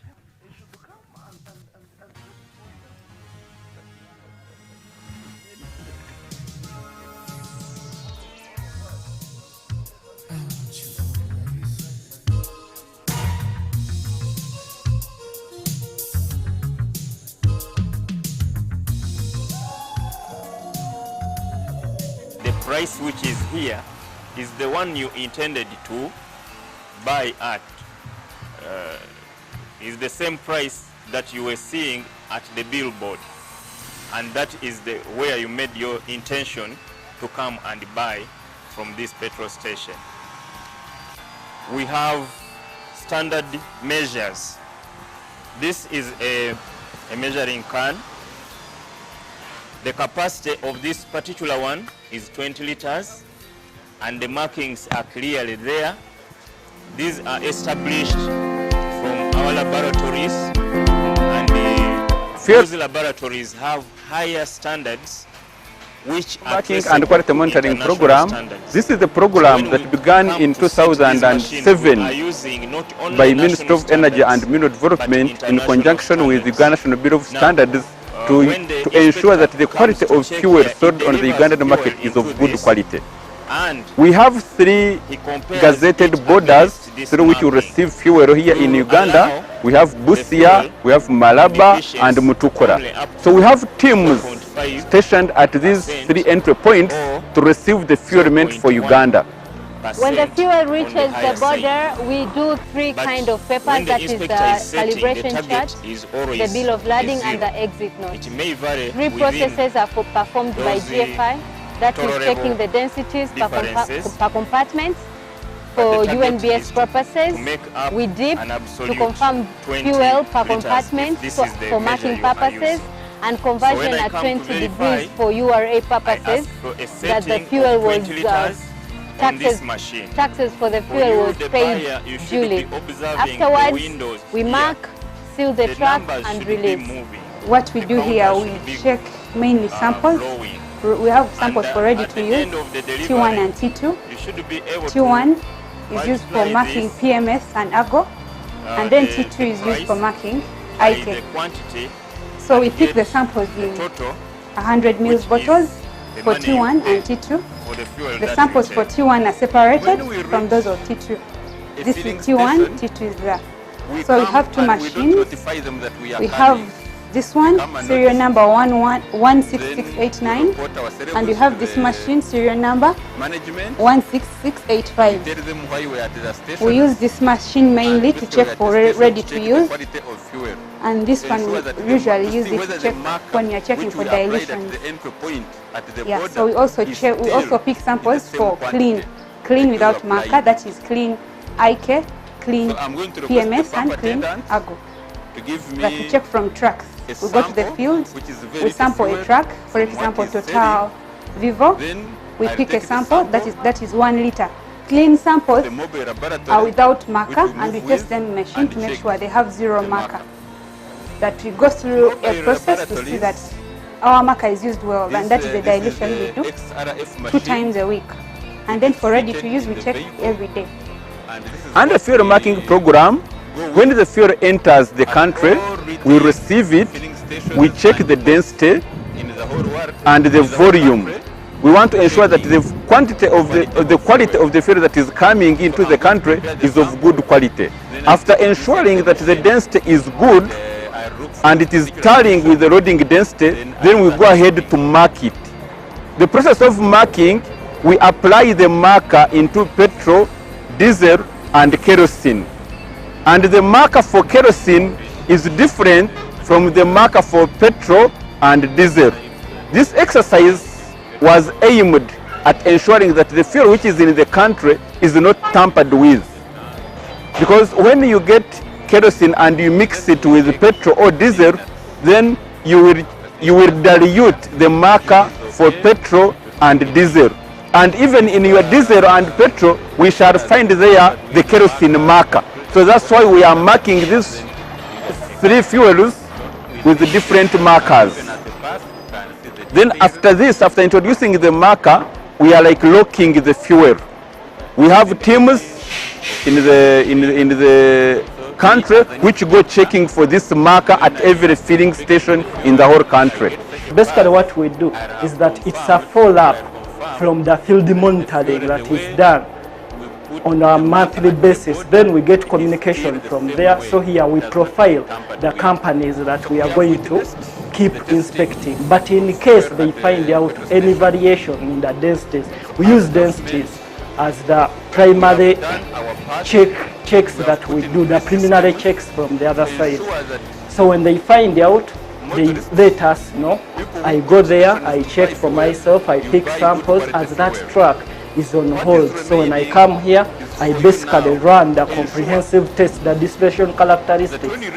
Then when I get the results, I communicate to them. If the results are good, then we follow the procedures, and then we let the marking company, GFI, mark the fuel, and the fuel proceeds.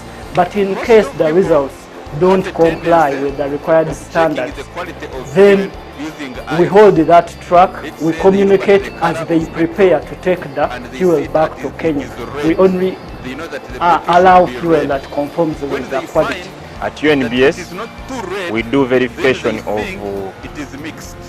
the dispensers, like these ones here, and we also verify the meters that supply fuel, that load fuel on road tanks, and the road tanks that supply the fuel to these filling stations.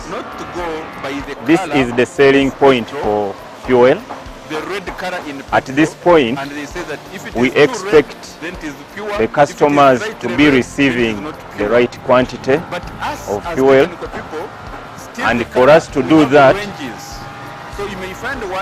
UNBS routinely verifies these pumps.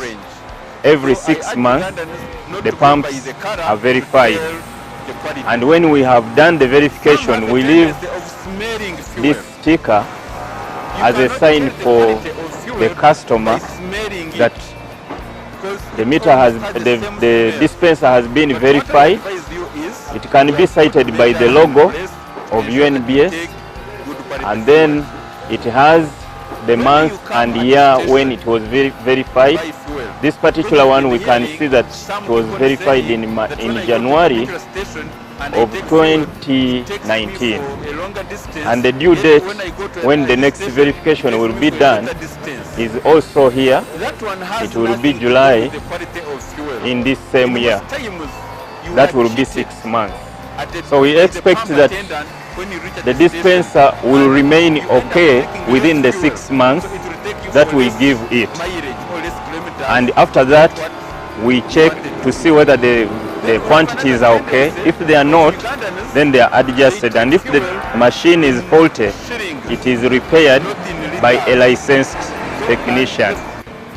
The metering unit in this machine is this, but when it reaches this point, the quantities are determined. For this meter to be adjusted, there is a wheel, and it is that wheel which provides for us an adjustment to make, and then we put a seal. This seal cannot be removed. At the panel, you will see the quantity. It has its window, and then there is a price window. This price times the quantity will always give you the total sale. The meter provides for you the capability to set either the quantity of in money terms, or in the quantity of fuel itself. When you come into the petrol station, yours is to observe whether the price which is here is the one you intended to buy at. Is the same price that you were seeing at the billboard, and that is where you made your intention to come and buy from this petrol station. We have standard measures. This is a measuring can.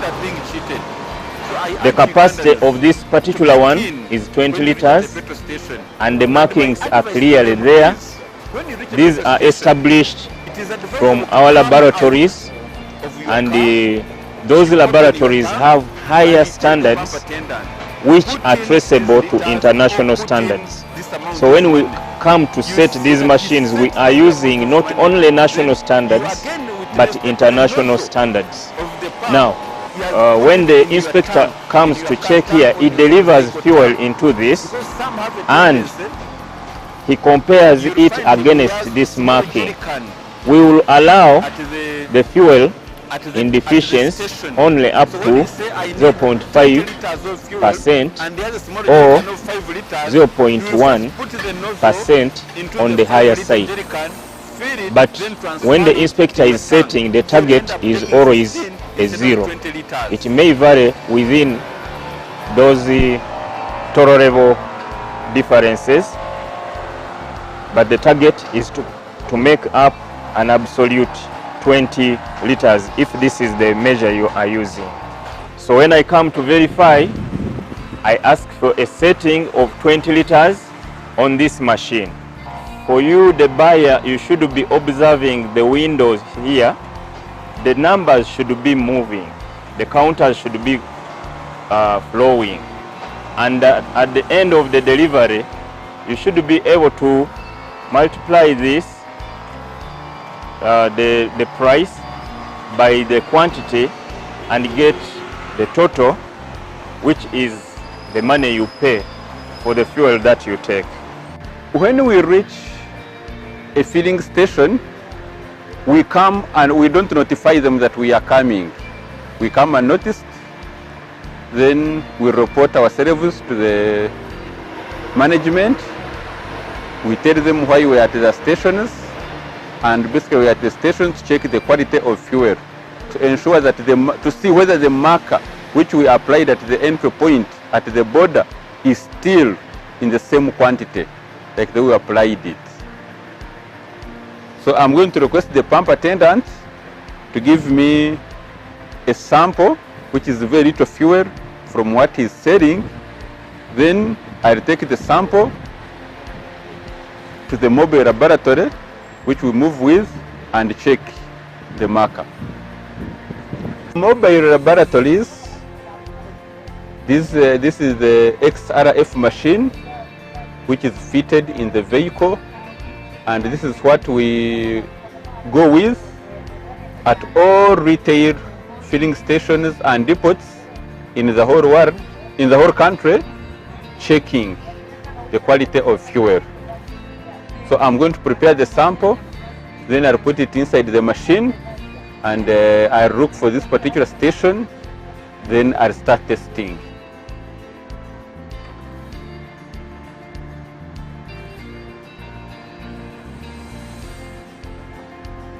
And now we feed in the particulars, the test type. We are testing petrol.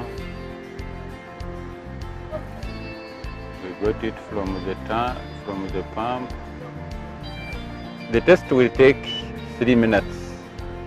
After 3 minutes, then we shall see if the fuel is okay. It will bring a tick. If the fuel has been tampered with, the marker which we put at the border has been tampered with, then it will bring an X. So we see the test has now given us a pass. We can see the details.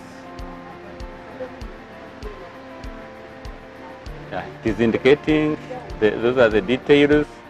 So me as an inspector, when after inspecting the fuel and I get such a pass, I have confirmed or confirm that the fuel, the way we put the marker at the border, it is still the same way. It has not been tampered with. So we have witnessed the testing of fuel at a petrol station. So as a government, we have done our part. We have put in place systems to ensure that motorists, people who go to stations to buy fuel, you buy good quality fuel.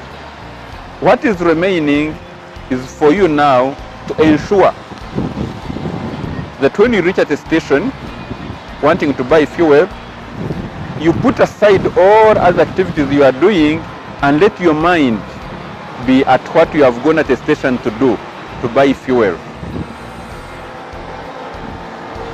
Most of people have a tendency of checking the quality of fuel using eyes.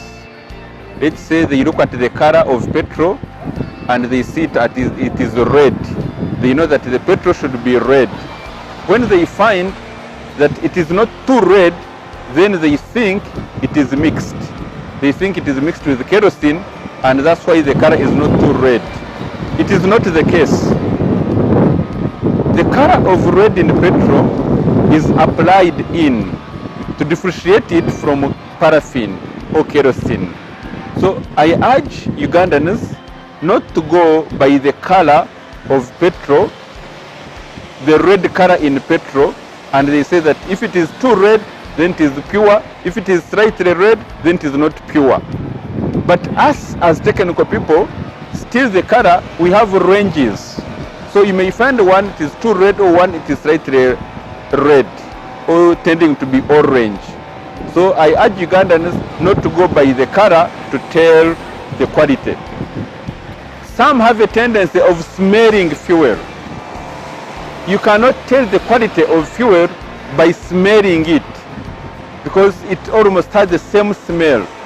But what I advise you is, we have put measures in place to ensure that you take good quality fuel. When you come at a station to buy